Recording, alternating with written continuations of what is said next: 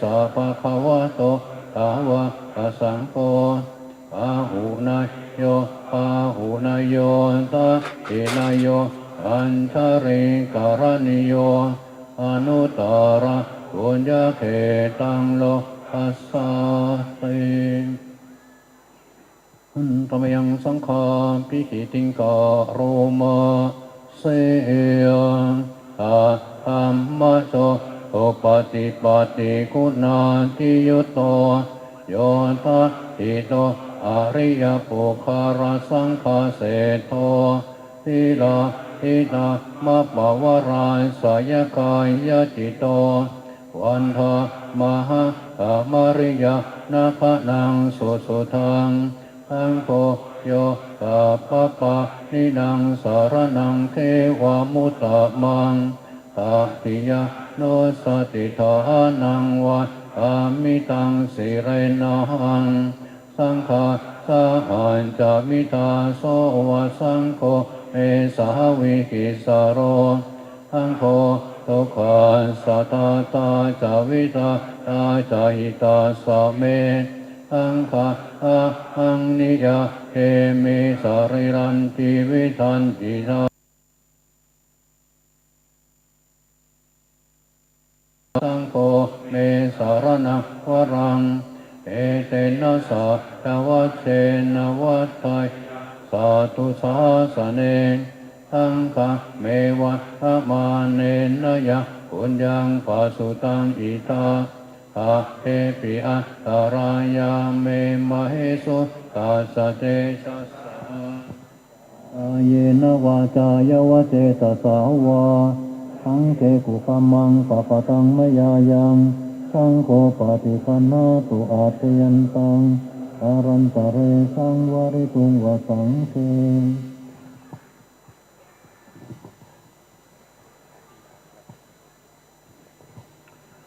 ธรรมยังอติตปัจเจเวคณปาทังพนามาเสยอาชมยะอาปัจเจเวคิตาวายังทิวรังปาริพุตังตังยาวะเอวะสิตาสะปฏิฆาตายะอุณหาสะปฏิฆาตายะดังสัมมาปัสสาวะอาตบะหิริงสบะสัมปัสสานังปฏิฆาตายะยาวะเอวะหิริโกปินาปฏิชาตนาทังอาชมยะอาปัจเจเวคิตาวาโยปินทปะโอปาริพุตโตโตเนวะทวายะนัมมทายะนัมมันดานายะนวิโปสนายะยาวะเอวะอิมัสสกายะสาธิติยายะปนะยาวิหิงโสปารติยาพรหมจาริยานุกายะอิติปุนานะกาเวทนะปฏิหังคามินวันจเวทนะนาอุปาเทสามิยาตราจเมภาเวสติอานวัจตะตาภะอุวิหารโรตาติอาชมยาอปัจเจเวคิตาวายังเสนาตานะปาริพุตังตังยาวะเอวะสิตาสะปฏิฆาตายะอุณาสะปฏิฆาตายะดังสัมมากัสสาวะตาตบะเอริงสบะสัมปัสสานังปฏิฆาตายะยาวะเอวะอุโตปริสยวิโนทนะอาทิสันลานาลามาทังอาชมยะอาปัจเจเวคิตาวาโยกิรานัปะยะเบอาจาบริคาอาโรปาริพุตโตโหยาวะเอวะ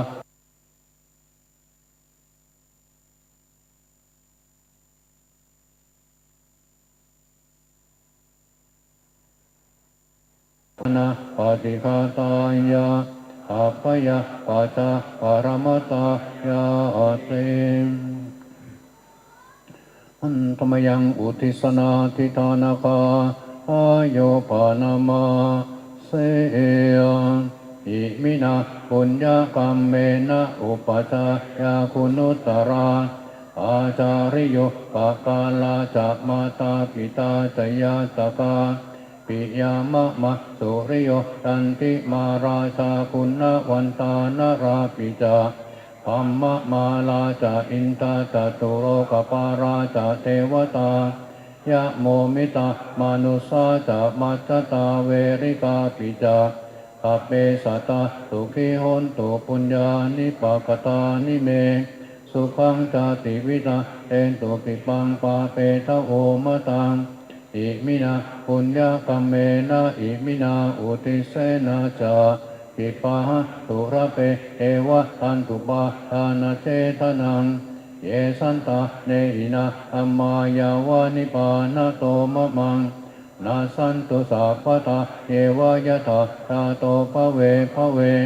โอชุติตังสติปัญญาทันเลโอวิริยัมหินามาลาลปัตตุโนกาสังกาตุนจะวิริเยสุเมพุทธาทิปะวโรนาโตธัมโมนาโตวรุตตโมนาโตปัจเจกพุทโธจะสังโฆนาโตตโรมะมังเอโสตมะนุภาเวนะวาโรทาสังราพันตุมา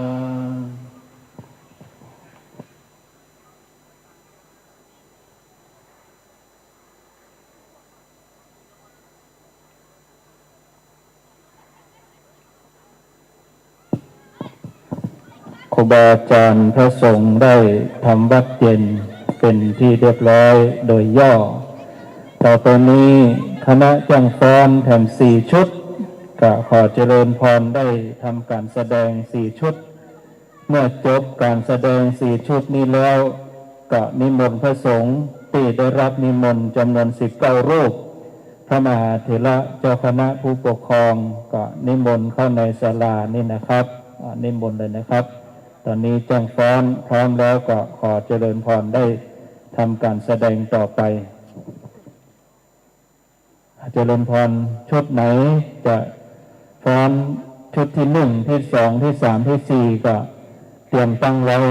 แล้วก็ฟ้อนการแสดงต่อเนื่องไปเลยครูบาอาจารย์จะเข้าห้องน้ำก็นิมนต์นะครับด้านข้างศาลานี่นะครับช่วงนี้ประมาณสัก15 นาทีนะครับพระสงฆ์ครูบาอาจารย์พระสงฆ์ที่นิมนต์นะครับหลวงพ่อพระครูปฏิภาณธรรมทินเจ้าวาดวัดพระธาตุม่อนจำพอเวียงปับเป้าการนิมนต์นะครับหลวงพ่อพระครูสาธุกิจจันนันท์รองเจ้าคณะอำเภอดอยหล่อวัดพระธาตุดอยน้อยท่านพระครูสุเมธธรรมเสวีวัดม่อนฤาษีท่านพระครูวรธรรมนาถวัดหนองเหียงท่านพระครูสังวรยติกิจวัดใหม่หนองหอยปริการสมชายธรรมทิโนวัดไร่พัฒนารามท่านพระครูชลทานพิทักษ์วัดแม่ห้องไคท่านพระครูปิยกิจปีชาวัดฟ้าลังท่านพระครูสถาพรพัฒนารังสีนะครับนิมนต์นะครับสภาจะชมการฟ้อนไปเรื่อยๆครูบาอาจารย์จะไปบันทึกภาพก็ได้นะครับนิมนต์นะครับหลวงพ่อพระครูสมเด็จท่านว่าไม่เป็นไรนิมนต์ครับไปบันทึกภาพเป็นที่ระลึกการแสดงของล้านนาเชียงใหม่ครับนิมนต์พระลุงลองได้บรรยายตั้งต้นกำกับไปเจอเพราะว่าตอนนี้ถ่ายทอดสถานีคนฟังวิทยุคนกับหมู่ว่ามีกิจกรรมในอย่างห้องมีแต่เสียงเพลงกับบรรยายบรรยากาศในงานไปเจอนิมนต์นะครับขณะนี้เป็นการซ้อมสังดาษของน้องนักเรียนเป็นลูกศิษย์ของพระครูพระนวังชงองค์กำลังโชว์ลีลานิมนต์พระคุณเจ้าจะบันทึกภาพไว้แล้วนิมนต์นะครับนะหรือว่าท่านพระคุณเจ้าจะไปทำกิจส่วนตัวที่ห้องน้ำก็นิมนต์นะครับขอบคุณบางแม่ครูฟ้อนที่นำสีสันในงานนี้แต่เมื่อไปถึงตั้งแต่ฟ้อนคณะฟ้อนล้านนาประยุกต์แม่ครูเฉลียวแต่ได้ฟ้อนไปแล้วก็ยังจะมีฟ้อนสายลายนะจากพี่น้องไปบาลาอั้งแล้วก็คณะช่างฟ้อนเดี๋ยวประกาศแล้วนะยังฟ้อนที่กำลังที่คณะที่จะฟ้อนมีหลายคณะเลย แต่คณะจ้างฟ้อนประยุกต์แบบล้านนาแม่คุณเฉลิมฟ้อนขันดอกอริบุญชัยฟ้อนสวยดอกนี่เป็นภาพที่สวยงามนะต้องขอบคุณแต่ทางแม่ครูช่างฟ้อนเดินเล่นผิวตอนนี้อีกอย่างศรัทธายอดเยี่ยมนะวันนี้พี่น้องมาจากหลากหลายพื้นที่จากเวียงป่าเป้าจากเมืองสามช่างดิบมาแล้วสลาช่างเงินได้ช่างดิบนี้เป็นผู้ออกแบบทางกรมศาลาเป็นเหล็กข้างบนเนี่ยนะต้องเป็นช่างฝีมือระดับชั้นเทพตอนนี้พ่อประเสริฐแต่แม่สิ่งดีเป็นซีนี่นะเป็นอาจารย์วุฒิเนี่ยเป็นกำกับอยู่ตลอดเวลาพ่อประเสริฐนะก็จากเนี่ยนักนายกจากวัดต่างๆเจริญเมื่อสิริพลใจพลมาจากเรื่องการบุญในค่ำคืนนี้เองถวายตังค์ไปหน้าบัง200 บาทเลยแต่ทุกแต่ทุกแต่มีเพิ่มเติมนี่เลยเนาะมีเพิ่มเติมแม่อัมพรแสงอ้ายพี่น้องต้นหอมเหลืองเมื่อห่วงการบุญมาแบบ100 บาทแม่อรวังและแม่ลาวังสิริแก้วต้นหอมเหลืองแบบ100 บาทเนี่ยตุ๊กตบมือเวลารับรางวัลเนี่ยน้องเนี่ยจะเดี๋ยวเอาชุดต่อไปฮะชุดไก่ลายเอาเลยเข้าที่เลยต่อไปเป็นชุดไก่ลายจบจากชุดไก่ลายก็จะเป็นชุดฟ้องลำดับต่อไปอันนี้แม่เหรียญทองใหม่เขียวพี่น้องต่อหายเนี่ยเริ่มดันดูมาแบบ1-2ดีเจได้พร้อมปล่อยเพลงเรื่อยๆนะให้โอกาสทำจนจบเลยนะแม่รัตนาสัมพุทธภัยเรื่องการบุญโดยดูตามสามารถของน้องๆทุกผู้ป่วยไม่ได้ละลืมบทมาจ้ะพ่อสุทัศน์เนื่องเรื่องมาเนื่องวงคำพี่น้องสดดางเนื่องแทนเรื่องการบุญแต่นี้เป็นการสอนไก่ลายนะสอนไก่ลายแล้วแบบ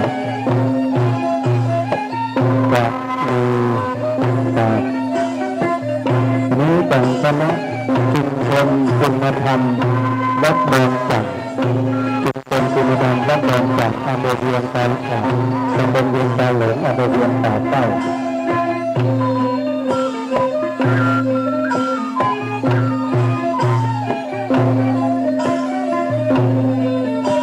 ทางนี้เป็นมีดตัวน้อยพุทธเจ้ามันนี่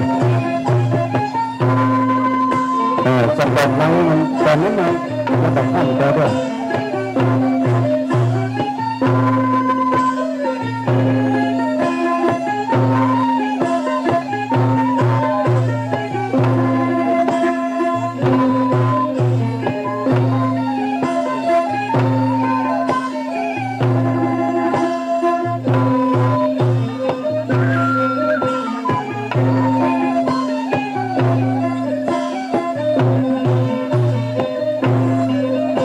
หลังจากที่เพิ่นจบการสอนไปแล้วแต่จะได้รับรางวัลจากคณะกรรมการวัดเหล่าเมนทาทิพย์โดยพระเหรียญทรงอินทราเพื่อจำได้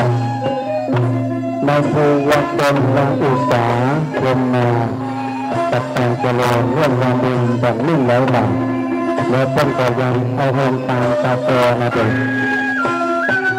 นางสุจิตราใจเป็นมาพระลูกหลานแต่ต่อหน้าแต่ลูกสอนเราก็ต้องแต่ง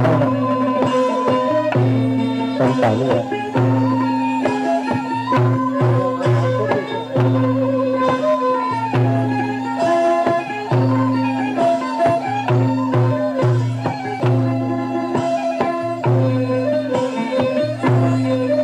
อ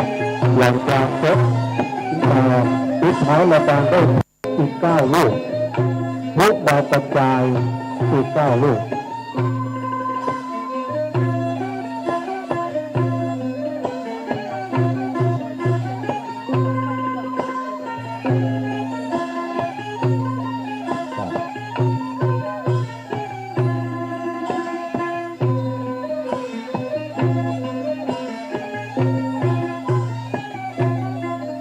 โยมธนิตาเตรียมแจกแล้ว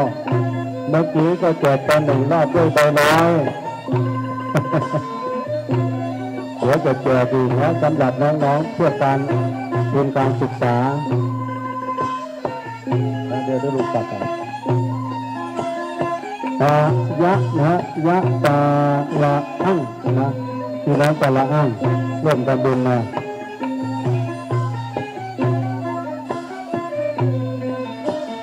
หลังจากจบการแสดงแล้วพี่น้องท่านใดจะให้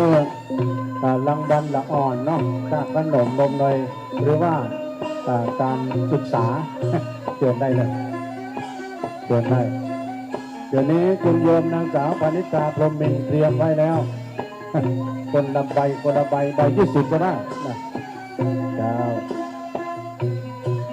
แต่ยื่นซองที่ตะลวงนี้เขาวัดอย่างเดียวยื่นซองที่ตะลวงนี้เขาวัดอย่างเดียวมีแม่บัวเมื่อตอนบวงแดงวัดมันไป4 เป็นลูกตัวใครนั่นกันแล้วก็มีนะญาติโยมที่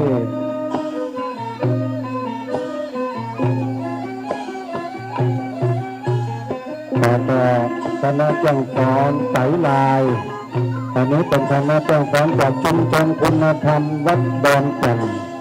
อำเภอเวียงป่าเป้าซึ่งในเมตตาธรรมอาจารย์พระครูปลัดนัทพงศ์ต้นอนุรักษ์รักษาคุณครูธนวันชัยวงศ์อนุรักษ์รักษาเป็นแม่ครูสอน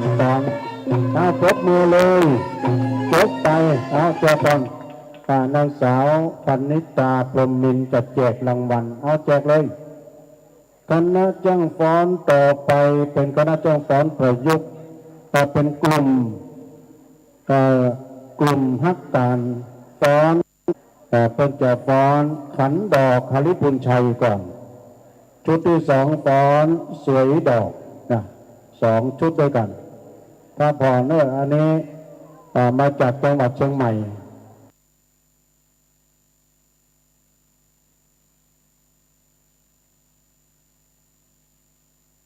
ถอดแคปเลยด้วยหูจักแคปบ่ล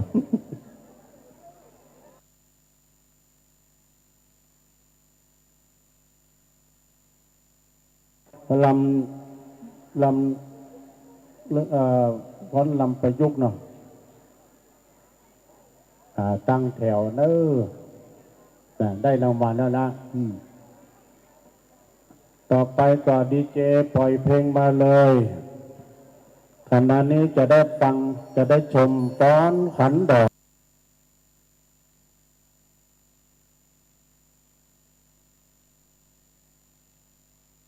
คลิปุญชัย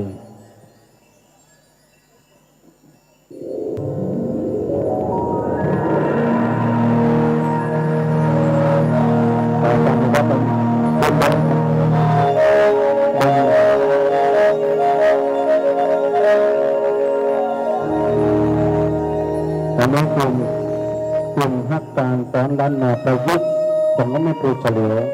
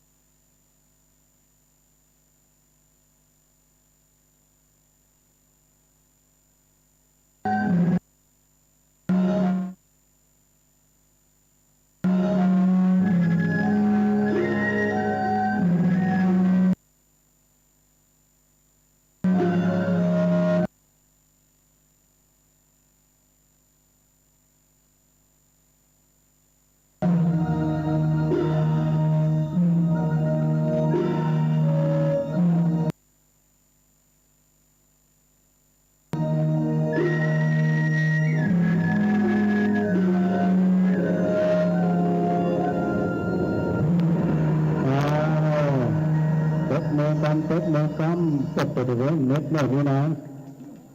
ตอนขันดอกคริพุนชัยโดยคณะกลุ่ม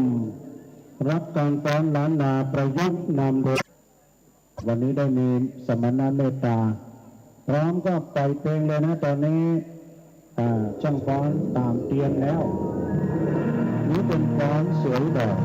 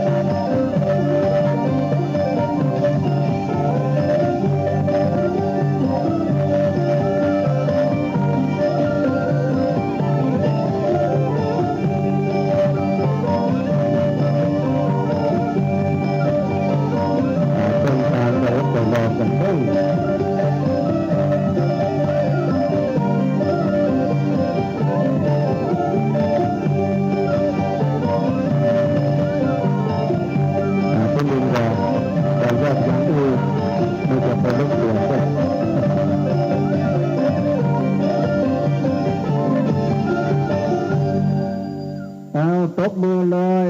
รอบนี้สุดท้ายของการฟ้อนสวยดอกของกลุ่มฮักการฟ้อนล้านนาประยุกต์เนาะกำเดียวครับรางวัลที่พอสมนึก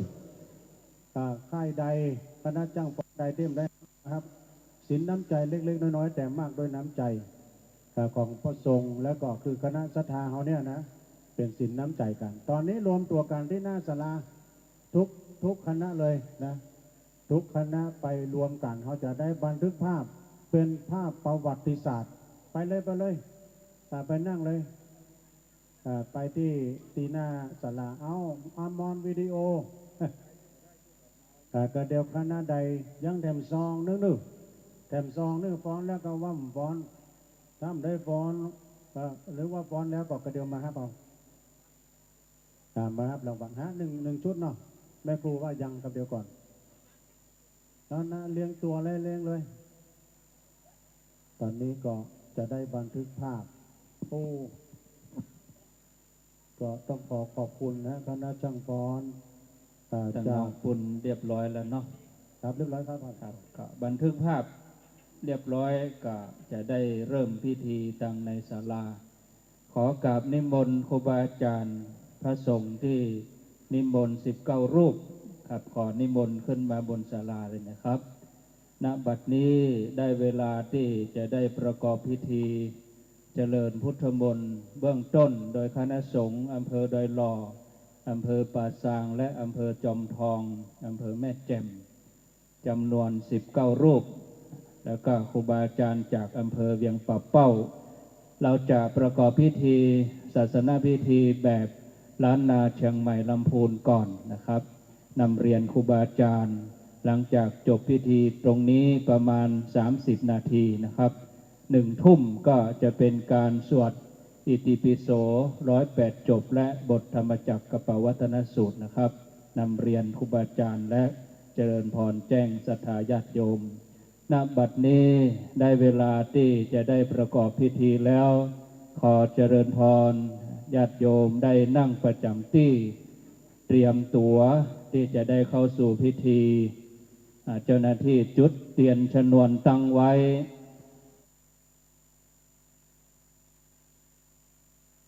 1 ทุ่มก็จะเป็นการสวดอิติปิโส108จบและบทธรรมจักรกับปวัตนสูตรนะครับนำเรียนครูบาอาจารย์และเจริญพรแจ้งศรัทธาญาติโยมณบัดนี้ได้เวลาที่จะได้ประกอบพิธีแล้วขอเจริญพรญาติโยมได้นั่งประจำที่เตรียมตั๋วที่จะได้เข้าสู่พิธีเจ้าหน้าที่จุดเทียนชนวนตั้งไว้ญาติโยมตั้งบนศาลานี้มีพระเจ้าประสงค์จำนวน300กว่ารูปก็ญาติโยมที่เป็นเจ้าภาพสักครู่สักกรรมก็จะได้ขึ้นมาประเคนหลังจากพิธีจบช่วงที่จุดธูปเทียนบูชาพระรัตนตรัยนั้นก็ขออนุญาตได้กราบนิมนต์ครูบาอาจารย์เพิ่นได้จุดธูปเทียนบูชาพระรัตนตรัย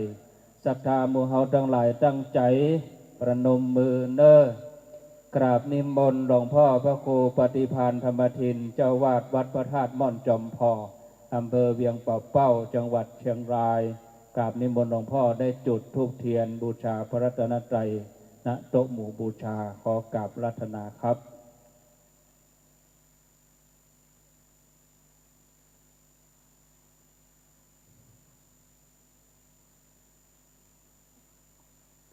หลังจากหลวงพ่อพระครูปฏิภาณธรรมทินเจ้าวาดวัดพระธาตุม่อนจอมพออำเภอเวียงป่าเป้าจังหวัดเชียงรายได้จุดธูปเทียนบูชาพระรัตนตรัยณโต๊ะหมู่บูชาเรียบร้อยแล้วกับผมขอกราบนิมนต์ครูบาอาจารย์จำนวน9รูปได้จุดเทียนสัตพันธ์จำนวน9เล่มบูชานวโลกุตรธรรม9ขอกราบนิมนต์หลวงพ่อพระครูสาธุกิจจานันท์รองเจ้าคณะอำเภอดอยหล่อเจ้าวาดวัดพระธาตุดอยน้อยเล่มที่1บนท่านพระครูสังวรยติกิจเจ้าวาดวัดใหม่หนองหอยอำเภอดอยหล่อเล่มที่5กราบนิมนต์พระริการสมชายธรรมทินโนเจ้าวาดวัดไร่พัฒนารามอำเภอดอยหล่อ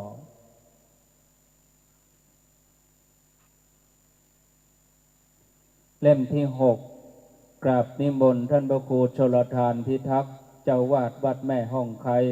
อำเภอดอยสะเก็ดจังหวัดเชียงใหม่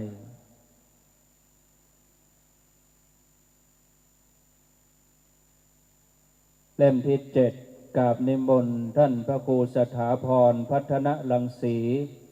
เจ้าวาดวัดใหม่พัฒนาเจ้าคณะตำบลยางคามกราบนิมนต์ครับ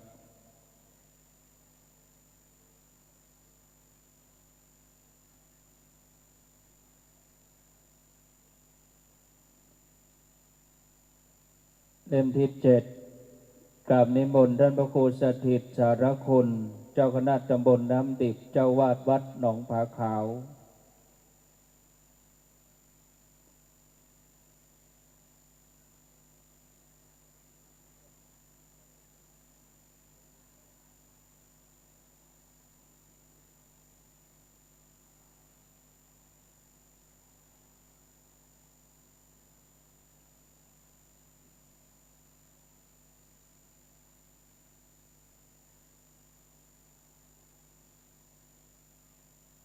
เล่มที่8กราบนิมนต์ท่านพระครูกัลยาณปราโมทย์วัดม่อนห้วยแก้ว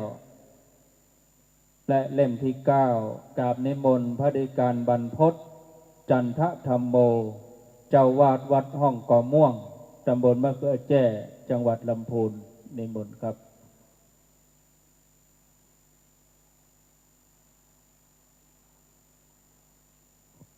ท่านวันใหม่จุดแทน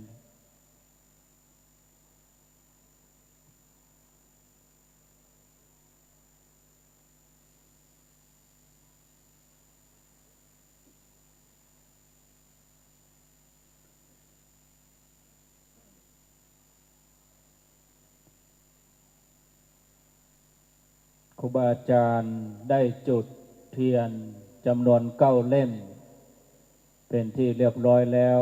เหลือ2 เล่มสุดท้ายก็นิมนต์เจ้าสำนักจุดไปเลยถึง2 เล่มต่อไปขอกราบนิมนต์ครูบาอาจารย์จำนวน4 รูปได้จุดเทียนที่บาทน้ำมนต์ตรงกลางระหว่างสงฆ์กลางศาลา4 รูปนะครับกราบนิมนต์หลวงพ่อพระครูโพธิรัตนโชติกราบนิมนต์ครับหลวงพ่อพระอาจารย์กรรมนะครับได้นำสวดมนต์เจริญพุทธมนต์ทำวัดเช้าเย็นที่วัดม่อนฤาษีครับจังหวัดพังงาครับกราบนิมนต์ครับและท่านพระบดีกาวรวิทย์นีละวันโนครับกราบนิมนต์ครับ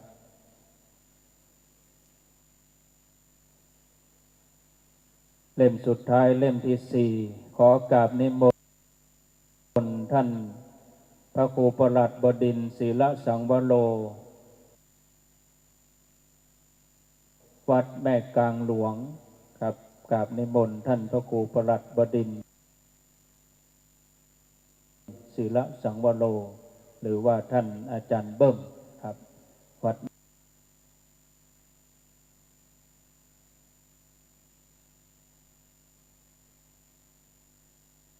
แม่กลางหลวงเหล่าปาตานเมื่อครูบาอาจารย์ได้จุด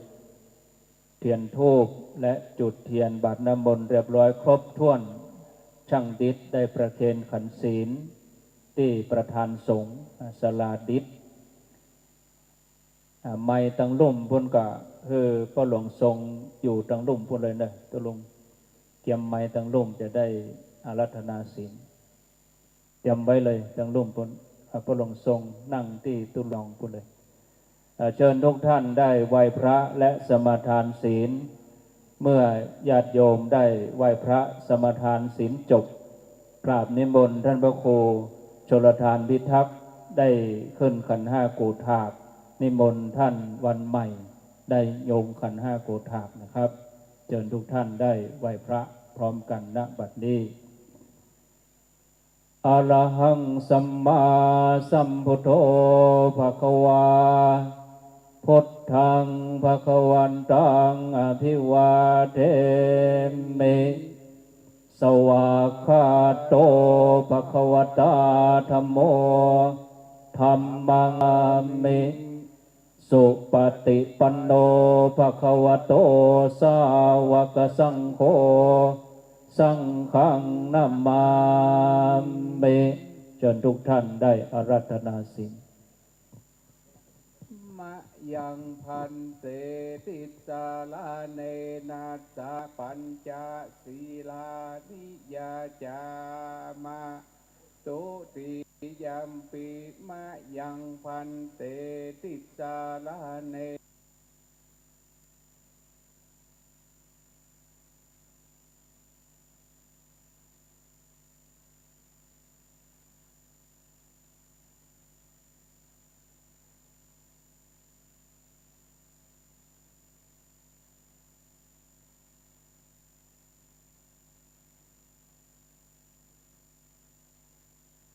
อาติยัมปิมะยังพันเตติสาราเนนัสสะหะศีลานิยาจามะนะโมตัสสะภะคะวะโตอะระหะโตสัมมาสัมพุทธัสสะ นะโมตัสสะภะคะวะโตอะระหะโตสัมมาสัมพุทธัสสะนะโมตัสสะภะคะวะโตอะระหะโตสัมมาสัมพุทธัสสะนะโมตัสสะสามิตุติยัมปิธัมมังสรณังกัจฉามิตุติยัมปิธัมมังสรณังกัจฉามิตุติยัมปิสังฆังสรณังกัจฉามิตุติยัมปิสังฆังสรณังคัจฉามิตาติยัมปิพุทธังสรณังกัจฉามิตาติยัมปิพุทธังสรณังคัจฉามิตาติยัมปิธัมมังสรณังกัจฉามิตาติยัมปิธัมมังสร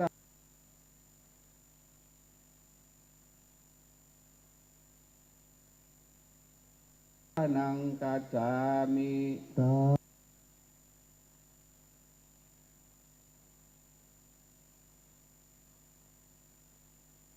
ติยั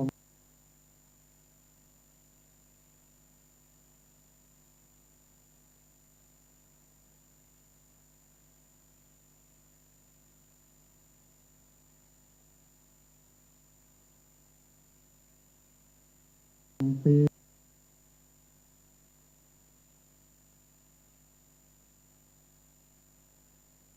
สัง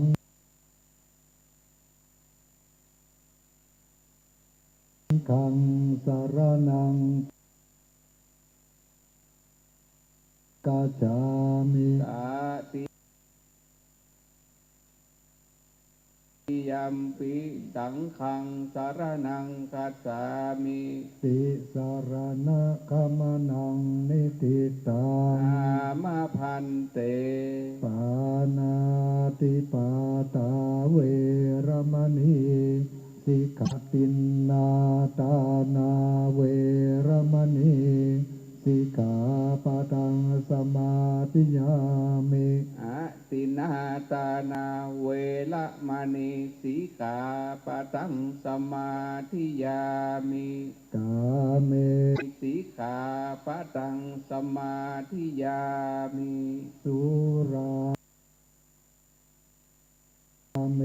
รยะมัจจปมาตฐานาเวรมณีสิกขาปะทังสมาธิยามิ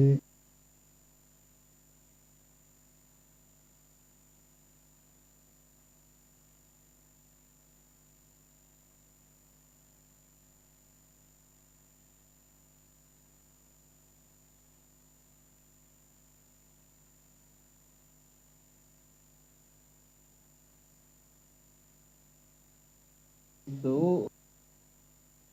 ราเมลยะมัสสะปมาตฐานาเวละมณีสิกขาปะทังสมาธิยามิอิมานิปัญจสิกขาปะทานิสีเลนะสุขติยันติสีเลนะโภคสัมปทาสีเลนะนิพุติยันติตัสมาสีลังวิโสทะเยสาธุสาธุสาธุขอกราบนิมนต์ท่านพระครูชลทานพิโอสันนิสิโนวาลาโปธิโมเลมาลังสะเสนังมหันติงวิจัยโยสัมโพธิมุตตโม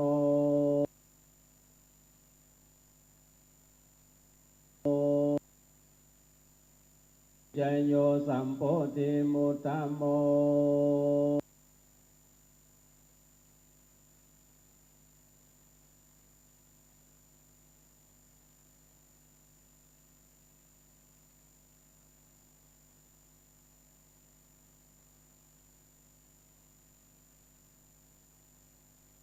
ปุจุกามโกสันติกาโลปนิญานิ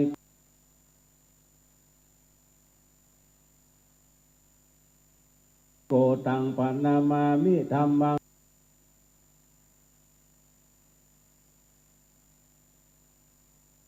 สังโฆ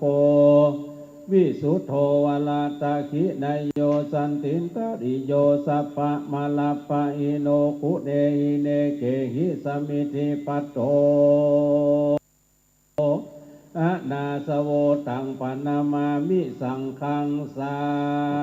ธุสาธุสาธุโอกาสะพันเต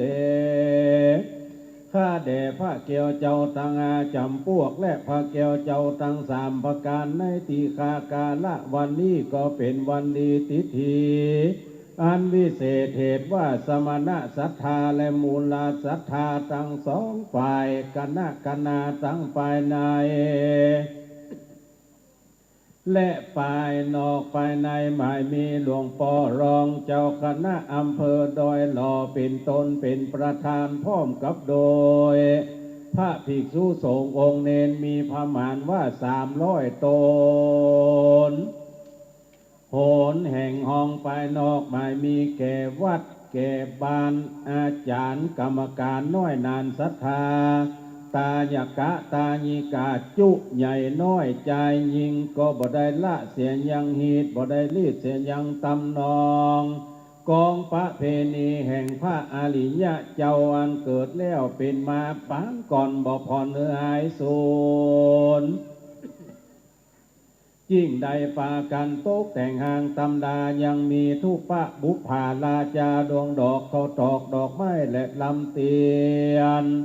เก็บเอามาวางเวียนไว้เหนือขันปันไว้เป็น5 โกถากปฐมาปุณวิภาอรหันตาธาตุเจ้าตลอดถึงไม้สลีมหาโพธิ์อันมีหลายโกฏมากนานาตุติญาปุณอันทวนสองงามบ่เศร้าจักขอถวายสุมากาละวะและปูจายังพรสธรรมเจ้าเก่าพการ10 กับตังพาปริยัติธรรมอนุรานเลิศแล้วอันเป็นปฏิแก้วสองมกายานตะติยวานปุณอันทวน3งามบ่เศร้าจะขอถวายสุมากาละวะและปูจายังพระอริยสังฆเจ้าทั้งหลายหมายมีพระกรรมฐานและวิปัสสนาญาณอันวิเศษอันเป็นเหตุบุคาทั้งหลายไปจุจอดเวียงแก้วยอดนี้ละปัญจมวานปุณอันทวนาจะขอถวายปูจาสุมากาละวะยังคุณกรรมฐานและนะคุณพ่อคุณแม่คุณครูบาอุปชาอาจาริยะผู้สั่งสอนศาสตรศิษย์แก่สมณศรัทธาและมูลศรัทธาภูคาทั้งหลายว่าสันนี้แต่ดีหลีขอพระติไตรรัตนะผ่านแผ่วพระแก้วเจ้าทั้ง3ประการและปัญจรัตนะพระแก้วเจ้าทั้ง5จำพวกจุ่งมีธรรมเมตตา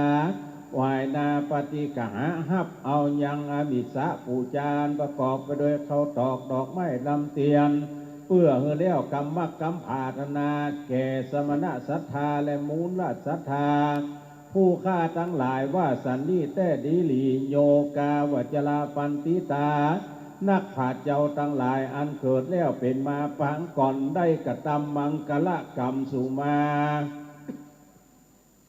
กาละวะยังพระเกี่ยวเจ้า5จำพวกและพระเกี่ยวเจ้าทั้ง3ประการได้เสวยยังอานิสังสะเวสันตละลอยสีมากน้อยโดยประการชันใดก็ขอเฮอสมณศรัทธาและมูลศรัทธาภูคาทั้งหลายได้เสวยยังอานิสังสะเวสันตละลอยสีเสมอดังโยกาว่าจะละปันติตานักผาเจ้าทั้งหลายอันเกิดแล้วเป็นมาในตีฆากาละบัดนี้สมณศรัทธาและมูลศรัทธาภูคาทั้งหลายจักได้เสกซอมย่อมยศยังพุทธปิมปาสารูปเจ้าองค์เก่าองค์ใหม่องค์ใหญ่องค์น้อยอันทะปนาตั้งไว้ในกลางพวงแก้วอารามตินีจุโตนจุองค์ขอเพื่อได้เถิงยังโลกิยะโลกุตละสมปาน เหมือนดังพระนายกะยังตะลงโปธิญาณ ได้สีอสงไขยปลายแสนมหากัปในวันนั้นมีในกาละเมื่อใดก็ขอเฮอเตจะและอาราธนายังดวงญาณตั้งหลายจุ่งมาสังพิทักษ์ปกปักรักษาและเขาสถิตยังพุทธปิมปาสาลูกเจ้าองค์เก่าองค์ใหม่องค์ใหญ่องค์น้อยอันทปนาตั้งไว้ในกลางขวงแก้วอารามตินีชุโตนจุวัลละองค์วาสนีแต้ดีหลีกุศลบุญเวสสันตละร้อยสีอันสมณะศรัทธาและมูลศรัทธาตั้งหลายได้มากระทำมังกรกรรมในวันนี้ผู้ฆ่าทั้งหลายกระทำแล้วจักถวายฝากไปหายังเตวบุตรเทวดาอันรักษายังฐานะที่นี่เป็นตนเป็นประธานเทวบุตรเทวดาอันรักษายังเมืองเชียงใหม่พัดด่านดาวยศสลาบต้าภาพแดนเมืองตังขุนเฉียงยศเยือกเย้าภาพด่านดาวพึงโพง15ราชวงศ์ตองแตนอาลักษ์เจ้าแก่นคำแดงเจิญเจียมแฝงเตรียมไฟสลีสองเมืองใจปูนปานมังลายดงดำกุมกามเวียงแก่นพับดาวแขวนวานมนเจ้ายอดหอโคงโตนองค์อาจเจ้าฟาลาดหอหลวงลมเข้าปันพวงติดต่ออาลักษ์เจ้าคอมือเล็กจอมใจเป๊กกาแก่นหอปั๊บแม่นหอห่างตั้งเตวบุตรโตนคุมคางเมืองเชียงใหม่ตั้งเทวดาอันรักษาข้อยตวาลาโลกบุรีติงสาผ่านเผาเทวบุตรเทวดาอันรักษายังเสาอินตะกินเจ้าอันอยู่กลางเมืองกลุ่มพันเรืองสองตนใหญ่จ้างเผือกข้อยหัวเวียงสิงหะเรืององค์อาจตั้งขุนหลวงวิลังกลาดอยู่จอมเขาปูแสะเนี่ยแสะอยู่เขาคำดอยใหญ่ขอเจิญมาพัตตาอนุโมทนาไข้กับสมณะศรัทธาและมูลศรัทธาตั้งหลายเทวบุตรเทวดาอันรักษายังเมืองจอมตองอันรักษายังเมืองดอยหล่อจุวระองค์ขออังคาดอาราธนา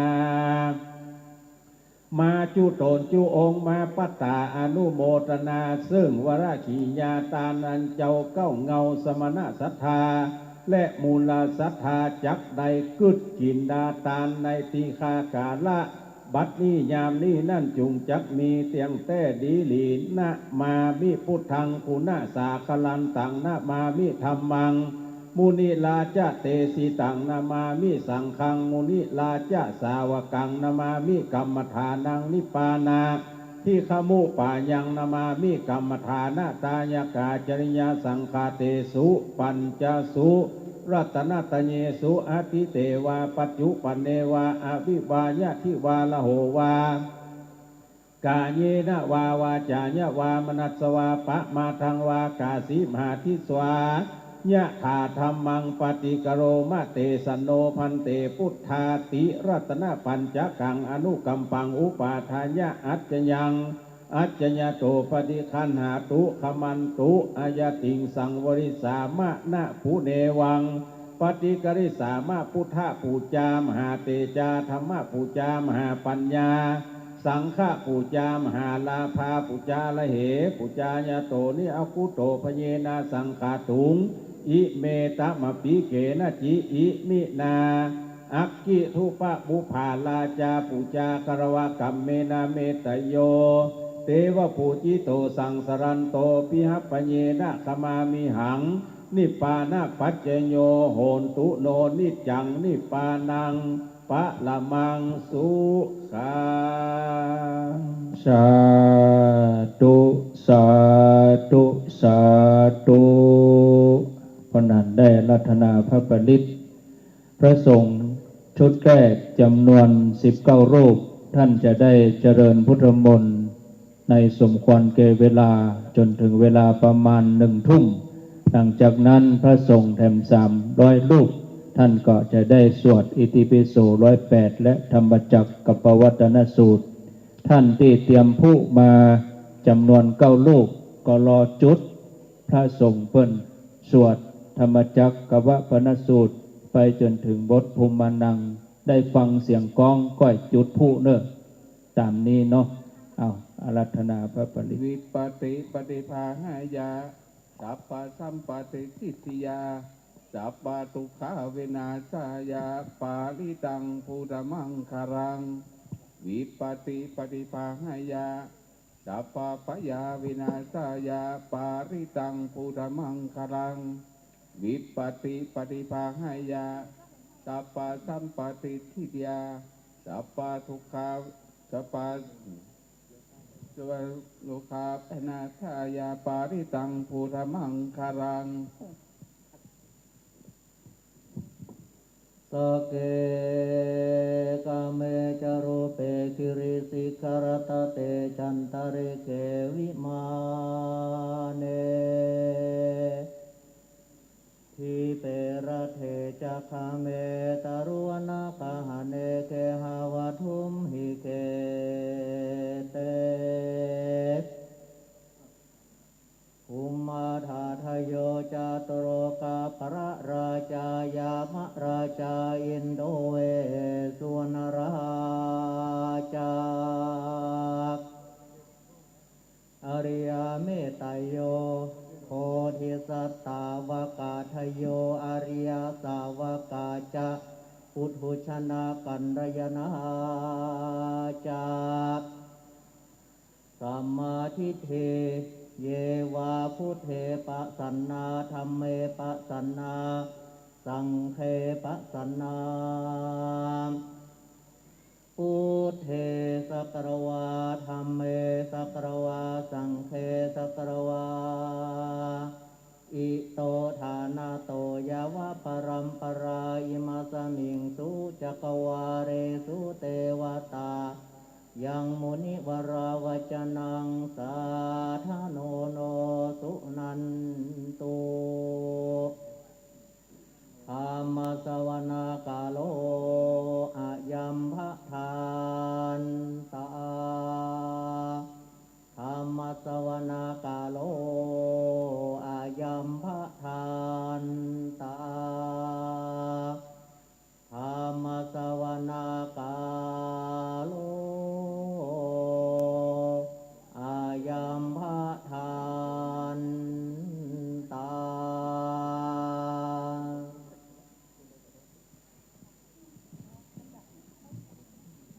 นะโมตัสสะภะคะวะโตอะระหะโตสัมมาสัมพุทธัสสะนะโมตัสสะภะคะวะโต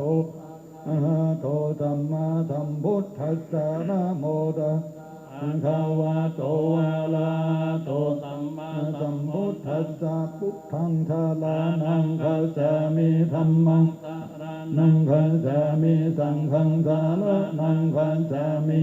ติยัมปิพุทธังสรณังคัจฉามิทุติยัมปิธัมมังสรณังคัจฉามิทุติยัมปิสังฆังสรณังคัจฉามิตติยัมปิพุทธังสรณังคัจฉามิตติยัมปิธัมมังสรณังคัจฉามิตติยัมปิสังฆังสรณังคัจฉามินะโมอะระหะโตสัมมาสัมพุทธัสสะมะเหสิโนนะโมอุตตมะธัมมัสสะสวะคาตัสเสวะเตนิตานะโมมหาสังฆัสสะภิวิสุทธาสีลาภิกขิโนนะโมโอมัตตยาตัสสะนัตตะนัตตยาสัสสะทุกขังนะโมมัคคะติตัสสะตัสสะวันโตตยัสสะปินะโมปะภะเวนะวิคันตันโตปัตตวะนะโมกัลลานุภาเวนะโสวัตติหันโตสัพพะทานะโมกัลลเจนะวิติมิโหมิเตสวะเทวนาจะภาลานังปันติตานังจะเทวนาภูจาจะภูจานิยานังเอตัมมังหะละมุตตมังปฏิรูปะเทสวะโสจะปุเปจะกะตะปุญญาตาอัตตะสัมมาปณิทิจะเอตัมมังหะละมุตตมังปะหุสัจจัญญาติปัญญาวินัยโยจะสุติกิโตสุภาสิตาจยาวาจาเอตัมมังหะละมุตตมังมาตาปิตุปัฏฐานังปุตตะตารัสสะสังฆโอวานาโกรา จะกัมมันไดตัมมังกาลมุตตมังนันจะธัมมัจาริยันจะยะตังกานันจะสังฆโหอนวัจจนิเนตัมมังกาลมุตตมังรติเวรติปะปามัจจปนาจะสัญญโมอัปปมาโตจะธัมเมสุเอตัมมังกาลมุตตมังกาลโวจะมีวาโตจะสันตุติจากาสัญญตากาเนนะธัมมสวรนังเอตัมมังกาลมุตตมังขันติจะโสวาจัสสะสัมมานานันจะตัสสานังกาเนนะธัมมสะกัสสะเอตัมมังกาลมุตตมังตะโพจะพัมมาจะริยันจะอาริยสัจจานังทัสสะนังนิพพานาสัจจิเกริยาจะเอตัมมังกาลมุตตมังพุทธัสสะโลกธัมเมหิเตตังยัสสะนังกัมปติอาโสกาอิระจังเอมังเอตัมมังกาลมุตตมังเอตานิสานิกัตวานาสัมปันนามังภาลาทิตาสัพพันธาโตทิติตันเตสัมมังกาลมุตตมันเตมหามังกาลสุตตายังกินติวิตังเอตวาหุนังวาตังเกสุวายังรัตนังปานิตังนันโนสัมมังอาติตาทากันเตนะอิธัมปิพุทเทลังปานิตังเอเตนะสันเตนะสุวัติหนโตกยังวิรังคังนามาตังปานิตังยะทัสสังฆสักกายโมเนสัมมาหิโตนะเตนะธัมเมนะสัมมัตติกินเจธัมเมธัมเมรัตนังปานิตังเอเตนะสัจเจนะสุวัติหนโตยัมพุนดาเตโตกะเนวันนะหิสุจิงสัมมาทิมานันตาลิกัญญามาโหสัมมาทินาเตนะสัมโมนาวิจติธัมปิธัมเมรัตนังปานิตังเอเตนะสัจเจนะโกวัติหนโตกะละอัตตะตังปัจจันตาจัตตาลิเอตานิโยกานิหนเตเตตังกินายะโกกาตัสสะสาวกาเอเตสุตินนานิมหัปปะลานิเอตัมปิสังเขนะตานังปานิตังเอเตนะสัจเจนะสุวัติหนโตเยสุปโยตตามานาสาดนาเอนะนิกามิโนโคตามาสาสนาเมเตปฏิปตาอามาตังวิกายานันตาโมตานิปุตติปุจจามานาอิธัมปิรัตนังปานิตังเอเตนะสัจเจนะสุวัติหนโตเมตตัญจสัพพะโลกัสสมิมานะสัมภวะเยอปาริมานังอุตังอะโตจาติริยัญจาสัมปทังอเวรังอาจัมปทังทิตัญจารังนิสินโนวาสยโนวายาวะตัสสะวิกาตเมโตเอตังสติงอะเตสยาพัมมะเมตตังมิหาลังอิตาโอเดตินจาอนุปะคัมมาตินังตัสสะเนนะสัมปันโนกะเมสุวินัยยังเอตังสาธุคัมปัสสยังปุณะอิติกาละนิยาเมตตาสุตตาอัปปมันโนพุทโธอัปปมันโนธัมโมอัปปมันโนสังโฆปมานะวันตานิสีลิงสาปาติอาหิวิสิกาสัตตะปะเตอุณนานาภิสาระโหมุสิกากตาเมระกากันตเมปาลิตาปะเตกัมมันโตโมตานิโสหังนะโมอะวะโตนะโมตัสสะนังสัมมาสัมพุทธานันติอิติปิโสภะคะวะอะระหังสัมมาสัมพุทโธวิชาจารณะสัมปันโนสุขโตโลกะทุวานุตตะโลโพลิสัทธัมมาสารทิสัทธาเทวามนุสสานังพุทโธภะคะวะติภะคะโตภะคะวะตาธัมโมสันทิติโกอากาลิโกเอหิปัสสิโกปะนะญิโกปัจจตังเว สัพพุวินโยหิติสุปฏิปันโนภะคะวะโตสาวกสังโฆสุปฏิปันโนภะคะวะโตสาวกสังโฆยะติปันโนภะคะวะโตสาวกสังโฆสามิเจติปันโนภะคะวะโตสาวกสังโฆอิตังจัตตาริโพริสัพ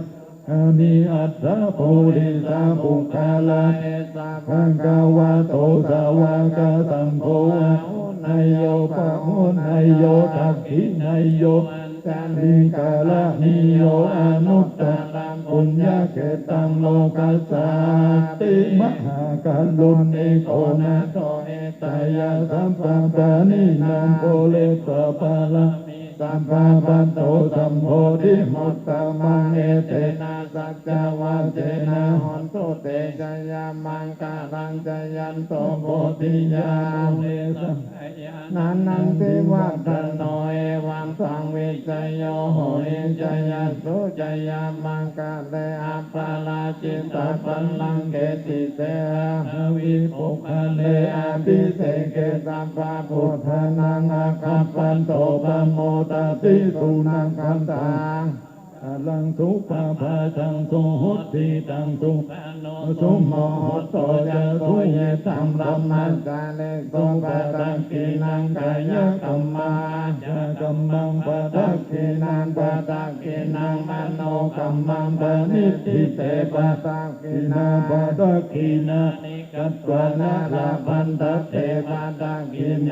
ภวะทุสัพพมังคลังละคันตุสัพพะเทวตาสัพพะพุทธานุภาเวนะสัทธาโสติภาวันตุเตภวะตุสัพพมังคลังละคันตุสัพพะเทวตาสัพพะธัมมานุภาเวนะสัทธาโสติภาวันตุเตภวะตุสัพพมังคลังละคันตุสัพพะเทวตาสัพพะสังฆาเวนะสัทธาโสติภาวันตุเต สาธุสาธุสาธุต่อไปเชิญทุกท่านได้กล่าวคำถวายสังฆทานถวายทานแด่สงฆ์ว่านะโมสามจบพร้อมกันและว่าตามอาตมานะโม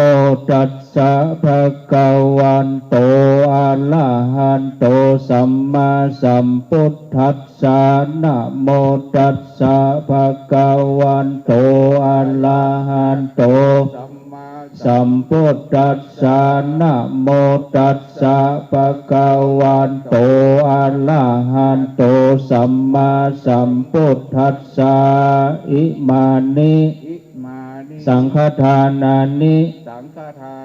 สัพปริวารานิ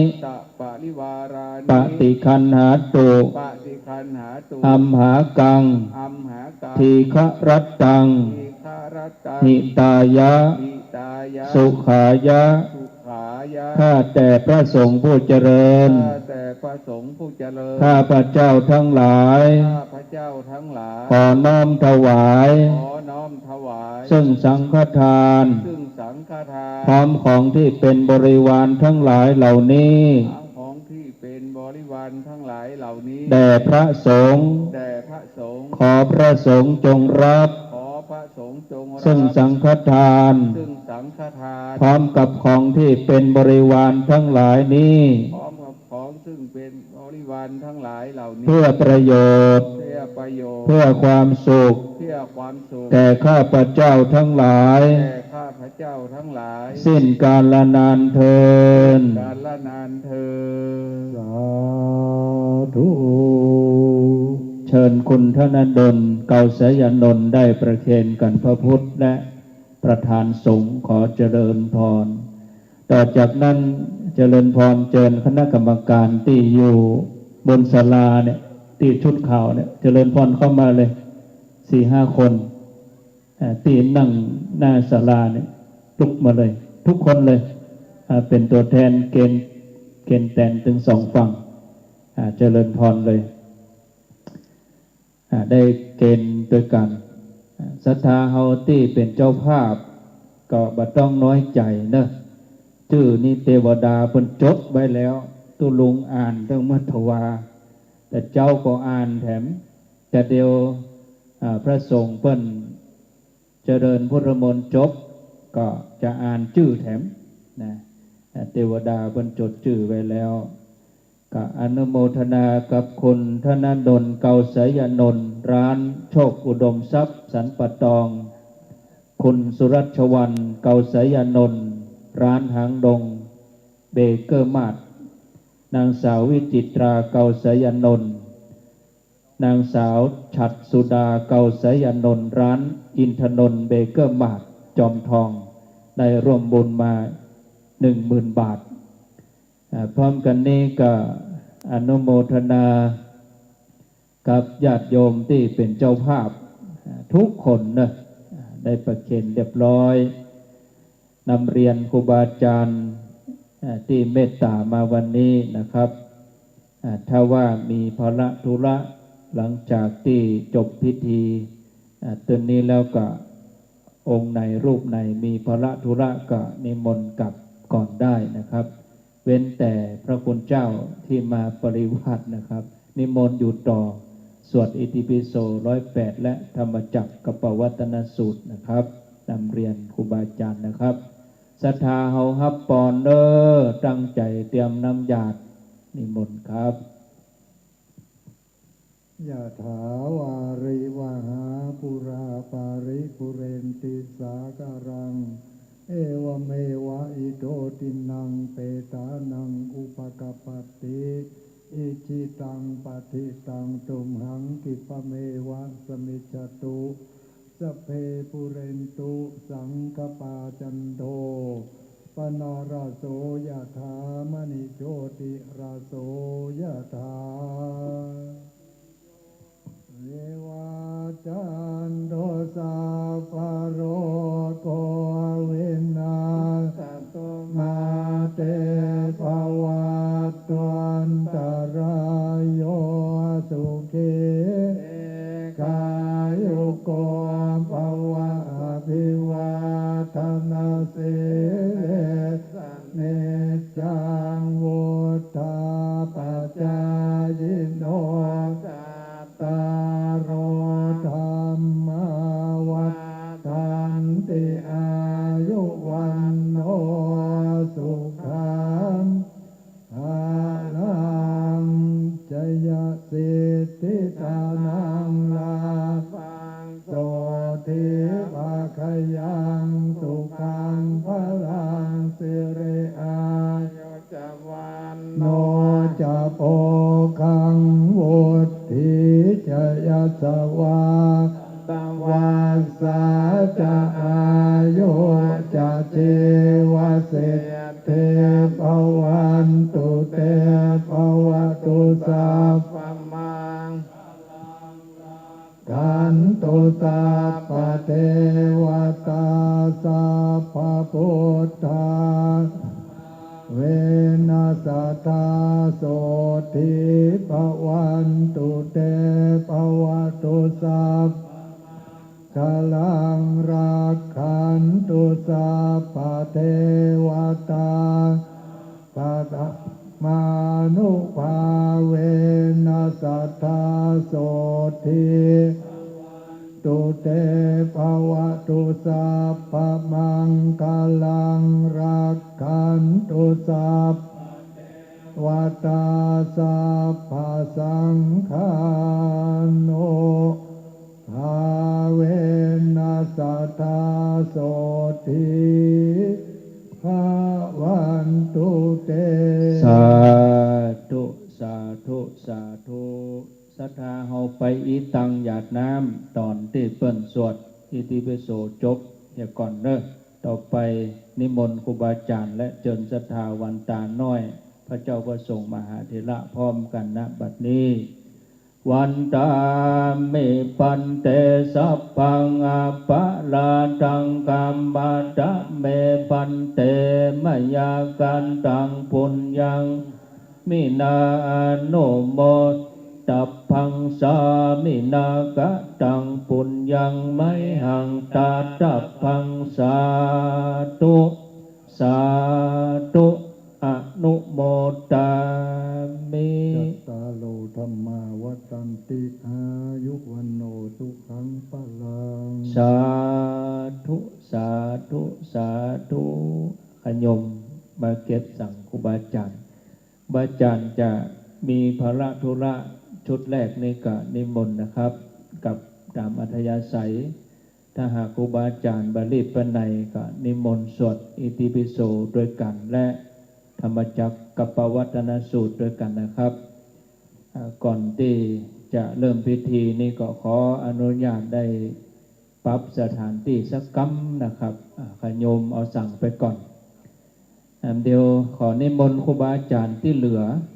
ที่เป็นสงฆ์นั่นก็ขอนิมนต์นะครับขยับมานะครับตรงหน้าโต๊ะหมู่นะครับเรียงหน้ากระดานเลยนะครับนำโดยท่านครูสุเมธธรรมเสวีนะครับเรียงหน้ากระดานเลยครับนิมนต์ครับที่ไปไหนครับเอาหน้ากระดานนี่เดี๋ยวจะขยับพระสงฆ์เพิ่นขึ้นมาตังบนนี้แล้วก็ศรัทธาส่วนหนึ่งที่จะขึ้นมาในศาลานี่ก็ได้อยู่ประมาณสัก20-30นะที่จะเข้ามาร่วมสวดโดยครูบาอาจารย์ท่านวันใหม่ปั๊บ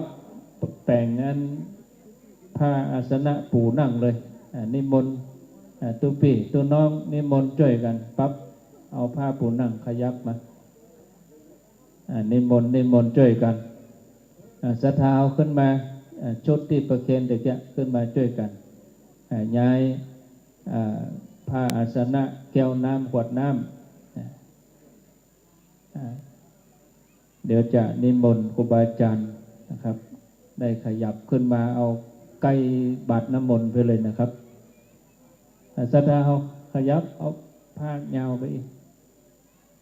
เรียงแถวหน้ากระดานเว้ยใจช่วยกันเว้ย เดี๋ยวจะง่อมนะแหมชั่วโมงเดียวนะอย่างง่อมนะเอาเนี่ยยาวตัวโต๊ะหมู่เนี่ยยาวไปอีกมาลุก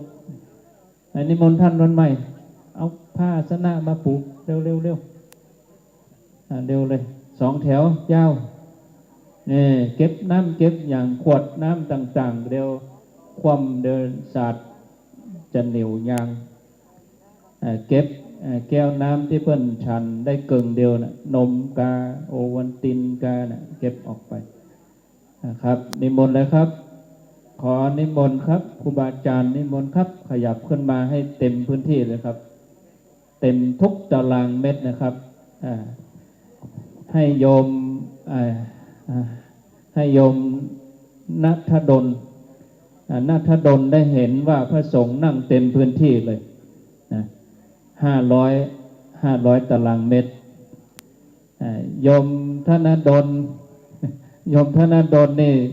มีความตั้งใจไว้ในใจอยู่แล้วนะจะทำบุญใหญ่ ดูพระสงฆ์เนี่ยโยมศาลายังไม่เสร็จแล้วใช้งานเลย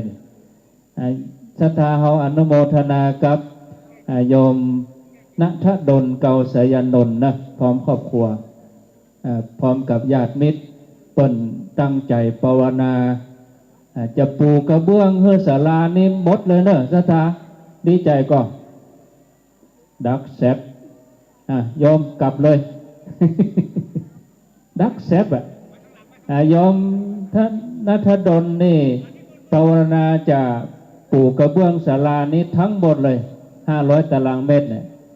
โยมดีใจก็ดีใจสาธุเขาดังถึงศาลาเพชรเลยนี่อนุโมทนาอีกาอันนี้มนต์ครับอาจารย์วิระเสียงผมนี่ไม่ได้ต้องเสียงอาจารย์วิระหลวงพ่อขอตรงนี้4-5 รูปนิมนต์นะครับเดี๋ยวจะได้ถวายรางวัลให้นิมนต์จะได้ดูถ่ายรูปสวย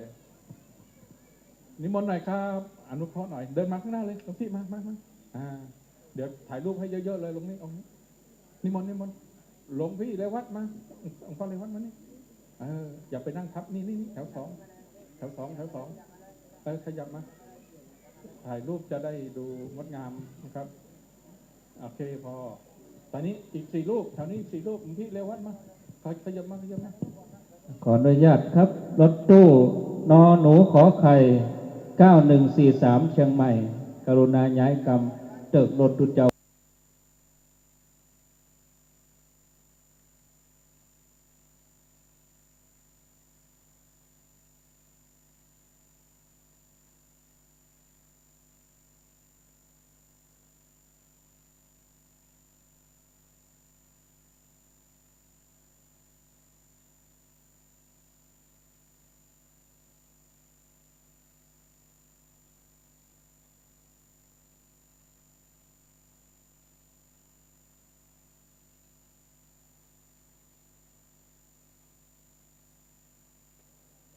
เดินเข้ามาเลยตรงข้างบาทน้ำมนต์2 ลูกหลวงพี่นมเนี่ยขยับไปนะ2 ลูก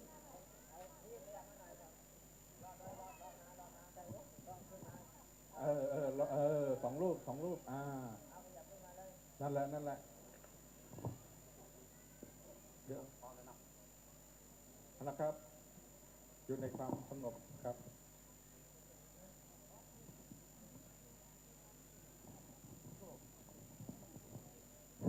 ขออนุญาตครูบาอาจารย์ทุกรูปนะครับ เจริญพรคณะสัตยาทั้งหลายทุกๆคน ขอกล่าวนำเอกธรรมบาลีมาจากหนังสือพระไตรปิฎกกับบัพมหาจุราหน้าเล่มที่20หน้าที่37นิมนต์ครูบาอาจารย์ว่าโดยผมนะครับ เอกว่าด้วยธรรมอันเป็นเอก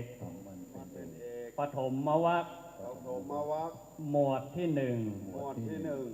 พระผู้มีพระภาคเจ้าตรัสว่าภิกษุทั้งหลายธรรมอันเป็นเอกที่บุคคลเจริญทำให้มากแล้วย่อมเป็นไปเพื่อความเบื่อหน่ายอย่างที่สุดเพื่อคลายกำหนัดเพื่อดับเพื่อสงบระงับ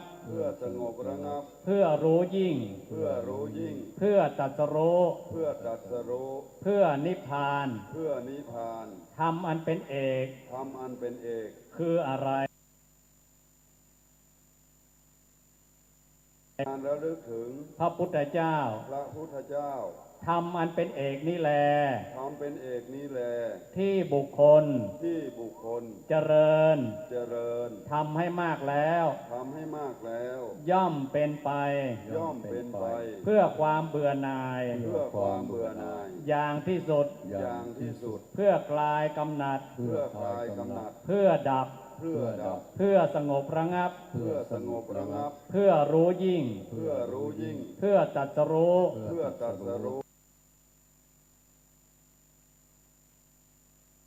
เพื่อนิพพานสาธุขึ้นพร้อมกัน3 ครั้งเนอะสาธุสาธุสาธุต่อไปสรุปพุทธปาฐานเล่มที่32ว่าตัวเนอร์ของกล่าวน้ำตามที่กล่าวมาแล้วนี้พระพุทธเจ้าทั้งหลายเป็นอจินไตยธรรมของพระพุทธเจ้าทั้งหลายก็เป็นอจินไตยสำหรับผู้ที่เลื่อมใสในอจินไตยย่อมมีผลวิบากเป็นอจินไตยตามไปด้วยสาธุขึ้นพร้อมกัน3 ครั้งนะสาธุสาธุสาธุตะกี้ท่านพระครูสัตติสารคุณได้อาราธนาคุณเทวดาทั้งหลายพระธรรมบัดบอกว่าซ้ำแล้วเนาะแล้วก็หลวงพ่อรองเจ้าข้าน้ำเพอก็ยังบัดได้ว่าทุกขปัตตาเถอะนั้นเขาก็เจริญพุทธคุณเก่าคือสวดนะโมตัสสะภะคะวะโต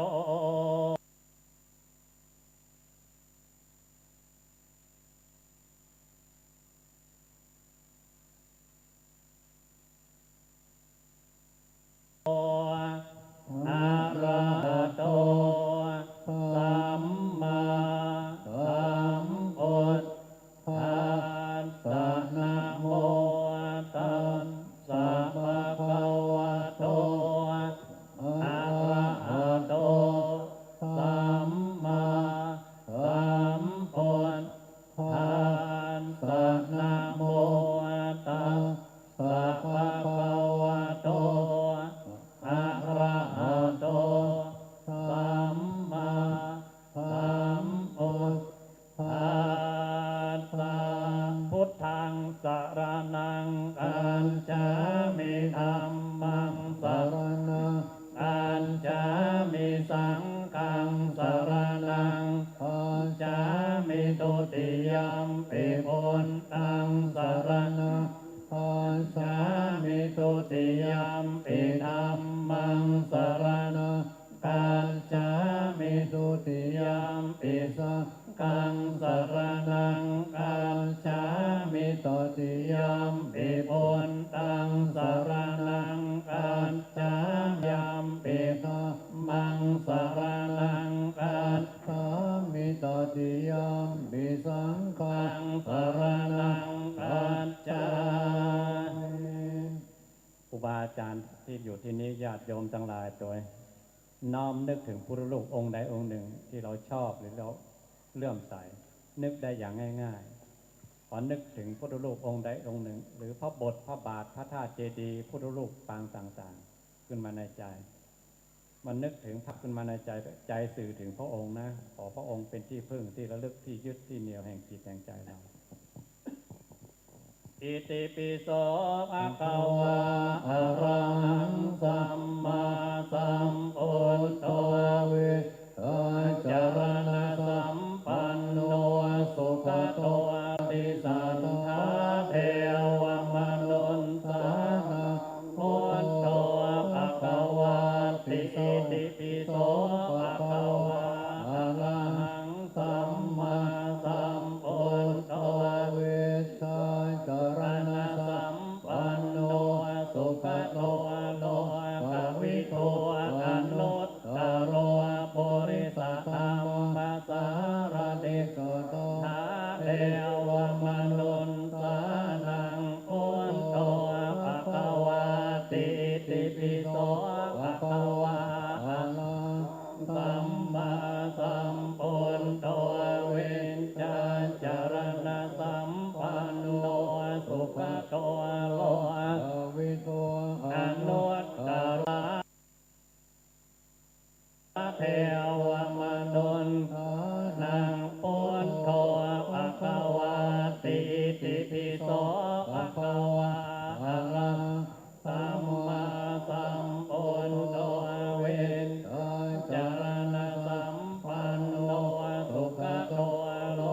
กวิโตอนุตตโรปุริสธรรมสารติสัตโตเทวมนุสสานังพุทโธภะคะวะติอิติปิโส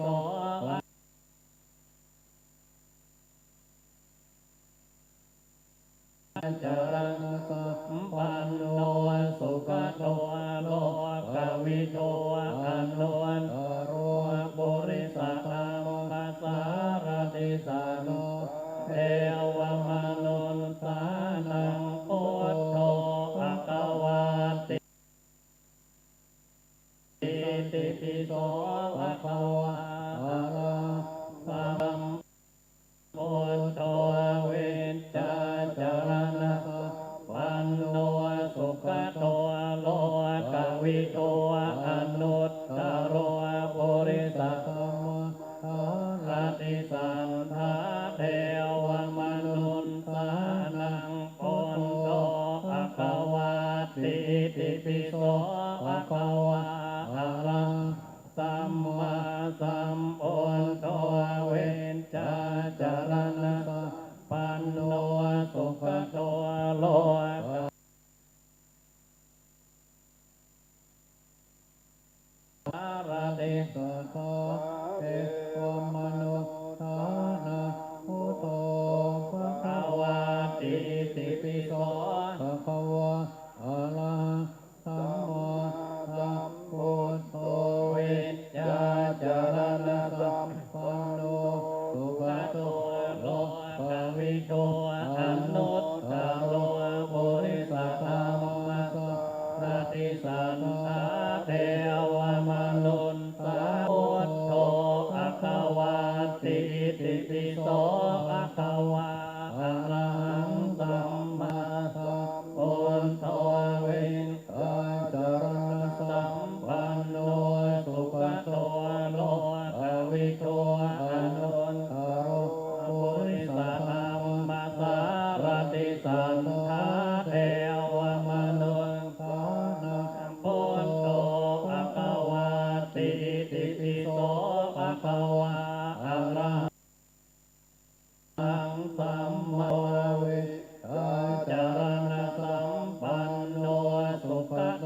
โลกวิโทอนุตตโรปุริสัตมัสสารติสังฆเทวมนุนสานังพุทโธภควาติติปิโสภควาอะระสัมมาสัมพุทโธเวญจาโลกวิโทอนุตตโรปุ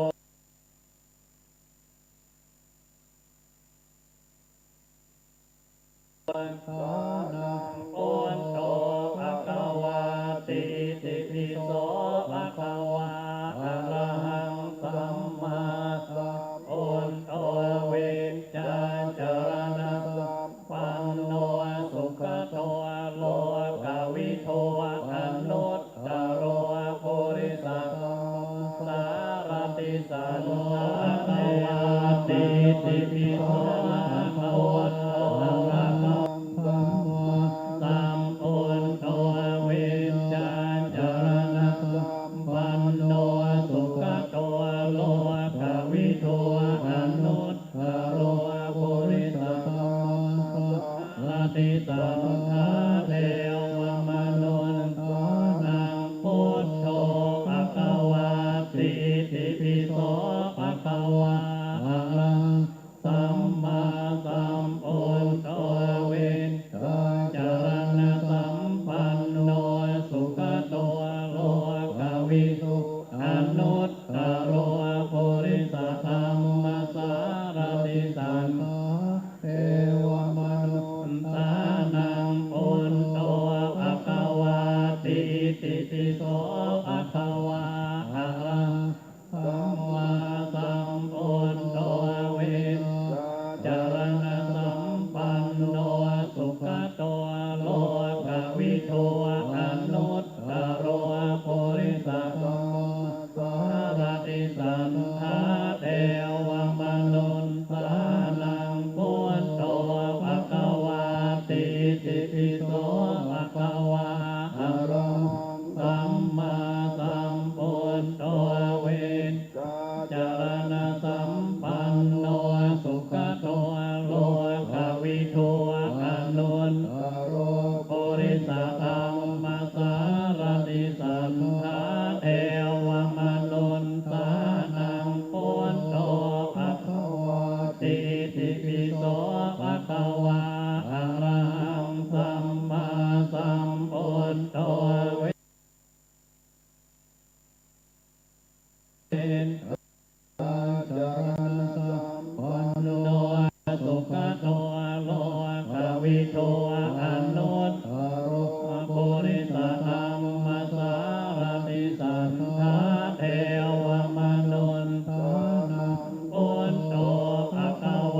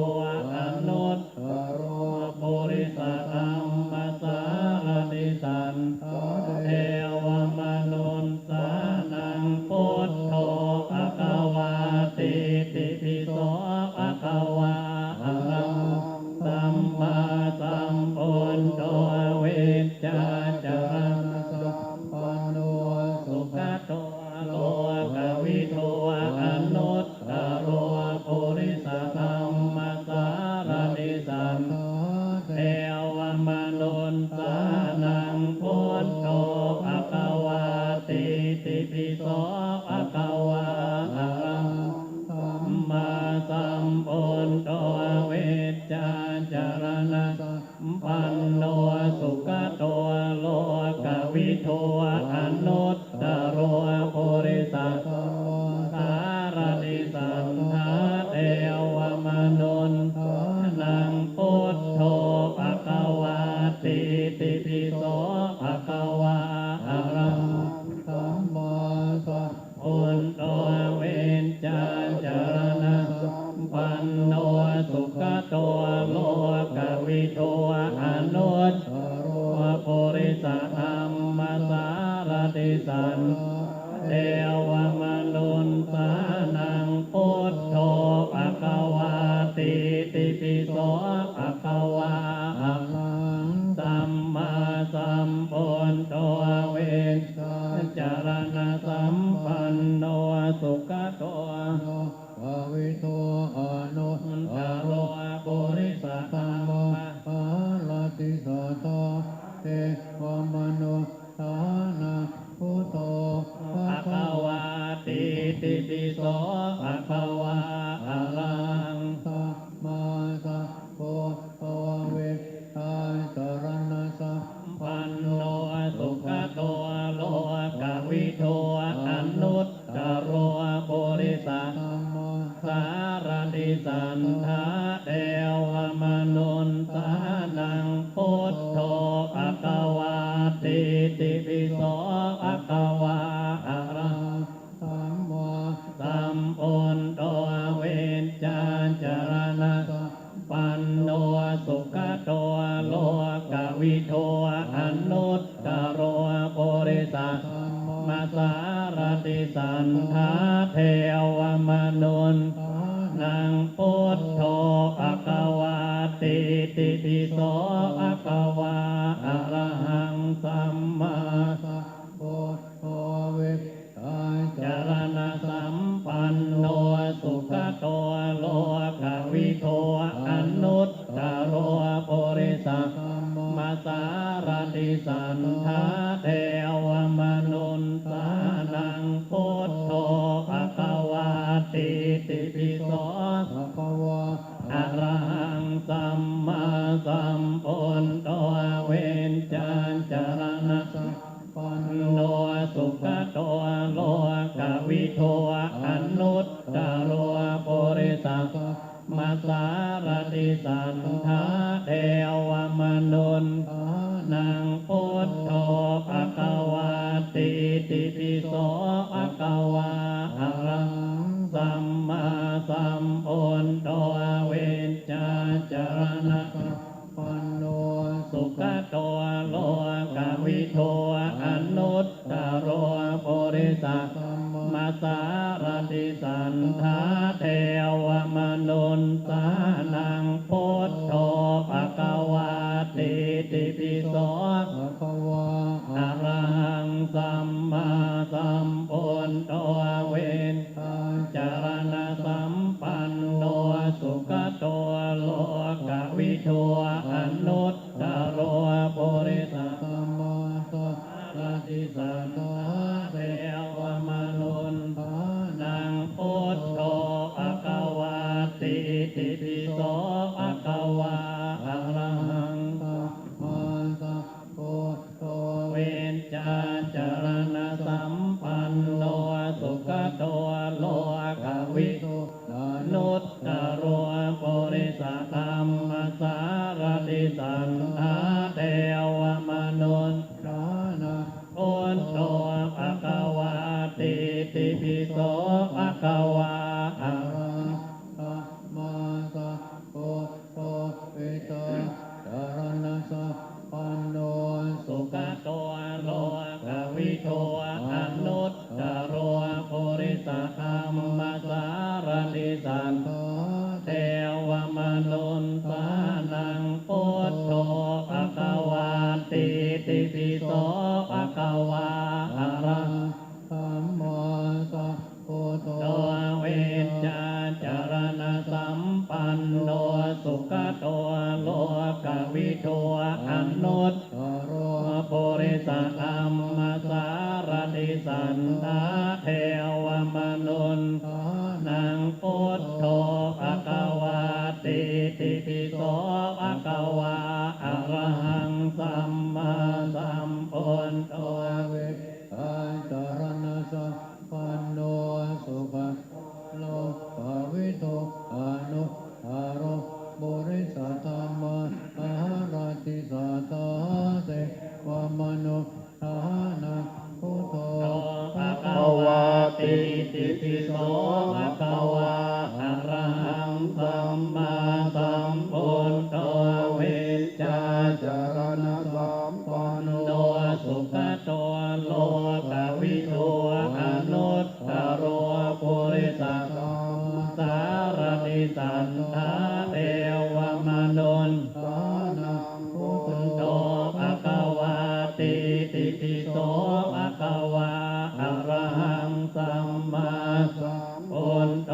เวชชาจารณะสัมปันโนสุขโตโลกวิทูอนุตตโรปุริสธรรมสารติสันทาเทวมนุนทานังพุทโธภควาติติปิโสภควาอะระหังสัมมาสัมพุทโธเวชชาจารณะสัมปันโนสุขโตโลกวิทูอนุตตโรปุริสธรรมสารติสันทาเทวมนุนทานังพุทโธภควาติติปิโสภควาอะระหังสัมมาสัมพุทโธเวชชาจารณะสัมปันโนสุขโตโลกวิทูอนุตตโรปุริสธรรมสารติสันทาเทวมนุนสานังพุทโธภควาติติปิโสภควาอะระหังสัมมาสัมพุทโธเวชชาจารณะสัมปันโนสุขโตโลกวิทูอนุตตโรปุริสธรรมสารติสันทาเทวมนุนทานังพุทโธภควาติติปิโสภควาอะระสัมมาสัมพุทโธเวชชาจารณะสัมปันโนสุขโตโลกวิทูอนุตตโร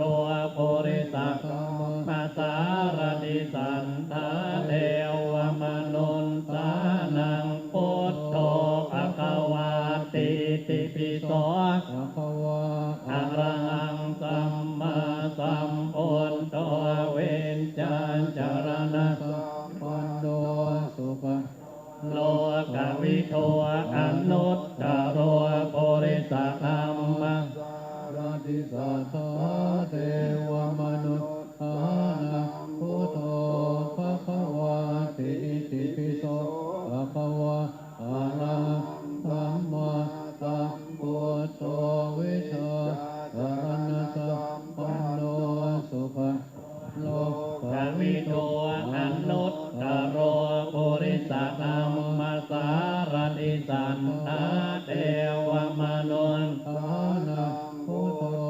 ภควาติติปิโสภควาอะระหังสัมมาสัมพุทโธเวชชาจารณะสัมปันโนสุขโตโลกวิทูอนุตตโรปุริสธรรมสารติสันทาเทวมนุนสานังพุทโธ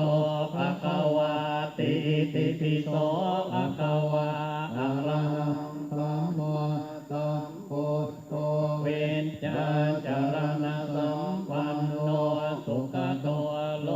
กวิทูอนุตตโรปุริสธรรมสารติสันทาเทวมนุนสานังพุทโธภควาติติปิโสภควาอะระหัง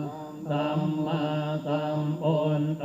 เวชชาจารณะสัมปันโนสุขโตโลกวิทูอนุตตโร ปุริสธรรมสารติสันเทวมนุนสานังพุทโธภควาติติปิโสภควาอะระหังสัมมาสัมพุทโธเวนจารณสัมปันโนสุขโตโลกวิโทอนุตตโรติสันทาเทวมนุนสานังพุทโธภควาติติปิโสภควาอะระหังสัมมาสัมพุทโธเวนจารณสัมปันโนสุขโตโลกวิโทอนุตตโรปุริสังมาสารติสันทาเทวมนุนนังพุทโธภควาติติปิโสภควาอะระหัง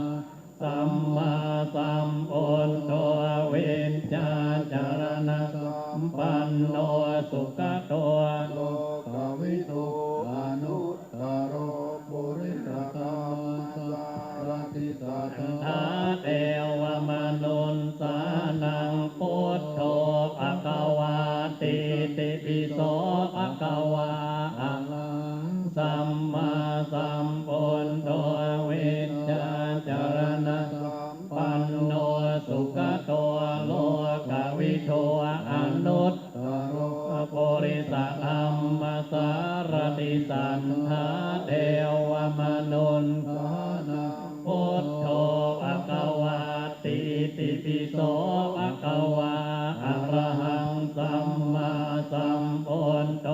เวนจารณสัมปันโนสุขโตโลกวิโทอนุตตโรปุริสธรรมสารติสัทธาเทวมนุนสานังพุทโธภควาติติปิโสภควาอะระหังสัมมาสัมพุทโธเวนจารณสัมปันโนสุขโตโลกวิโทอนุตตโรปุริสธรรมสารติสันทาเทวมนุนนังพุทโธภควาติติปิโสภควาอะระหังสัมมาสัมพุทโธเวนจารณสัมปันโนสุขโตโลกวิโทอนุตตโรปุริสธรรมสารติสันทาเทวมนุนสานังพุทโธภควาติติปิโสภควาอะระหังสัมมาสัมพุทโธเวชจารณสัมปันโนสุขโตโลกวิโทอนุตตโรปุริสธรรมสารติสัทธาเทวมนุษย์สานังพุทโธภควาติติปิโส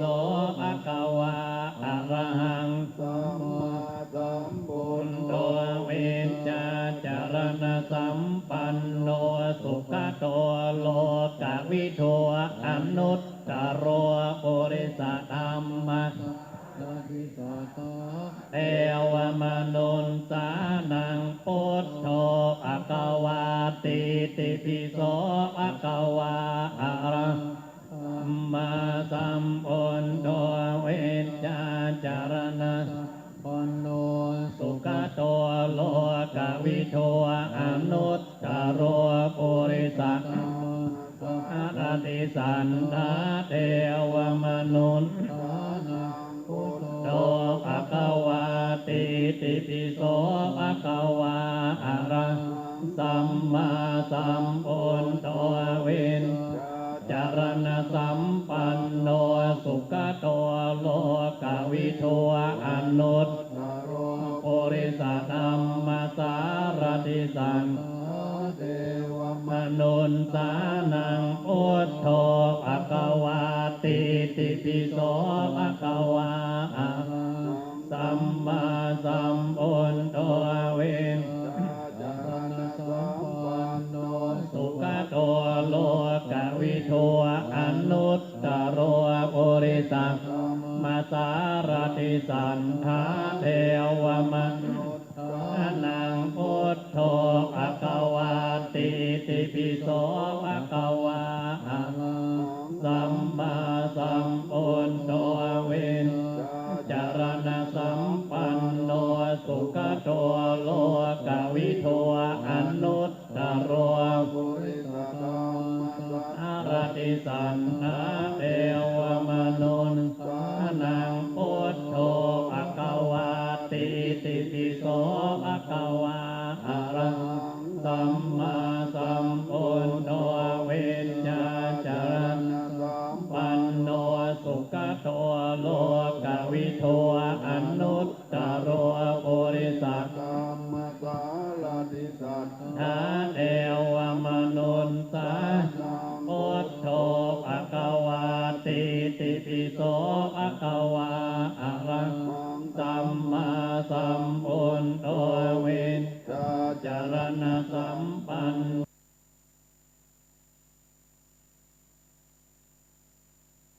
โนสุขโตโลกวิทูอนุตตโรปุริสนัมมาสารติสันเทวมนุษย์สานังพุทโธภควาติติปิโสภควาอะระหังสัมพุทโธเวนจาจารณสัมปันโนสุขโตโลกวิทูอนุตตโรปุริสธรรมสารติสันทาเทวมนุษย์สานังพุทโธภควาติติปิโสภควาอะระหังสัมมาสัมพุทโธเวนจาจารณสัมปันโนสุขโตโลกวิทูอนุตตโรปุริสธรรมสารติสัทธาเทวมนุษย์สานังพุทโธภควาติติปิโสภควาอะระหังสัมมาสัมพุทโธเวชจาจารณสัมปันโนสุขโตโลกวิทูอนุตตโรปุริสธรรมสารติสันทาเทวมนุษย์สานังพุทโธภควาติติปิโสภควาอะระหังสัมมาสัมพุทโธเวนจาจารณสัมปันโนสุขโตโลกวิทูอนุตตโรปุริสธรรมสารติสันทาเทวมนุษย์สานังพุทโธภควาติติปิโสภควาอะระหังสัมมาสัมพุทโธเวชาจารณสัมปันโนสุขโตโลกวิทูอนุตตโรปุริสธรรมสารติสันทาเทวมนุษย์สานังพุทโธภควาติติปิโสภควาอะระหังสัมมาสัมพุทโธเวชาจารณสัมปันโนสุขโตโลกวิทูอนุตตโรปุริสธรรมสารติสันทาเทวมนุษย์สานังพุทโธภควาติติปิโสภควาอะระหังสัมมาสัมพุทโธเวชาจารณสัมปันโนสุขโตโลกวิทูอนุตตโรปุริสธรรมสารติ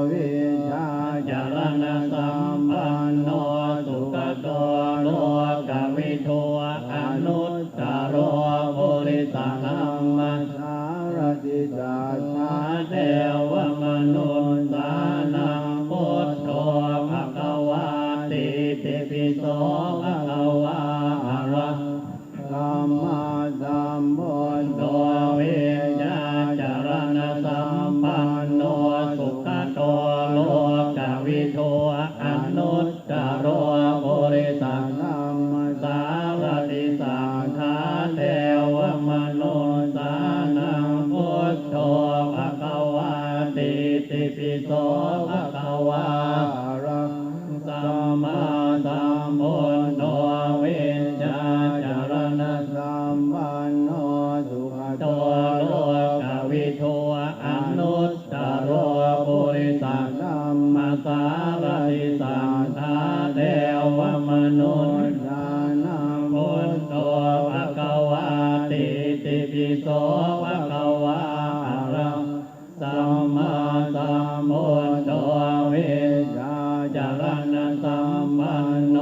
สุขโตโลกวิทูอนุตตโร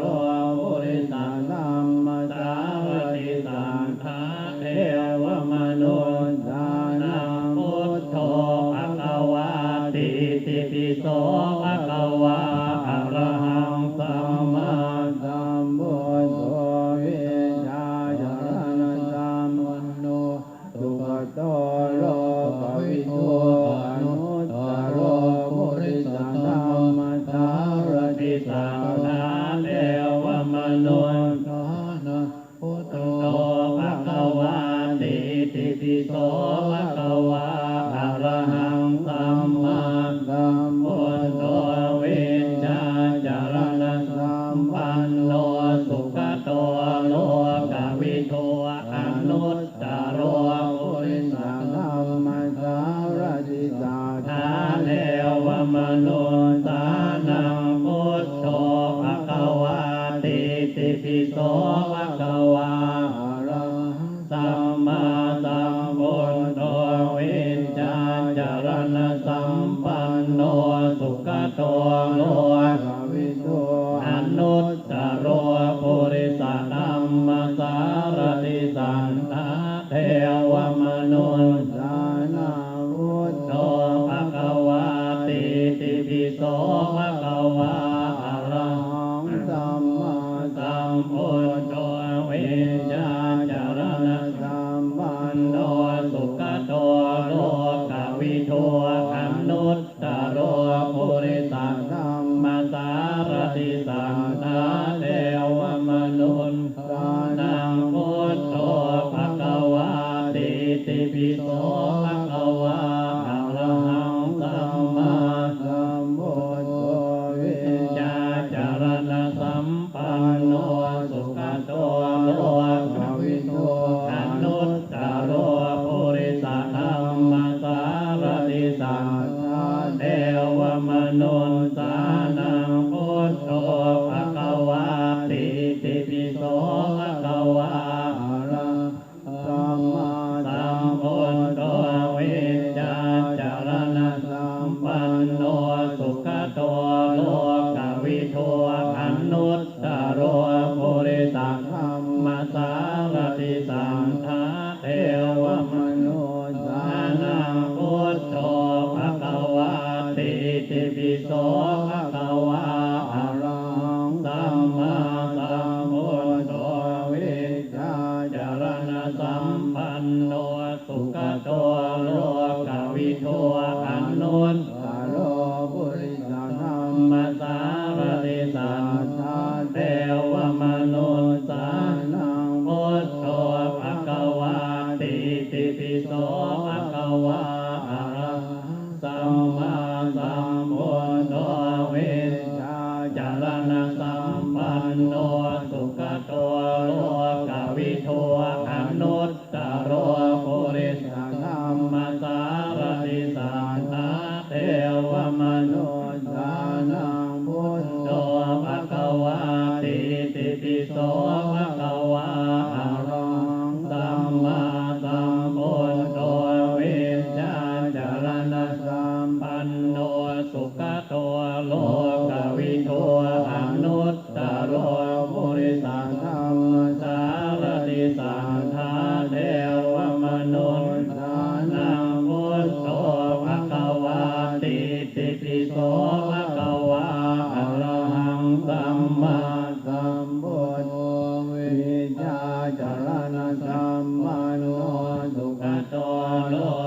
วิโทอนุตตโรปุริสธัมมัสสารติสัทธาเทวมนุษย์สานังพุทโธภควาติติปิโสภควาอะระหังสัมมาสัมพุทโธวิชชาจารณะสัมปันโนสุขโตโลกวิทูอนุตตโรปุริสธัมมัสสารติสัทธาเทวมนุษย์สานังพุทโธภควาติติปิโสภควาอะระหังสัมมาสัมพุทโธวิชชาจารณะสัมปันโนสุขโตโลกวิทูอนุตตโรปุริสธัมมัสสารติสัทธาเทวมนุษย์สานังพุทโธภควาติติปิโสภควาอะระสัมมาสัมพุทโธวิชชาจารณะสัมปันโนสุขโตโลกวิทูอนุตตโรปุริสธัมมัสสารติสัทธาเทวมนุษย์สานังพุทโธภควาติติปิโสภควาอะระหังสัมมาสัมพุทโธวิชชาจารณะสัมปันโนสุขโตโลกวิทูอนุตตโรปุริสธัมมัสสารติสัทธาเทวมนุษย์สานังพุทโธภควาติติปิโสภควาอะระหังสัมมาสัมพุทโธวิชชาจารณะสัมปันโนสุขโตโลกวิทูอนุตตโรปุริสธัมมัสสารติสัทธาเทวมนุษย์สานังพุทโธภควาติติปิโสภควาอะระหังสัมมาสัมพุทโธวิชชาจารณะสัมปันโนสุขโตโลกวิทูอนุตตโรปุริสธัมมัสสารติสัทธาเทวมนุษย์สานังพุทโธภควาติติปิโสภควาอะระหังสัมมาสัมพุทโธวิชชาจารณะสัมปันโนสุขโตโลกวิทูอนุตตโรปุริสธัมมัสสารติสัทธาเทวมนุษย์สานังพุทโธภควาติติปิโสภควาอะระหังสัมมาสัมพุทโธวิชชาจารณะสัมปันโนสุขโตโลกวิทูอนุตตโรปุริสธัมมัสสารติสัทธาเทวมนุษย์สานังพุทโธภควาติติปิโสภควาอะระหังสัมมาสัมพุทโธวิชชาจารณะสัมปันโนสุขโตโลกวิทูอนุตตโรปุริสธัมมัสสารติสัทธาเทวมนุษย์สานังพุทโธภควาติติปิโสภควาอะระสัมมาสัมพุทโธวิชชาจารณะสัมปันโนสุขโตโลกวิทูอนุตตโรปุริสธัมมัสสารติสัทธาเทวมนุษย์สานังพุทโธภควาติติปิโสภควาอะระหังสัมมาสัมพุทโธวิชชาจารณะสัมปันโนสุขโตโลกวิทูอนุตตโรปุริสธัมมัสสารติสัทธาเทวมนุษย์สานังพุทโธภควาติติปิโสภควาอะระสัมมาสัมพุทโธวิชชาจารณะสัมปันโนสุขโตโลกวิทูอนุตตโร โรปุริสังฆัมมาสารติสันนะเทวมนุษย์นังพุทโธภควาติติปิโสภควาอะระหังสัมมาสัมพุทโธวิชชาจารณะสัมปันโนสุขโตโลกวิโตอนุตตโรปุริสธรรมสารติสันเทวมนุษย์สานังพุทโธภควาติติปิโสภควาอะระหังสัมมาสัมพุทโธวิชชาจารณะสัมปันโนสุขโตโลกวิทูอนุตตโรปุริสธรรมสารติสันเทวมนุษย์สานังพุทโธภควาติติปิโสภควาอะระหังสัมมาสัมพุทโธวิชชาจารณะสัมปันโนสุขโตโลกวิทูอนุตตโรปุริสธรรมสารติสันเทวมนุษย์สานังพุทโธภควาติติปิโสภควาอะระหังสัมมาสัมพุทโธ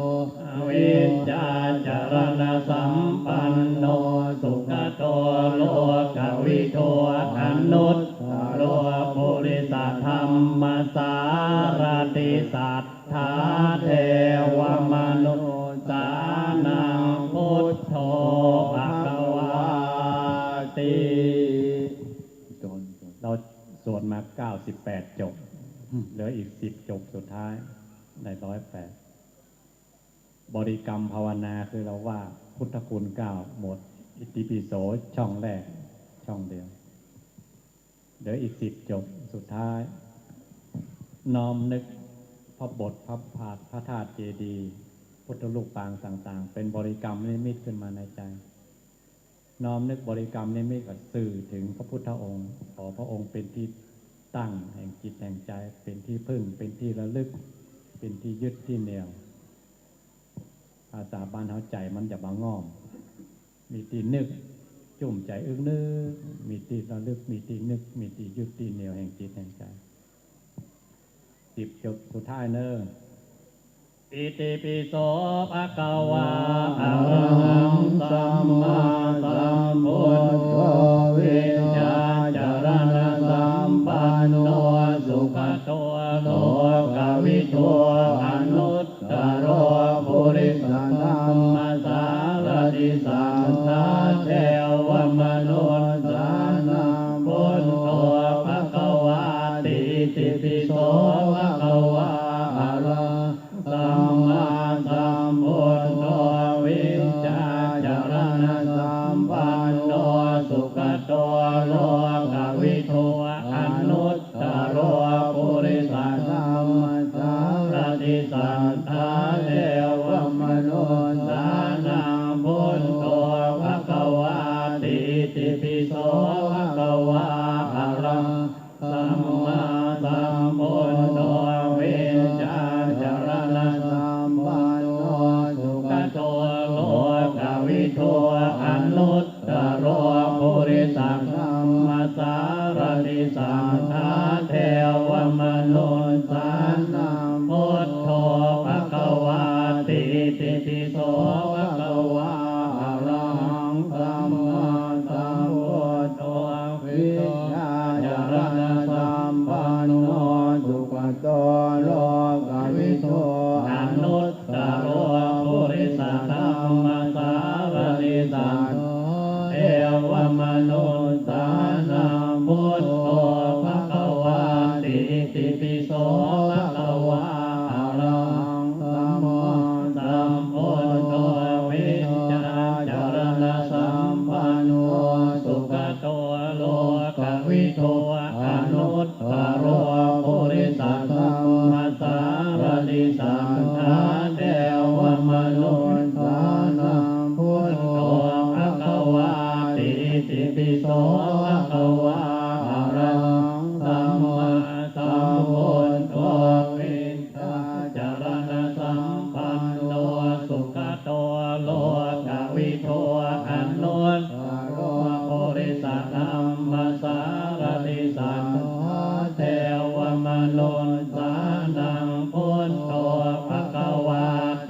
ติปิโสภะคะวาอะระหังสัมมาสัมพุทโธวิชชาจารณะสัมปันโนสุขโลกวิโตอนุตตรปุริสธรรมสารติสัทธาเทวมนุษย์สานังพุทโธภะคะวาติติปิโสภะคะวาอะระหังสัมมาสัมพุทโธวิชชาจารณะสัมปันโนสุขโตโลกวิโตอนุตตรปุริสธรรมสารติสัทธาเทวมนุษย์สานังพุทโธภะคะวาติติปิโสภะคะวาอะระสัมมาสัมพุทโธวิชชาจารณะสัมปันโนสุขโตโลกวิโตอนุตตรปุริสธรรมสารติสัทธาเทวมนุษย์สานังพุทโธภะคะวาติติปิโสภะคะวาอะระหังสัมมาสัมพุทโธวิชชาจารณะสัมปันโนสุขโตโลกวิโตอนุตตรปุริสธรรมสารติสัทธาเทวมนุษย์สานังพุทโธภะคะวาติติปิโสภะคะวาอะระหังสัมมาสัมพุทโธวิชชาจารณะสัมปันโนสุขโตโลกวิโตอนุตตรปุริสธรรมสารติสัทธาเทวมนุษย์สานังพุทโธภะคะวาติติปิโสภะคะวาอะระหังสัมมาสัมพุทโธวิชชาจารณะสัมปันโนสุขโตโลกวิโตอนุตตรปุริสธรรมสารติสัทธาเทวมนุษย์สานังพุทโธภะคะวาติต่อไปเราบูชาพระธรรมของพระองค์สวดเจริญพุทธมนต์กันแรกธรรมจักรกับปวัตตนสูตรที่พระองค์ประทานให้กับปัญจวัคคีย์5 องค์กับหมู่เทวดาทั้งหลายเป็นโกฏจนนับประทวน โดยพระธรรมบทนี้อัญญาโกฏัญญาก็ได้รู้ธรรมของพระองค์เป็นองค์แรกเอวเมสุตังเอกังสมยังภะคะวาอาราณสิยังวิหารติสิปัสสเนมิกทาเยตระโกภะคะวาปัญจวัคคีเยภิกขุอามันเตสิทาเวเมภิกขเวอันตาปัปปจิเตนะนะเสวิตัมปายโยกายังกาเมสุกามสุขันลิกานุโยโกเอโนกัมโมโสตนจานิโกอนาริโยอนาตสันนิโตโยจายังอัตตกิลมัฏฐานุโยโกตุโกอนาริโยอนัตตสันนิโตเอเตเตภิกขเวอุโกอันเตอนุปธัมมมัชฌิมาปฏิปทาตถาคเตนะอภิสัมพุทธาจักขุกรณีญาณกรณีอุปสัมมายะอภิญญายะสัมโฆอายะนิมมานายะสังวัตติกตมาจะสังวิกเวมัชฌิมาปฏิปทาตถาคเตนะอภิสัมพุทธาจักขุกรณีญาณกรณีอุปสัมมายะอภิญญายะสัมโพธายะนิมปานายะสังวัตติอายะเมวะอริโยอ อัตถังกิโกโกไสยทิทังสัมมาทิฏฐิสัมมากัปโปสัมมาวาจาสัมมากัมมันโตสัมมาอาชีวสัมมาวายาโมสัมมาสติสัมมาสมาธิอายังโกสาภิกขเวมัจจิมาปฏิปทาตถาคเตนะอภิสัมพุทธาจากกุกรณีญาณกรณีอุปสัมมายะอภิญญายะสัมโพธายะนิพพานายะสังวัตติทังโกปนะภิกขเวทุกขังอริยสัจจาติปิทุกขาจาราปิทุกขามรณะปิทุกขังโสกปริเทวทุกขโทมนัสสุปายาสาปิทุกขาอัปปิเยหิสัมปโยโคทุกโคปิเยหิวิปปโยโคทุกโคยัมปิจังนรปฏิตัมปิทุกขังสังคิเตนะปัญจุปาทานขันธาทุกขาอิทังโกปนะภิกขเวทุกขสมุทัยโยอริยสัจยายังตัณหาโวโนปวิกานันทิราสังกตา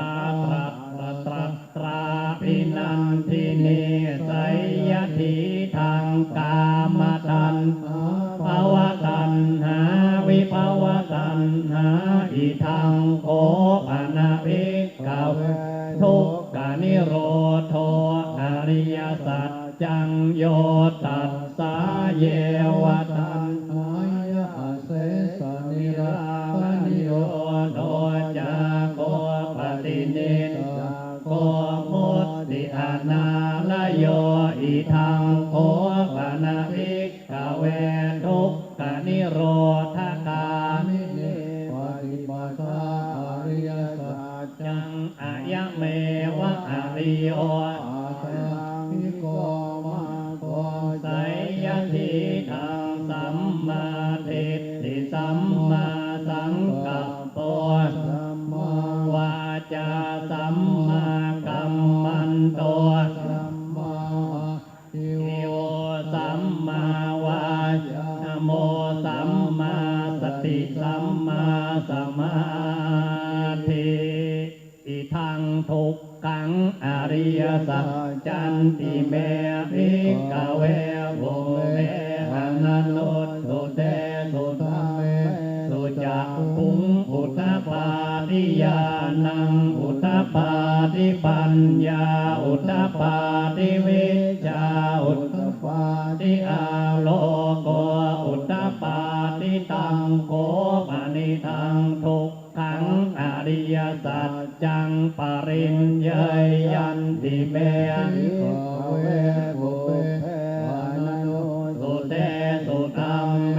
สุจักขุงอุทธปาทิญาณังอุทธปาทิปัญญาอุทธปาทิวิชชาอุทธปาทิอาโลโกอุทธปาทิตังโกปนิทังทุกขังอริยสัจจังปริญญาตันติเมภิกขเวโวเมอนันโนสุเตสุธรรมเม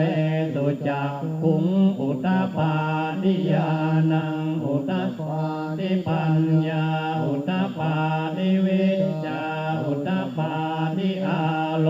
โกอุทธปาทิทังทุกสมุทัยโยอริยสัจจันติเมภิกขเว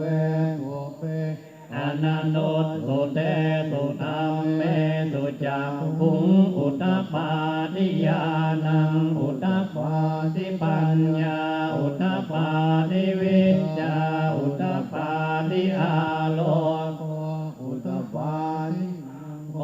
ปนิทังทุกขสมุทัยโยอริยสัจ จังปะหาตัพพันติเมภิกขเวทุเพอนันโนสุเตสุธัมเมสุจักขุงอุตตปาทิญาณังอุตตปาปัญญาอุตตปาทิวิจจาอุตตปาทิอาโลโกอุตตปาทิตังโอปนิสังทุกขสมุทัยโยอริยสัจจังไปนันติเมภิกขเวปุอนันโนสุเตสุธัมเมสุจักขุงอุตตปาทิญาณังอุตตปาทิปัญญาอุตตปาทิวิจจาอุตตปาทิอาโลอุตตปาทิทางทุกขานิโรโธอริยสัจจันติเม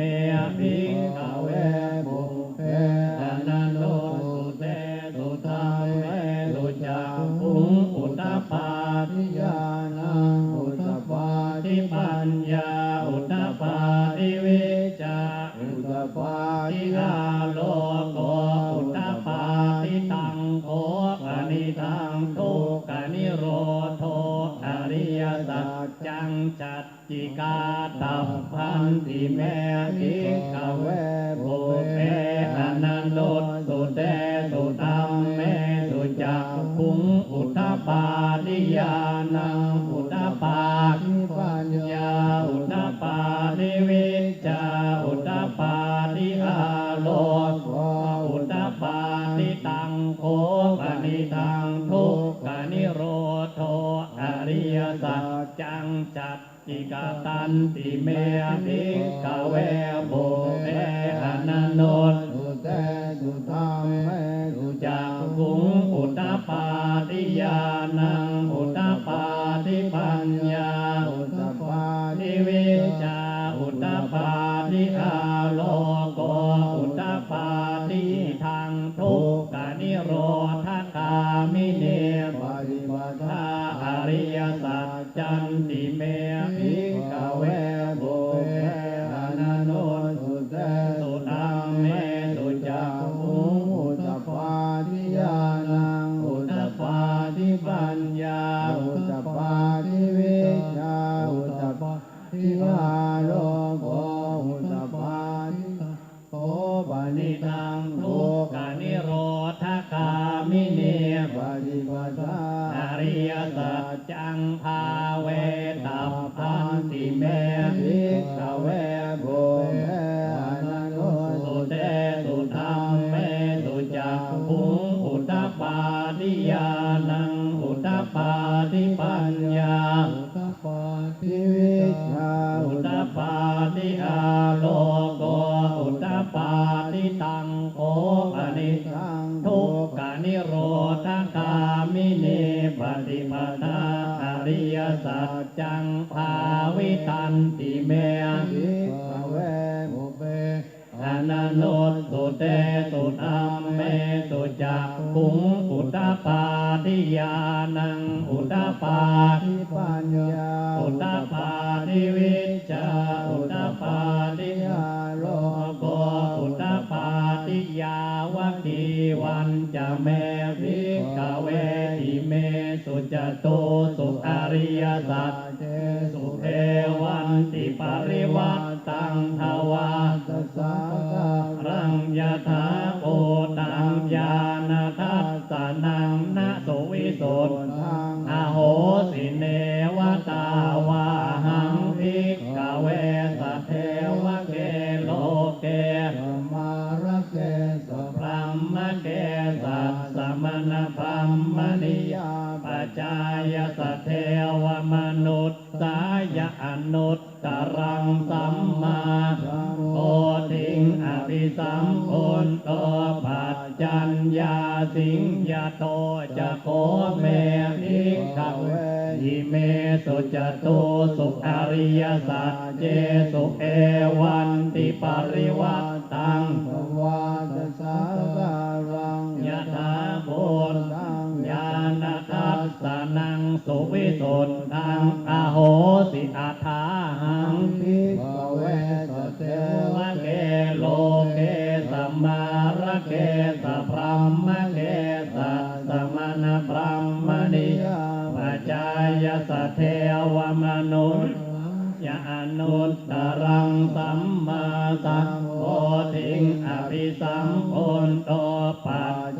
ญาสิงญานันจะปนเม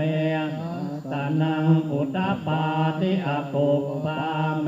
วิมุตติอายมันติมาจาตินัตติธานิปุณัพพโวติธรรมโว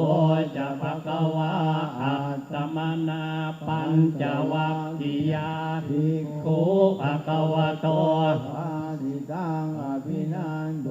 อิมัสสมิงจะปนวัยยาการณัสสมิงอัญญมันอายัสสมโตโกนอัญยัสสวิราจังเวตมลังธัมมจังอุตตปาทิยังกินจิสมุทัยธรรมังสัพพันตังนิโรธธรรมันติปวัตติเตจะภคะวตาธรรมจักเตอุมมาเทวาสัตมนุสาเวสุเอตัมภคะวตาภาราณสิยังอิสิปตะเนมิกทาเยอนุตรังธัมมจักขังภวติตังอัปปติวัตติยังสัมมเนนวามเนนวาเทเวนวามาเรนวามุนาวาเกนะจิวาโลกัสสมินติโอมมา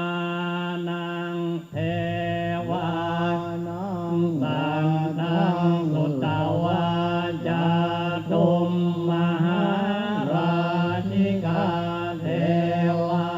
สัตมนุสสาเวสุงจาตุมมหาราชิกานังเทวานังสันตังสุตตวาตาวติงสาเทวาสัตมนุสสาเวสุงจาตุมเทวานังสัตตังสุตตวายามะเทวาสัตตมนุสสาเวสุงยามะนังเทวานังสัตตังสุตตวาตุสิตาเทวาสัตตมนุสสาเวสุงตุสิตานังเทวานังสัตตังสุตตวานิมมานรติเทวาสัตตมนุสสาเวสุงนิมมานรตินังเทวานังสัตตังสุตตวาปรณิมมิตวสวัตติเทวาสัตตมนุสสาเวสุงปรณิมมิตวสวัตตินังเทวานังสัตตังสุตตวาพรัมมปริจจัจจาเทวาสัตตมนุสสาเวสุงพรัมมปริจจัจจานังเทวานังสัตตังสุตตวาพรัมมปโรหิตาเทวาสัตตมนุสสาเวสุงพรัมมปโรหิตานังเทวานังสัตตังสุตตวามหาพรัมมาเทวาสัตตมนุสสาเวสุงมหาพรัมมานังเทวานังสัตตังสุตตวาปริตตาภาเทวาสัตตมนุสสาเวสุงปริตตาภานังเทวานังสัตตังสุตตวาอัปปมานาภาเทวาสัตตาเทวาสัตตมนุสสาเวสุงอาภัสสรานังเทวานังสัตตังสุตตวาปริตตสุภาเทวาสัตตมนุสสา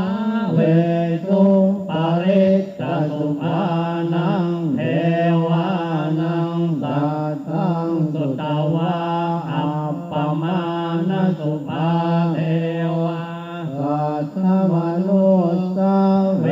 สุอัปปมาณสุภานังเทวานังสัตตังสุตวาสุภา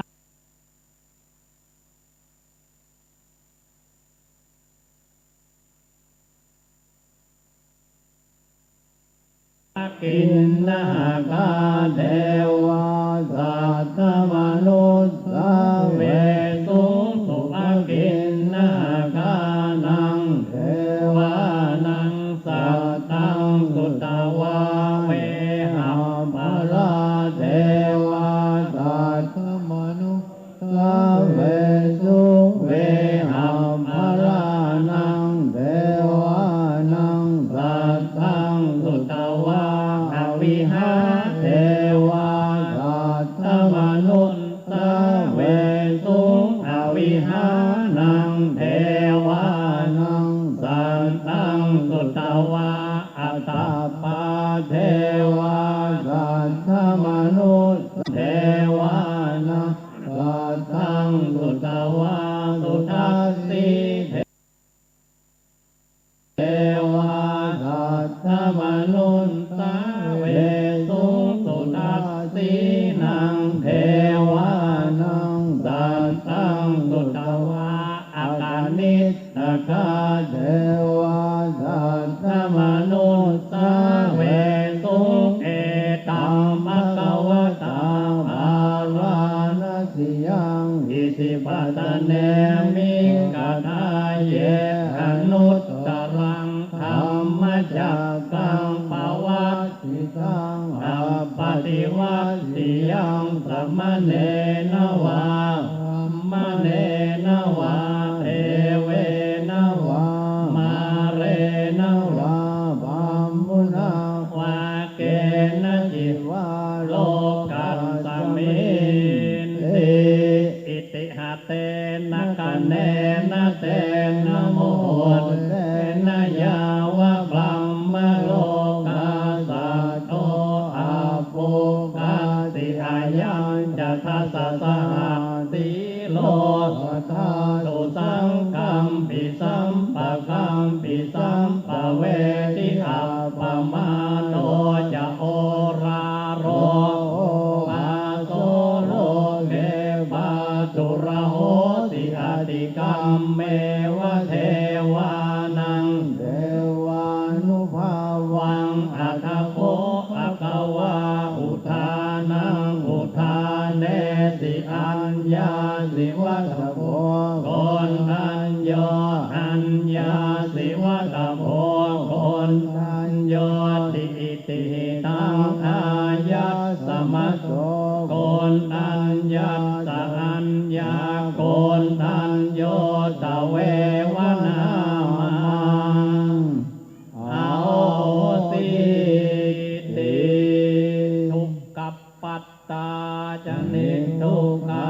พยาปัตตาจนิพยาโสกปัตตาจนิโสกโหตุสัพวิปานิโนเอตาวตาจัมเปหิสัมปะตังบุญญาสัมปะตังสัพเพเทวานุโมทันตุสัพพสัมปติสิทธิยาทานังทันตุสัตตาสีลังลักขันตุสัพพตาภาวนาปิรตาโหตุจันตุเทวตากตาสัพเพอุทธาภลัพมะปัจเจกานันจะยังพลังอรหันตาจะเตเจนะรักขังพันธามิสัพพาโสนักกัตตยักขโอตานังปะกานิวารณาปริตตัสสานุภาเวนันตวาเตสังอุปัตตเวนักัตตยักขโอตานังปะปังกานิวารณาปริตตัสสานุภาเวนันตวาเตสังอุปัตตเวนักัตตยักขโอตานังปะปังกานิวารณาปาริตตัสสานุภาเวนันตว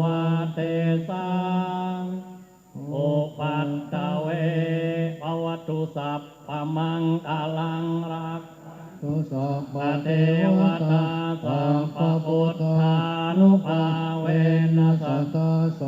ติภวันตุเต ภวตุสัพพมังคลังลัก ขันตุสั สั พ พ พ พเทวตาสัพพธรรมานุภาเวนัสสตาโสติภวันตุเตภวตุสัพพมังคลังลัก ขัน ตุสัพพเทวตาสัพ พสังฆา พนุอาเวนัสทาโสติ มัตตุเต หนังเงียบเงียบสักกรรมน้อมระลึกพุทธานุสติ สมถกรรมฐานที่เขาได้สวดพุทธคุณ908 จบ ธรรมานุสติระลึกถึงพระธรรมคำสอนธรรมจักรกับปวัตตนสูตรที่พระองค์ตรัสเป็นกันแรกสังขานุสติสถาพอพระเหลืองครูบาอาจารย์เรื่องอารามเขาต้องนึกว่าครูบาอาจารย์เป็นลูกภายลานภายมาจากไหนคนเป็นลูกศิษย์ของพระพุทธเจ้าสมมุติสงฆ์อริยสงฆ์เขาก็ต้องประมาณครูบาอาจารย์นุ่งเหลืองห่มเหลืองเหลืองเหลืองห้ามต่อหน้าพวกเขาทั้งหลายระลึกอย่างเองพุทธานุสติธรรมานุสติสังขานุสติมีแก้วเจ้า3 ประการเป็นที่จังที่เปิ่งที่ระลึกจะมีอะไรอย่างจะอุ่นใจเท่านี้ร่างกายมันจะลุไปพ่องเจ็บไข้ได้ป่วยกันขออาราธนาคุณแก้วเจ้า3 ประการคือผมขนเล็บฟันหนังเนื้อเอ็นกระดูกธาตุดินน้ำลมไฟเขาทำงานปกติจะได้แปรปรวนอย่างนักลำไปบุญรักษาไปก่อนถ้าจะไปกันแต่ว่าวันสิ้นอายุไขก็ไปตอนนี้บุญรักษาสร้างบุญสร้างกุศลสร้างสมบุญบารมีให้กับกายสังขารจิตตสังขารนั้นนี้คนไหนมีทิพย์ปัญญาก็ไปก่อนก็ไปได้ก่อนคนไหนยังไปได้เตื้อขออาราธนาคุณแก้ว3 ประการที่เขาได้สาธยายมาเป็นที่จังที่เปิ่งที่ระลึกเป็นประไถยังห่อเข้าเดินทางในโลกวัฏสงสารอย่างมายากประโจนไปอย่างเศรษฐีบุญไปอย่างผู้มีความกล้าหาญ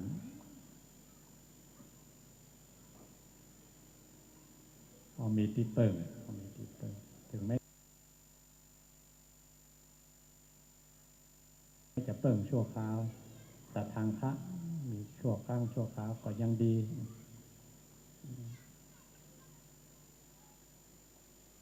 มีที่เปิ่งมีที่นึกมีที่อุ่นใจอันอย่างจะมีที่อุ่นใจมีที่นึกต่อคุณแก้ว3 ประการมามีอีกแล้วในโลกนี้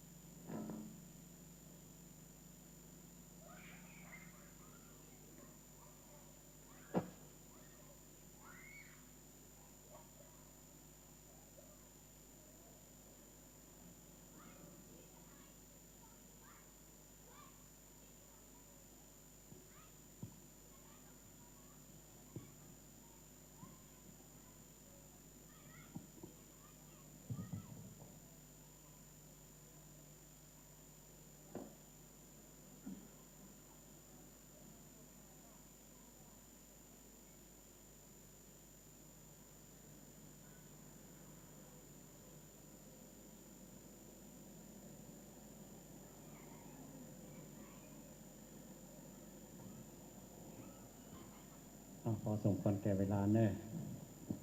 ศรัทธาเตรียมน้ำหยาดขอได้ทำบุญกับครูบาอาจารย์ได้มาเจริญพุทธานุสติธรรมานุสติสังฆานุสติกับครูบาอาจารย์เจ้าท่านหยาดน้ำหมายตาลวันตาน้อยวันตาใหญ่เนาะ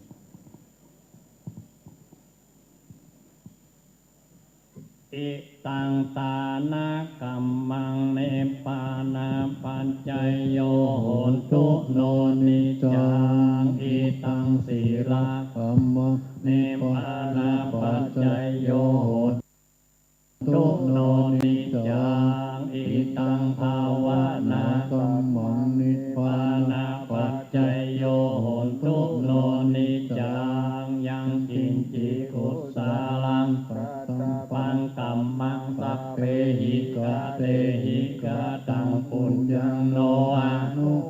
ทันตุสุนันตุโอนโตเยเตวาอัสสามิง กาเนอาติกา ตา ตา ตา ติ ติ กาก ายุกาสัตตาโอนตุ สัพพะ สัต สัพ ตานังสุขีอัตตานังปาริหารันตุมาตาปิตา สุขิตา โอนตุตุกาปามุนจันตุสัพเพยาติกาสุขิตาโอนตุปามุนจันตุสัพเพ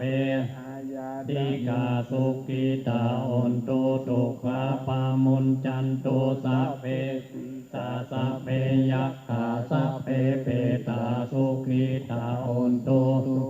ปามุนจันตุสัพเพคัตตาสุขิตาโอนตุตุกาปามุนจันตุสัพเพเทวาสุขิ กิตาหุนตุ ตุกาปามุนจันตุสัพเพอาจาริโยปัจจายา สุขิตาหุนตุอาปา มุนจันตุสัพพะสัมปาตินังสามิ ตันตุโอ นี่มนต์นางภูเขาวันตาเมพุทธังสัพพังเมโตสังฆามัสสะเมวันเตวันตามิธัมมังสัพพังเมโตสังฆามัสสะเมวันเตวันตามิสังฆังสัพพังเมโตสังฆามัสสะเมวันเตวันตามิคาโรปัจจาจาริเยสัพพังเมโตสังฆามัสสะเมวันเตวันตามิกัมมัฏฐานังสัพพังเมโตสังฆามะเมวันเตวันตามิอาลาเมภัสสะสีมายังสัพพังเมโตสังฆามะเมวันเตวันตามิเจติยังสัพพังสัพพัฏฐาเนสุปฏิทิตาสาริรัตโตมหาโพธิพุทธารูปังสากาลังสาธานาคโลเกเทวะโลเกธัมมะโลเกจัมพูติเปลังกาติเปสาเรราธาตุโยเกสาธาตุโยอาระหันตาธาตุโยเจติยังกันตากุติจตุราสิติสาเสธัมมะคันเตสัพเพตังปะทะเจติยังอหังวันตามิสัพพะโสกราบหนึ่งกราบสองกราบสามหมอบลงไปเนอะนึกว่าหัวจิตีนพ่อตีนแม่ตีนครูบาอาจารย์ร่างกายสังขารนี่พ่อแม่ขึ้นมาไงโดยอาหารอากาศน้ำความหู้ต่างๆครูบาอาจารย์ก็ขึ้นมาแล้วลึกถึงคุณบันเนอร์สาธุวันตามิพันเตสัพพังอาทังกะมะทะเมพันเตมยากาตังบุญยังสามินาอนุโมทิตาปังสามินา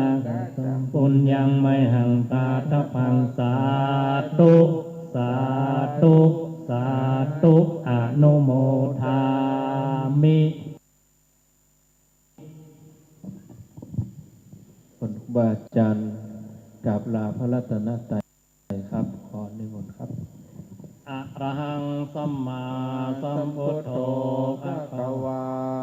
พุทธังภะคะวันตังอภิวาเทมิ สวากขาโตภะคะวะตาธัมโม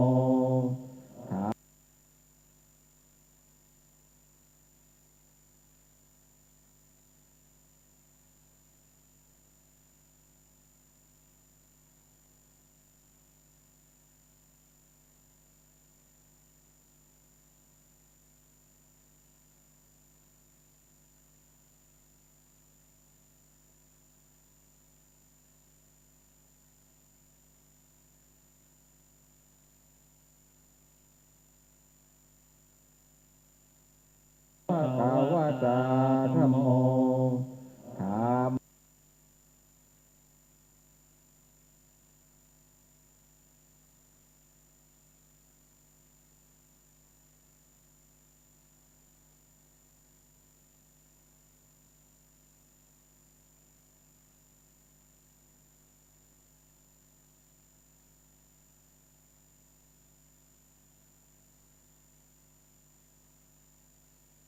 ภะคะวะตาธัมโมธรรม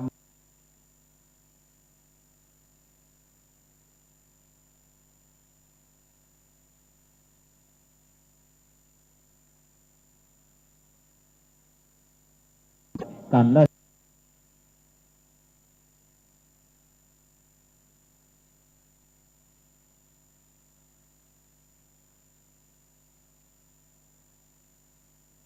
10 นา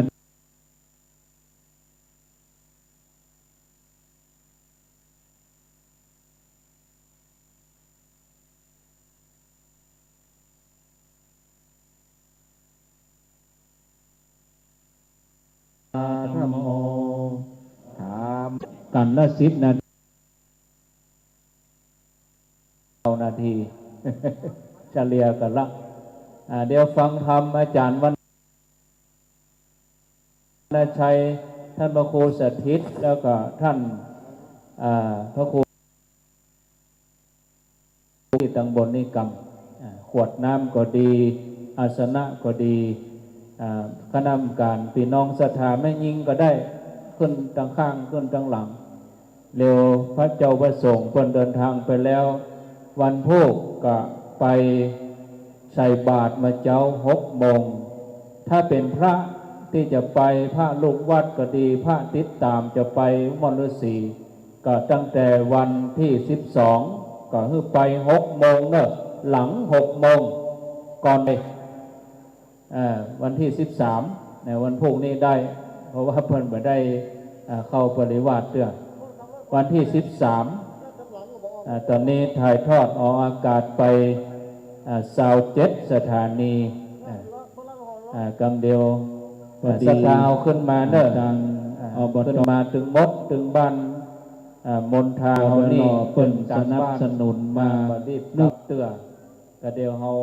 ตาลต้นนี่ก่อน 10,000 บาทต้นที่สถาปักเพิ่นเอาต้นมาไว้นี่แล้วดีฝากพี่น้องบ้านห้วยบนตอโดยหล่อเพิ่นสนับสนุนมา 10,000 บาทนิมนต์ตุลงประคับประคองเอาไว้ประมาณสัก15 นาทีฝากพี่น้องบ้านห้วยกำเดียวก็ตัดสัญญาณขึ้นมาเทประคับประคองดังพ้นประมาณสัก15 นาทีกำเดียวก็ตัดสัญญาณขึ้นมาเทส่วนตำบลนี้คณะกรรมการขึ้นมาเลยเตรียมสถานที่เลยแล้วก็ศรัทธาเฮาทยอยขึ้นมาบนนี่เลยเข้าห้องน้ำเรียบร้อยก็เตรียมสถานที่ตำบลนี่นิมนต์ตำลุ่มครับขอบคุณครับอาจารย์ครับตอนนี้ครูบาอาจารย์กำลังขึ้นรถกดทยอยเทียบท่าเลยนะเทียบที่หน้าศาลาเลยโชเฟอร์สารถีคนขับรถญาติโยมในช่วงนี้จะไปตรึงใจเป็นภาพประวัติศาสตร์ของวัดเหล่ามณฑาทิพย์ผู้คนมากมายเป็นการเปิดวัดขอกราบขอบคุณในเมตตาธรรมอาจารย์พระครูสมเมธธรรมเสวีขอบคุณจ้างฟ้อนด้วยเนอะ เปิ่นมาฟ้อนจะทำบุญโดยเจ้าโอกาสหน้าพบกันอีกพบกันอาจารย์พระครูสุเมธเชิญชวนเนอะพี่น้องเฮาเพิ่นมาบอกบุญ พรุ่งนี้ไปใส่บาตรร่วมกันพระสงฆ์เป็นร้อยนะมาเป็นเนื้อนาบุญให้พวกเราทั้งหลายได้สักการะบูชากราบไหว้เดี๋ยวเคลียร์พื้นที่ก่อนขอบคุณเนอะทุกท่านทุกคนพี่น้องไปฟังปิกกันนึกำเดียวเพิ่นจะมีการทำเทศพิเศษ5 กันด้วยกันก็วันพรุ่งนี้ก็เจิญเนอะเราจะได้ไปใส่บาตรไปตักบาตรที่วัดม่อนฤาษีด้วยกันใจเย็นๆเนี่ยเขาขึ้นไปมอกพอประมาณรถมณฑาทิพย์นี่ถึงมดเนี่ยมี2มีครอบครัวละ1 กันบางครอบครัวนี่2-3 กันก็มีวันนี้ผิดพลาดประการใดตุปี้วันใหม่ขออภัยด้วยเนอะครับพ่อหลวงทรงพี่น้องศรัทธามณฑาทิพย์เนาะโอกาสนี้ญาติโยมทั้งหลายกำเดียวโครงทานกาแฟก็ยังมีอยู่เนอะด้านหลังวันนี้ได้รับอนุเคราะห์จากทางท่าน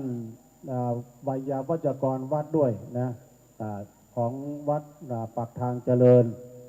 ทางพี่ด้วง ขอบคุณเนอะครูบาอาจารย์เนื้อนาบุญทุก ท่านทุกตนทุกองค์ตัวนะครับเนาะในช่วงนี้เหลือเวลาเดิม5 นาทีจะมอบหมายทางพระอาจารย์เด่นรักพ้นใจถึงนะตะกี้ก็มาทั้งรอบเช้ารอบค่ำนะตอนนี้เปิ้นพบปากกับพี่น้องสถากับเนาะสัญญาณยังไม่ตัด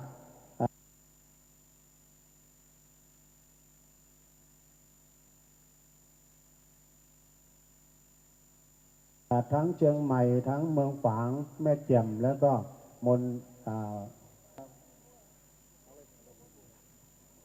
กราบไหว้สาครู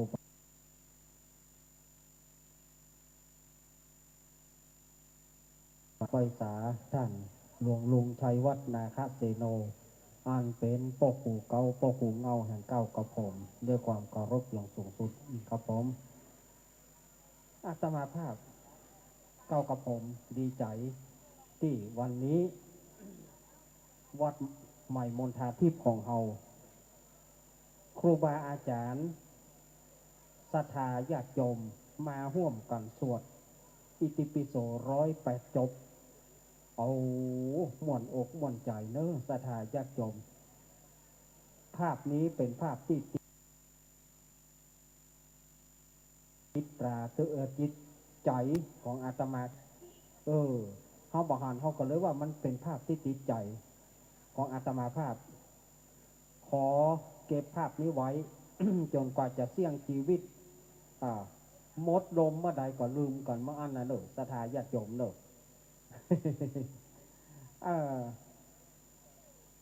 ศรัทธาญาติโยม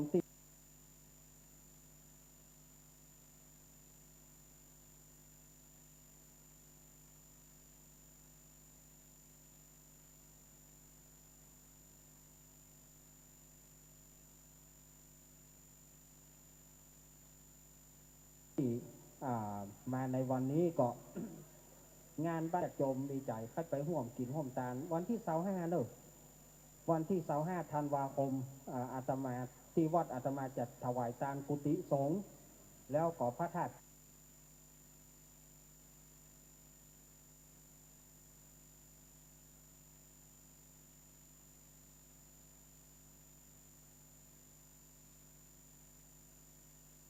ศรัทธาห้องน้ำเรียบร้อยแล้วก็เอาต้นขึ้นมาโดยไผ่นั่งกับปืนบ่ได้ก็เอาก้นมาด้วยยกเก้าอี้มาด้วยก้นไผ่ก้นมันไผ่นั่งกับปืนบ่ได้ก็เอาเก้าอี้ขึ้นมาด้วยเลยแต่กี้เป็นสีเหลืองบ่ได้นี่ขาวก็โตขาวเผือกบ่ดิเอาต้นไม้ม่วนนี่ขนาดย่ำแล้วเสียพอได้ใจเลยศาลานี่ดกจังนี้ไปก็คือมันเต็มอย่างนี้ตลอดเด้อศาลาหลังนี้คือมันเต็มอย่างนี้คนเต็มอย่างนี้เต็มวัดเต็มบาเต็มศาลาขึ้นมาศรัทธาเด้อขึ้นมาเลยมันจะเดิกไปเดี๋ยวหมู่ที่จะไปนอนปัดตังเจริญก็จะไปนอนเวลาชั่วโมงเขาไปบ้านเขาจะหลับเตื้อไม่ได้นี่นะไปถึงบ้านเนี่ยมันบอกใครหลับโบตี้ย้ายที่นอนจำให้ก็เดียวไปถึงนี่อู้กันเพราะ11 โมงแม่เตียงว่าจะหลับเอาน้ำมนต์มีนี่เนอะ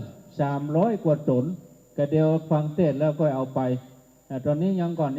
มันจะวุ่นวายยังหยุดยำอนุญาตเตื้อน้ำมนต์อนุญาตเตื้อใจเย็นเอาธรรมะเสียก่อนแล้วก็เอาน้ำมนต์เอาน้ำธรรมเสียก่อนรับน้ำธรรมแล้วก็รับน้ำมนต์นะขึ้นมาเลยศรัทธาขึ้นมาเจริญปอนขึ้นมาเลยเอาเก้าอี้มาโดยที่เป็นเก้าอี้ก็ขยับไปทางหลังนี่โอ้ขึ้นมาศรัทธาเนอะขึ้นมาเลยถึงบ้านเปิ่นบ้านตัวถึงที่ไหนทั่วไปเจริญปอนเลยขึ้นมาศรัทธาขึ้นมามดนี่เอาแต่เจ้าเขาอยู่ตั้งร่มพอนี่โอ้เขาแค่ไปยื้อส่องพอนะกว้างหมอกใดเดี๋ยวนี้ขึ้นมาเตอะศรัทธาขึ้นมาเดี๋ยวจะนิมนต์ท่านอาจารย์วรรณชัย ท่านพระครูสถิตท่านพระครูกัลยาณปราโมทย์เปิ้นได้อู้ได้จ่าได้อู้บรรยากาศในงานวันนี้ตนใน20 นาทีก็พอดีชั่วโมงจบ4 ทุ่มตามเวลา เพราะว่าวันนี้รายการเปิ้นวันติดท่านอาจารย์วรรณชัยเปิ้นลงดอยมาตั้งแต่เจ้าละแต่ว่านี่เอาอันกระลำมาถึงลำรถก่อนมดลึงนี่เขาถามว่ามีแหมก่อนี่หรอ แต่เจ้านี่เลยพัดกระลำเลี้ยงเสียเลย เอาอันใดมาได้กินอันนั้นตาอันใดได้อันนั้นแท้เนาะโอ้แน่นอน เจริญพรเลยศรัทธาเข้ามาเลยขึ้นมาเวยตึงปวดใจแม่ยิงตึงลูกเล็กเด็กแดงทุกคนทุกชนชั้นเราไม่จำกัดบ่ได้จำกัดว่าคนนั้นได้ขึ้นมาคนนี้ไม่ขึ้นมาหมดศรัทธาอยู่ตั้งลุ่มพุ่นนี่จะบาหันนะส่วนท่านที่อยู่ไกลญาติโยมอยู่ตังเชียงใหม่อยู่หนังบางท่านเพื่อก็จะปิกเนาะจะกลับบ้านกับวันพวกจะไปลืมเนอะไปใส่บาตรที่มณฑล6 โมงตั้งวันที่13ไปก็ถ้าเป็นพระก็ห้ามขึ้นห้ามไปก่อนตี 5ก่อน6 โมงหลัง6 โมงไปได้ถ้าเป็นพระแต่เป็นโยมนี่มันเป็นอย่างไปได้ตลอดแต่ว่าเป็นพระเนี่ยหลังวันที่13มาเจ้านี่6 โมงไปนี่ไปได้ถ้าก่อน6 โมงห้ามเข้าไปเตือนมันมืดอยู่จะเสียราตรีเพิ่นจะเสียเวลาเสียเพิ่นนับแถมใหม่นับราตรีพร้อมแล้วบ่เดี๋ยวนี้พร้อมแล้วรอแหมสัก 4-5 นาทีเจริญพรเลยขึ้นมาศรัทธาก็ขอบคุณลงทานเนอะลงทานท่านอาจารย์บดินทร์ศีลสังวโรวัดเหล่าประธานแม่กลางหลวงที่เขาไปวันนั้นอาจารย์บดินทร์เพิ่นเอาลูกศิษย์เอาพระเนนมาช่วยลงทานลูกจิ้นทอดเนาะเอาเต่าแก๊สมาคนเดียวพระเนนเลี้ยงฟักแก้วแถมเป็นลำรถลงทานเจ๊บุปาโยมพันนิตานี่อันนี้ก๋วยเตี๋ยวพัดก็มีก๋วยเตี๋ยวน้ำก็มีนี่ดูตั้งกินดูตั้งใจดูตั้งใจเตตานกินม่วนเนาะกินอิ่มตานม่วนพร้อมแล้วนิมนต์เลยครับทั้ง3 รูปเนี่ยทั้ง3 ตนเอาไม้ขึ้นมาแห่งตัวเพราะว่า3 ตนนี่ต้องตนแล้วอันนะไม้ตนไหนก็เอาไม้อันหนึ่งเดี๋ยวจะลู่กันจะยุ่งเอาตัวเดียวยุ่งอันนี้ครบพอดีเอาไม้มาได้3 ตัวเพื่อนจะอู้กันหนัวเนี่ยเวลาเราฟังเพื่อจัดรายการนี่ศรัทธาเดี๋ยวเราจะตานต้นเสียก่อนเนี่ยตานต้นถึง3นี่ว่าจะตานคือ3 ตนนี่นะตานคือมณฑานะ ขีดเส้นใต้ อันหมู่เดียวกันว่าอู้เล่นกันได้ถ้าเป็นตนอื่นเขาก็ไม่กล้าเขา ศรัทธามาเกณฑ์ต้นก่อนเกณฑ์เลยป้อนหลวงเขาศรัทธาเขาเอานอนมาเกณฑ์เหตุต้นนะน้อย2 คนนั้นมาสอนเขาไม่ได้ก็เอาคนใหญ่เกณฑ์มาเนี่ยชุบกระดิ่งชุบติบเลยสรดเลยก่อนหน้าหมกแล้วบอกเขาเลยเอาลูกมานะมานี่อันนี้มาเลยมาทั้งแก๊งเลย4 คนนะ4 คนนะเอานะเสื้อลายนะโอ้โหมาทั้งแก๊งเลยมาเลยเด็กวันนี้คือผู้ใหญ่ในวันข้างหน้าปอดเต้าเมินเขาจะมากึดวิหารนี่5 คนนี่นั่งลงอันนี้เอาประเคนนี่เด็กวันนี้คือผู้ใหญ่ในวันข้างหน้าปอดเต้าเมินเขาจะมากึดวิหารนี่5 คนนี่นั่งลงอันนี้เอาประเคน นี่อันนี้เขาเรียกว่าประเคนจับต้นจับต้นยกจะยกปิกบ้านนะ ยกเตียวออกศาลาต่างอย่างต้นด้วยเนาะกลับลงไว้กลับหนึ่งผมร่วมครับเช้าผมร่วมครับเอากลับสองกลับสามโอ้ไปต้มมือให้เขาเอกนี่เก่งดีเอาต่อไปสถาขยับต้นออกมาข้างเทบังหน้าครูบาสังฆะต้นที่ปักมานี่10,000นี่เป็นงบอบต.เนอะสถามนทา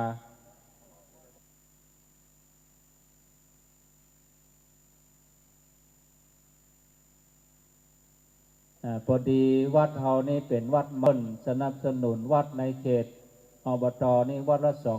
20,000ของเฮานี่เป็นวัดใหม่ก็เลยฝากไปที่ปักตังเจริญเพื่อนก็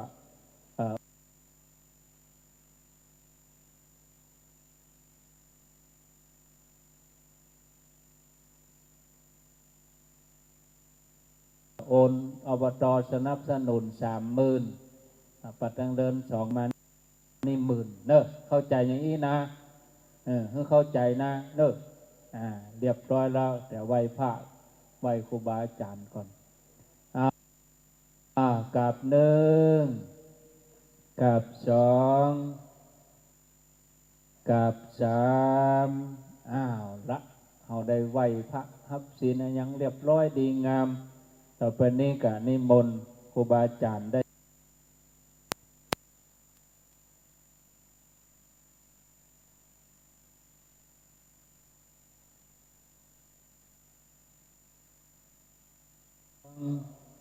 กับละเราได้ไหว้พระครับโอเคพี่ป้านาอาลูกหลานสันเต้าจุใหญ่น้อยใจยิงซึ่งกล่าวกับผมอาตมาภาพพระพุทธทิศารคุณพร้อมก็ได้ท่านพระอาจารย์วรรณชัยชยานันโทและท่านพระครูกริยานประโมททั้ง3รูปได้มาร่วมในการทำบุญทำกุศลในการสวด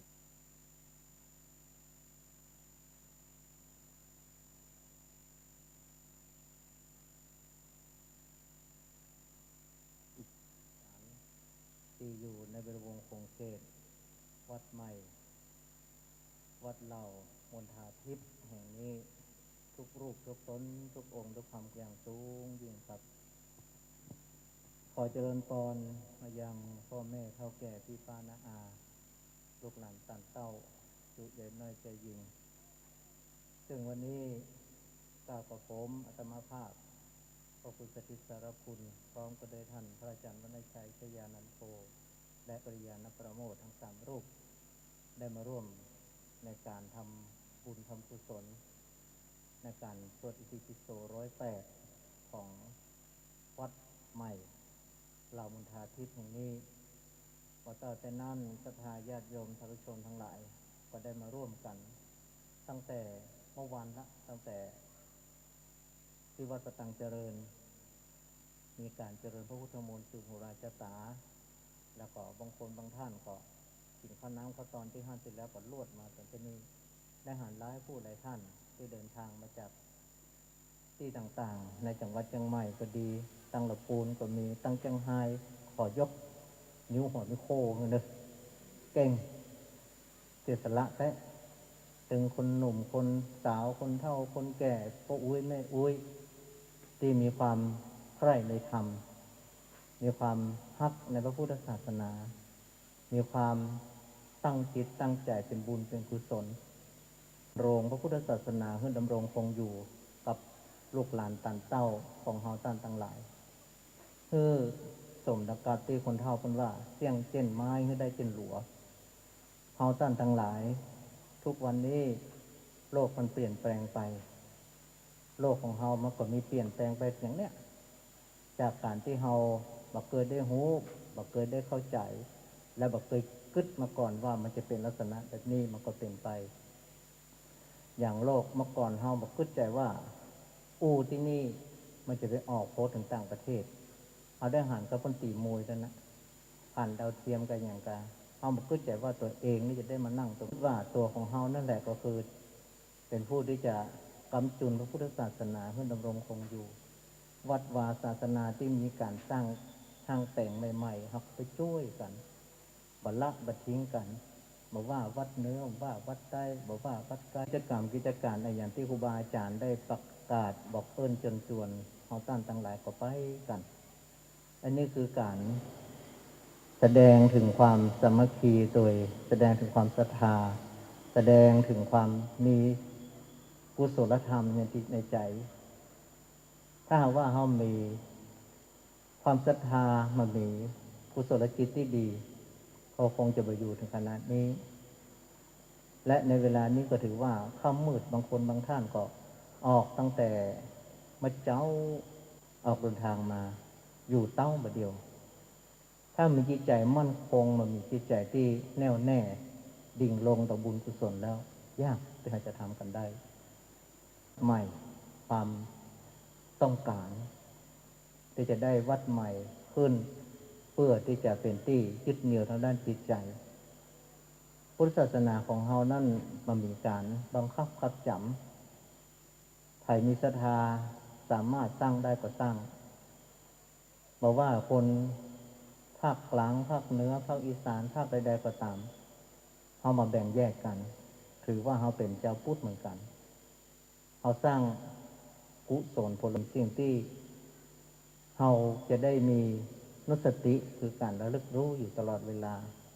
ว่าเฮาได้ไปกินไปตามที่ห้านที่นี่ตัวนี้ถ้าหากว่าเฮาทำเป็นประจำก็จะทำให้จิตใจของเฮานั้นมั่นคงจิตใจของเฮามีที่ยึดเหนี่ยวเมื่อถึงเวลาที่เฮาจะต้องดับขันธะหรือว่าดับขันจากโลกนี้ไปสู่โลกหน้าเสบียงกลางตังเตียวที่ไปตังหน้าของเฮานะมันจะต้องมีข้าวปกข้าวห่อข้าวใต้ข้าวโถงป่าไถยะในห่อของเฮาข้าวห่อ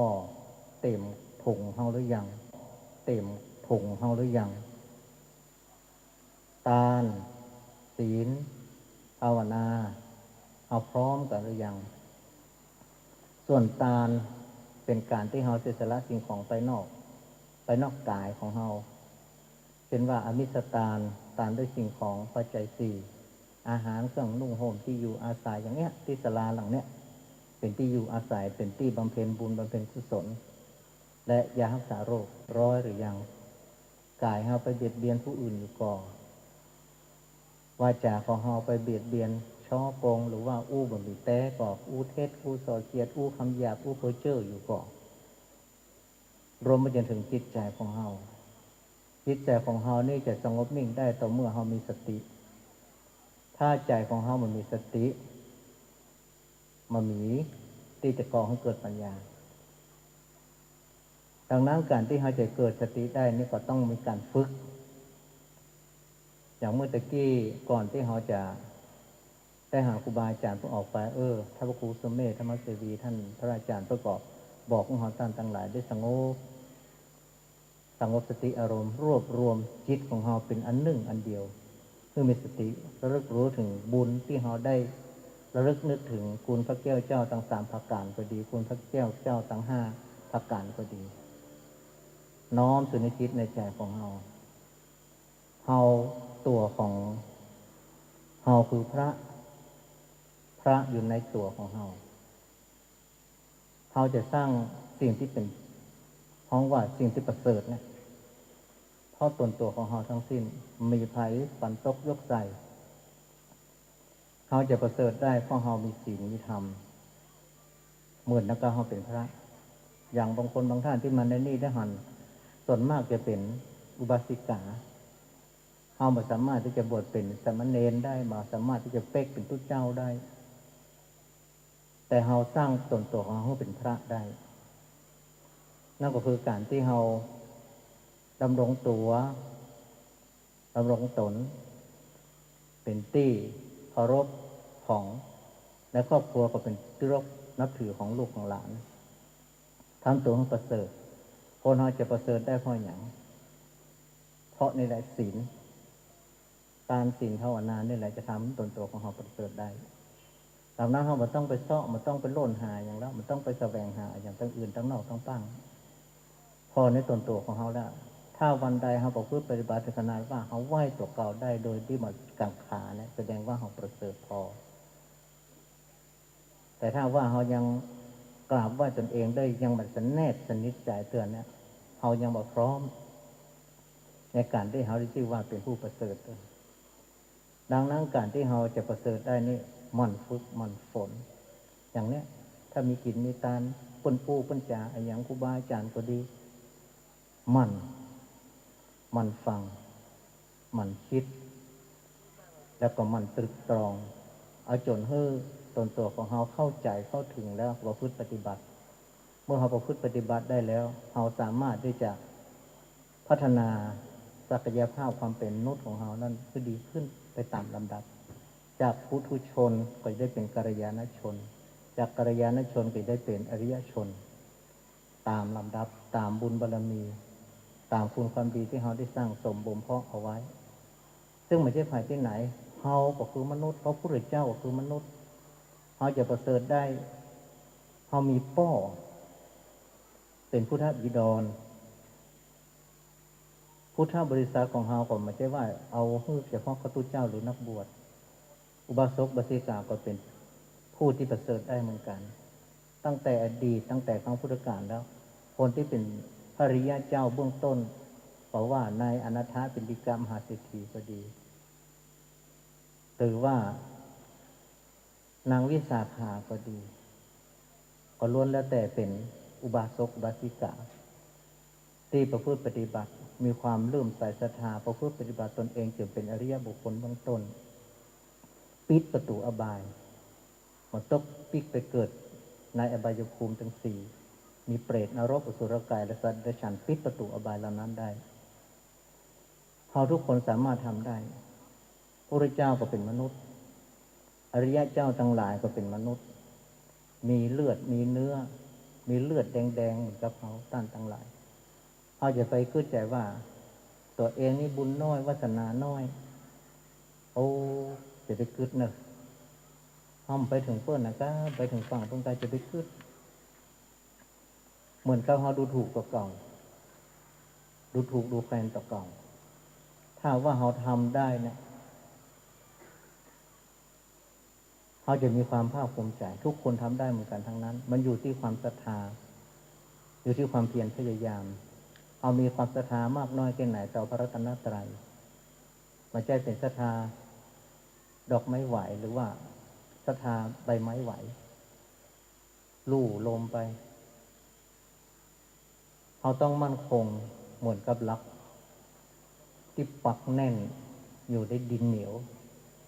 จะไปเป็นไม้ลักปักเลนปักกิเปะกิโลซึ่งสิ่งเหล่านั้นถ้าว่าเราไม่ใช่หนทางให้การที่จะทำให้เราหูแจ้งนั้นมันทำให้เราไหววันฟันเฟือนได้ถ้าคนนั้นมาปองหูน้อยเป็นอย่างอี้ตุ้เจ้าข่าวตุ้เจ้าข่าวบดีบดาต่างๆนาลูกเด้าเขามาศรัทธาแล้วตุ้เจ้าตนนี้เจ้าเท้าต้องคิดเพราะทุกคนมีกรรมเป็นของตนเองตราบใดถ้าหากว่าเขายังไม่สิ้นกรรมสิ้นเวรแต่มันมีขึ้นมีลงกันทั้งนั้นถ้าหากว่าเขาพูดใจว่าบางทีบางครั้งข่าวของทุกเจ้าออกมาแล้วทุกเจ้าบางทีบิณฑบาตไม่ได้เข้าบิณฑบาตก็มีเพราะเขาไปยึดติดที่ว่าทุกเจ้าตนนั้นบดีต้นเจ้าตนนี้มีอยู่ในห้องมีเรื่องที่ไหนที่บ่าวบ่ฮู้เขาก็พลอยไปเปลี่ยนตัวเปิดโอ้บัศธาแล้วก็จะทำให้เขาหมดโอกาสในการทำความดีต่อไปทั้งหน้าเห็นดังนั้นทุกคนมีกรรมเป็นของตนเองกรรมภายกรรมมันตู้เจ้าทำกับตู้เจ้าจะได้รับผลกรรมของเปิ้นส่วนเฮานะเฮาไม่ต้องเดือดร้อนกรรมภายกรรมมันเฮาไม่ต้องเดือดร้อนไม่ต้องเอากรรมเปิ้นมากรรมเข้าใส่ในตัวจิตใจของเฮาถ้าว่ามีการก่อการสร้างเราก็มาช่วยเสือเพื่อไฟกันหันพี่น้องศรัทธาชาวบ้านช่วยกันอาจารย์ อาจารย์มยงก็ดีพระครูกัลยาณปรโมทอาจารย์ทรงหวังก็ดี อาจารย์วชัยก็ดี อาจารย์ใหม่ก็ดีตลอดจนถึงครูบาอาจารย์ทุกรูปทุกตนทุกองค์ที่เสียสละในการจักจวนพี่น้องศึกษาชาวบ้านมีพ่อหลวงก็ดีคณะกรรมการตลอดจนถึงศาลาที่มีความมุ่งมั่นตั้งใจในการจะช่วยเหลือในตรงนี้สำเร็จเสร็จสิ้นถือว่าเรามาสร้างบุญร่วมกัน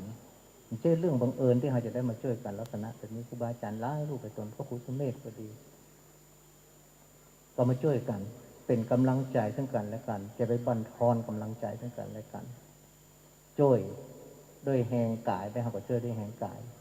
มีแห่งทรัพย์เราก็ช่วยด้วยแห่งทรัพย์มีแห่งสติปัญญาก็ช่วยด้วยแห่งสติปัญญาบอกกล่าวแนะนำซึ่งกันและกัน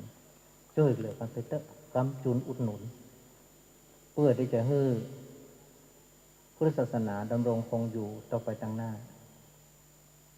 และก็จะเป็นสิ่งที่จะทำให้เราท่านทั้งหลายนั้นได้ภาคภูมิใจและมีที่ยึดเหนี่ยวเกาะจิตเกาะใจของเราไปเมื่อเราหลับตาไปแล้วนึกถึงบุญกุศลที่เราได้สร้างแล้วจะเป็นบุญเป็นคุณอันยิ่งใหญ่เอามาเมื่อใดที่วัดนี้ได้หันสิ่งก่อสร้างอะไรต่างๆอิฐหินดินทรายอย่างต่างๆที่เราได้หอมกันคนเล็กคนน้อยเนี่ยมันกลายเป็นหลังไหมด้วยพลังของความสามัคคีด้วยพลังความศรัทธาด้วยพลังแห่งความมุ่งมั่นในบุญเรื่องกุศลมันก็จะเป็นตนเป็นองค์เป็นวัดเป็นวาวัดวาอารามที่ก้านกุ้งรุ่งเรืองไปทางหน้ายิ่งขึ้นไปขอขอบคุณอนุโมทนากันแล้วกันว่าบุญกุศลที่เราทุกท่านได้ตั้งใจว่าไปสร้างวัดเนื้อวัดใต้กลุ่มขึ้นสิขาเขาไปที่ไหนก็ไปกันขออนุโมทนากับพ่อแม่ศรัทธาทั้งหลายทุกคนที่อยู่ณที่นี่ก็ดีที่ฟังรายการอยู่ที่บ้านที่จองก็ดีขออำนาจบุญกุศลบารมีธรรมที่เราได้สร้างก็ดีขออำนาจคุณ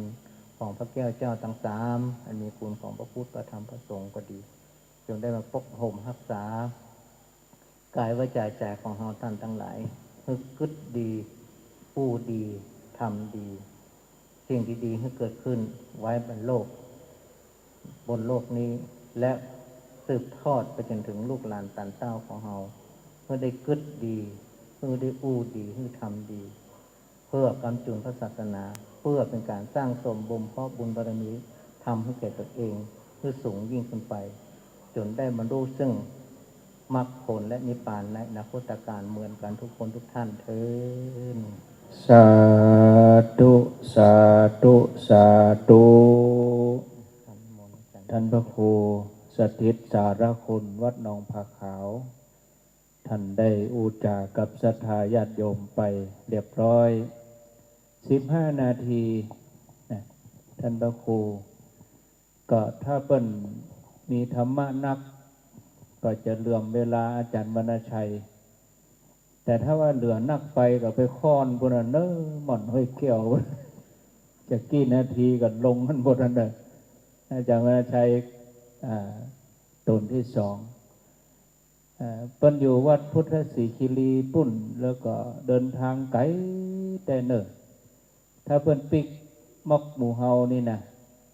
หมู่เฮาไปถึงหมอนนี่ขนพืดอาจารย์วรรณชัยกำลังอยู่ปากกลางบ้านแปะอยู่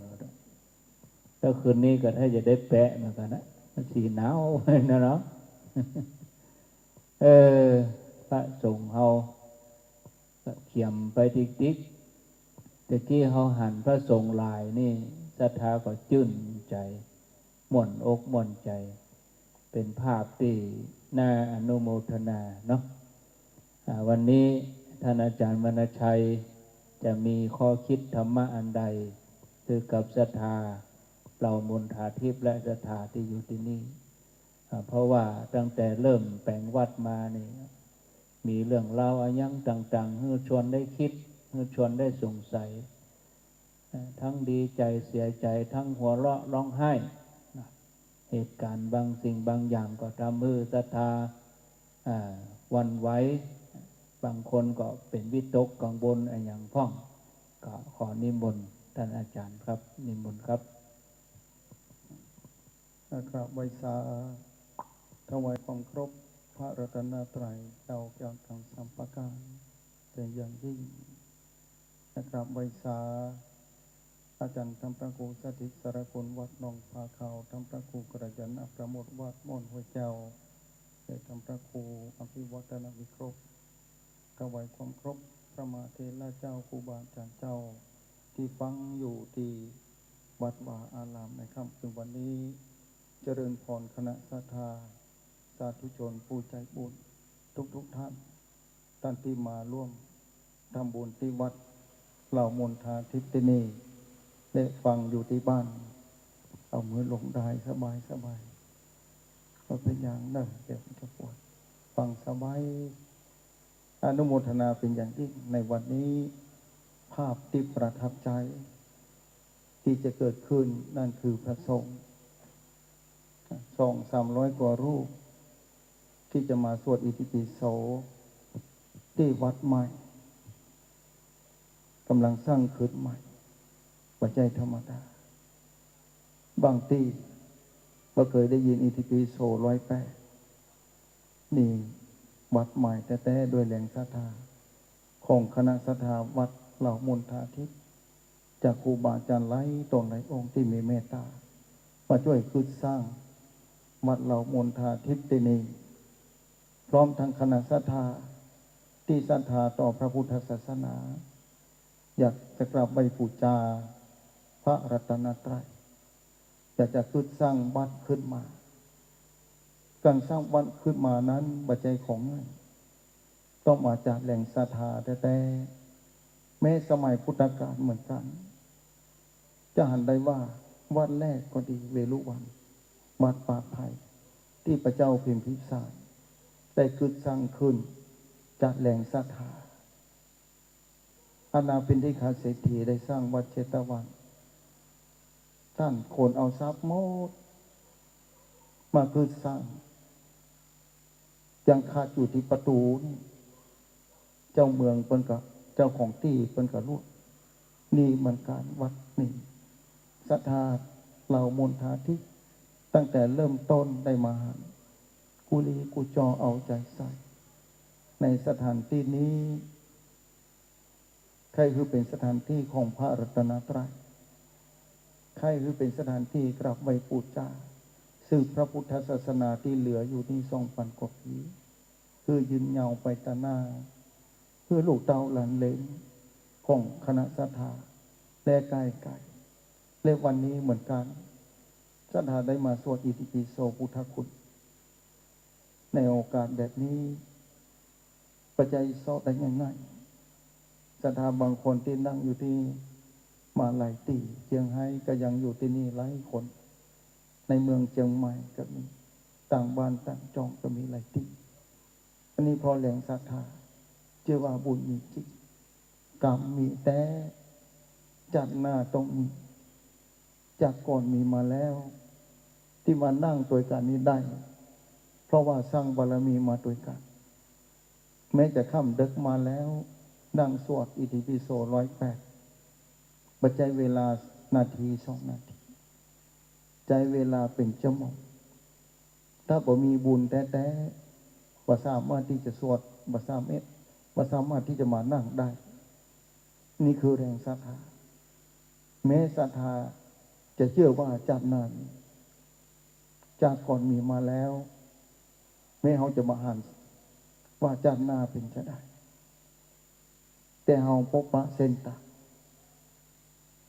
างที่เราจะต้องเตี่ยวไปเพื่อไปถึงจุดหมายปลายทางของเขาจุดหมายปลายทางของเขาคือการพ้นทุกข์ทุกคนเกิดมานั้นมีทุกข์คณะศรัทธาเรามนทาเหมือนกันเรามนทาทิพย์นี้พยายามจุดสร้างบทขณะที่จะปลูกต้นไม้ต้นหนึ่งคือเจริญงอกงามจะต้องดูแลใส่ปุ๋ยใส่น้ำเพียวถังยารอบต้นไม้จิตใจของเฮาเหมือนกันศรัทธาการจะฮือยึดมันในเส้นทางที่ถูกที่ควรจะต้องตั้งจิตคือถูกตั้งมั่นในสิ่งที่ดีงามแท้ๆแล้วศรัทธาเรามนทาทิพย์ได้รับแหล่งศรัทธาจากคลื่นสีขาวครอบครัวอันยิ่งใหญ่หาประมาณบัดได้พระเจ้าจะเกาะกลุ่มลุมลากันได้ง่าย เป็นร้อยเป็นปักเวลาไปทำบุญแต่ละที่นี่ก็เหมือนกันจะขึ้นเสียงประกาศออกไปอยู่ที่ไหนก็ฟังธรรมะบางคนใครมาแต่เนื้ออย่างวันนี้ฟังอยู่ที่บ้านใครมาแต่มาได้แต่ด้วยจิตน้อมนึกถึงบุญกุศลอยู่ที่บ้าน10 นิ้วใบสาอนุโมทนาเอาบุญนี้ก็ยังบ่ผิดหวังมีโอกาสได้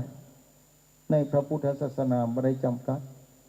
เวลาและไม่ได้กีดกันคือทุกคนนั้นมีโอกาสเท่าเทียมกันหมดในการจะมาศรัทธาพระพุทธศาสนาศรัทธาพระรัตนตรัยทุกคนที่นั่งอยู่ที่นี่เป็นบุญอันยิ่งใหญ่มีโอกาสอย่างยิ่งศรัทธาสาธุชนวันนี้วันที่11เดือนธันวาคม2565เหลือเวลามาถึงเดือนแล้ว10 กว่าวัน10 กว่าวันนี้เหลือเวลาปีเว้ยสถานกำเดียวนะหมดแห่งปีหนึ่งแล้วเดินนั่งอยู่ที่นี่จะเหลือเวลาแห่งเท่าใดที่จะให้เราทำความดีที่จะมีโอกาสสวดอิติปิโสวันหนึ่งที่บนบานศรัทธาถ้าเสียงอิติปิโสเกิดขึ้นรอบหนึ่งขึ้นชื่อว่าเป็นมงคลที่สุดในบ้านหลังนั้นบ่ต้อง108แต่วันนี้เสียงอิติปิโสเกิดขึ้น108 ครั้งคุณพระพุทธเจ้าที่วัดเหล่ามนทาทิพย์ที่นี่ศรัทธาว่าไปตัวน้อมจิตไปตัวเป็นบุญอันยิ่งใหญ่แม้ที่บ้านศรัทธาเหมือนกันวันหนึ่งขอให้เกิด1 รอบก็ยังดี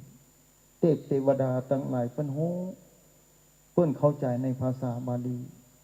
เพิ่นสามารถจะอนุโมทนาได้ในบางที่อาจจะบ่เคยเกิดขึ้นเลยอิติปิโสอย่างต่างประเทศเป็นต้นเมื่อใดจะได้ฟังอิติปิโสถึงพุทโธภควาตินอกจากคนไทยได้เดินทางไปอยู่ต่างประเทศได้ศรัทธาพระพุทธศาสนาได้สวดฉะนั้นศรัทธาขอให้ยึดมั่นบางคนถามว่าสวดอิติปิโสบ่ได้ท่านอาจารย์อ่านหนังสือบ่ออกเอาพุทโธก็ได้โยมเอ๋ยแล้วชีวิตเฮาแขวนบนอันหยังชีวิตของเฮาถึงวันนี้อยู่ได้แขวนอยู่บนที่ไหนศรัทธาแขวนไว้ที่ใดถามโยมไว้ศรัทธาแขวนไว้ที่ไหนแขวนไว้ต่างใดชีวิตของเฮาตอนนี้อาศัยอันหยังถ้าบ่ใช่ลมหายใจชีวิตแขวนไว้บนลมหายใจถ้าลมหายใจดับนั่งอยู่ที่นี่ทุกคนท่านผู้ฟังที่ฟังอยู่ที่บ้านตอนนี้อันอย่างจะเหลือหมดเวลาทันทีโชคดีทุกคนที่ยังมีเวลาลงเหลืออยู่เพื่อทำความดีการศีลภาวนาอย่างท่านพระครูสถิสารคุณว่าไว้แต่ที่พุทธศาสนานี้บ่ได้จาก3 อย่างนี้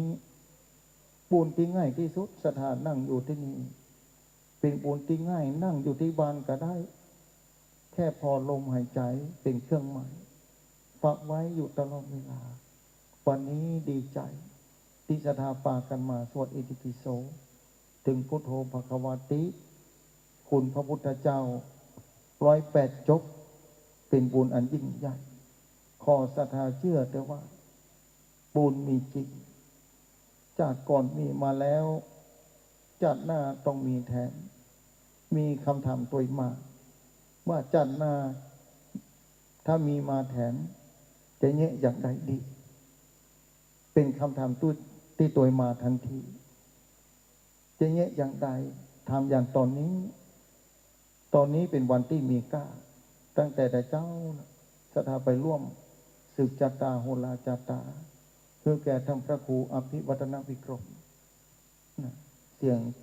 ที่กระจายออกไปอันยิ่งใหญ่เสียงธรรมอยู่หลายทิศหลายทางเดินตั้งมาร่วมบุญกุศลด้วยกันด้วยความศรัทธาวันนี้ก็ยังมาที่นี่แทนอันนี้ความเชื่อศรัทธาสาธุชน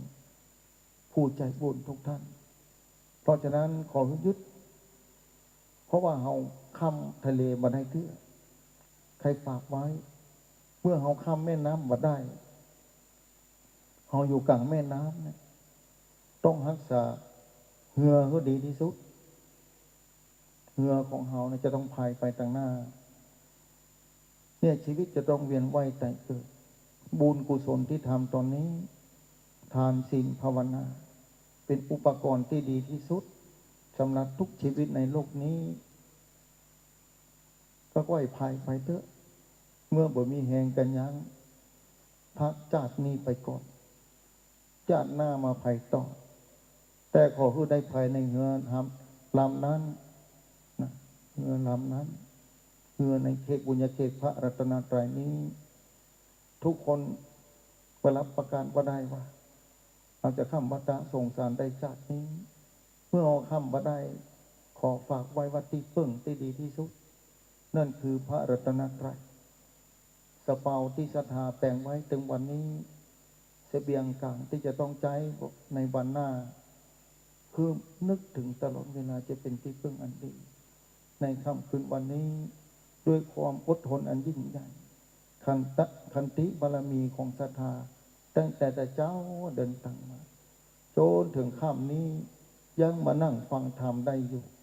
เป็นบุญแท้ๆในที่สุดนี้ขออำนาจคุณพระศรีรัตนตรัยคุณพระพุทธเจ้าพระธรรมเจ้าพระสังฆเจ้า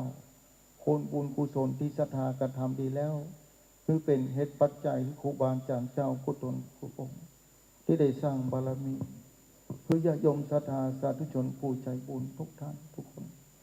มีความสุขมีความสวัสดีมีที่พึ่งอันดีมีที่ไปอันถูกต้องและดีงามเดินอยู่บนเส้นทางมรรคปีองค์แปดทุกชาติไปจนถึงได้ข้ามวัฏสงสารไปสู่แดนอมตะมานิปันเจ้าเป็นที่สุดนั้นจงจักนี้อายุวันโนสุขังพระลา สาธุสาธุสาธุอาจารย์วรรณชัยชยานันโทวัดพุทธศรีคีรีตำบลบ้านแปะอำเภอจอมทองจังหวัดเชียงใหม่ตามปกติแล้วทุกวันอาทิตย์นี่ท่านอาจารย์เพิ่นจะจัดรายการ2 ทุ่มถึง4 ทุ่มแต่วันนี้ท่านเมตตาเอาก็ย่นเวลาให้หน่อยเนาะอาจจะไปถึง4 ทุ่มก็ได้อินดูท่านกว่าท่านจะเดินทางกลับแถมตอนสุดท้ายนี่ก็ตามอัธยาศัยเวลาสุดท้ายนี่ถ้าอูเมินกับอาจารย์มรชัยนานได้ปิกถ้าอูน้อยก็ได้ปิกเจ้าน้อยนิมนต์ท่านพระครูกัลยาณปราโมทย์ครับนิมนต์ครับครับขอน้อมกับสักการะบูชาคุณแห่งพระแก้วเจ้าทั้ง3ประการไหว้คุณครูบาอาจารย์พระสงฆ์สังฆเจ้าครูบาอาจารย์ที่อยู่ที่นี่และที่อยู่ตั้งบ้านตั้งวัดที่ฟังรายการอยู่เจริญพรพระแม่ศรัทธาญาติโยมท่านทั้งหลายมือลงได้เนาะใครเปลี่ยนท่าก็เปลี่ยนได้เนอะนั่งมาเหมือนหมอเมินนะเพราะว่าเปิ้นอู้ไปหมดหมูจะอู้อย่างสายญาติโยมเนาะที่จริง3 ตนนี้อู้กันมากี่ปีแล้วหมูจนปกก้ายอันนี้นั่ง2 หน้าโยมหลายมันเหมือนมีเอฟเฟกต์ปกติอาจารย์ไปต้องมีเอฟเฟกต์เป็นตีนเป็นมืออยู่ใกล้น้ำแปะอย่าหลบ วันนี้หนิเพราะว่ามันบีอย่างเกิ้งเนาะสถาญาติโยมฮะเป็นเวลาถึงใกล้ฟังพ่ออย่างมันม่วนเนาะถ้าเป็นอู้อย่างพ่องก็บอกหู้นะอย่าม่วนถือว่าม่วนก็ดีใจแล้วที่ได้ยินเสียงทุกเจ้าแต่ว่าอาตมานี่ปลายโยงคนหนึ่งมาใครสบายมาถึงก็ลงก้มกราบโอ้ท่านเฮ้ยเจ้าบอกใครสบายแต่ถึงวันนี้เจ้าอยู่ได้เพราะวิทยุธรรมะเน้อถ้ามันมีธรรมะเป็นต่อโลดแรงใจถ้าอย่างมันมีแห่งที่ต่อสู้กับโรคภัยไข้เจ็บนี่สถานญาติโยมอาตมาได้ยินกับจื่นใจเลยเนาะมันเตือนอย่างอาจารย์วรรณชัยอีทอ่อนจะมาลงมาเน้อก็คือหาคนฟังทางบ้านเฮายอมอีทเฮาเดินทางมาออกรายการเฮาอีทคนเดียวแต่คนได้ประโยชน์เป็นหมู่เนาะอันนี้ก็เพราะความดีงามของเราร่วมกันวัดวาที่นี่เกิดขึ้นเพราะขึ้นสีขาวเนอะเห็นไปขึ้นว่าความดีของอาตมาเขาควายเดียวกับใจ เกิดย้อนหลังเล่าความเป็นมา ครั้งนั้นที่ไปแสนต่อไปวางศิลาฤกษ์ศาลาไปห้องอยู่ทางแสนต่อเสร็จแล้วคืนนั้นเพื่อนไปนอนห้วยไม้เดืออาจารย์วรรณชัยเป็นพระเอก เขาเป็นพระรองเพราะอย่างวันนั้นเพื่อนใจเสียงในฟิล์มไม่เชื่อถามอาจารย์บรรยงพี่น้องห้วยเดือนนั่นเพื่อนเป็นปากยอมเมื่อคืนวันนั้นให้โยมไข้หันอาจารย์บรรยงเอิ้นแต่เด้ออาสทาญาติโยมทางนอกเข้ามาทางในเด้อส่องพอหน้าต่างก็งอกแก้มบอกเข้ามาบางไม้เพื่ออาจารย์ใจปุ๊บเข้ามาลุบลุบโอ้อันนี้เสียงในฟิล์มเนาะคืนหอดตะกอนเอาไปขึ้นสีขาวไปเชียงที่เอาไปก้อนนั่นน่ะไปแอวทะเลกระบี่ด้วยน่ะชลบุรีนะกันเนาะขายจะปีกป้นลุ่มซื้อไปแห้งไปเจอใส่แม่กาอยู่เชียงไฮ้โอ้มันเป็นลุ่มซื้อของเพิ่นแม่กาคนอื่นพอแต่มันเป็นลุ่มอย่างนั้นชาตินิยม แค่เป็นอู้กับเมืองมาแล้วเป็นลุ่มซื้อไปแห้งเพิ่นนี่คือความคุ้นเคยเหมือนญาติเนาะ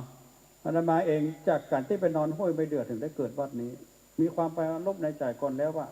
ศรัทธาญาติโยมที่เราเป้าหมู่ที่3เนี่ยเขาได้วัดเป็นที่ปรึกษากันเท่าจริงเนี่ยได้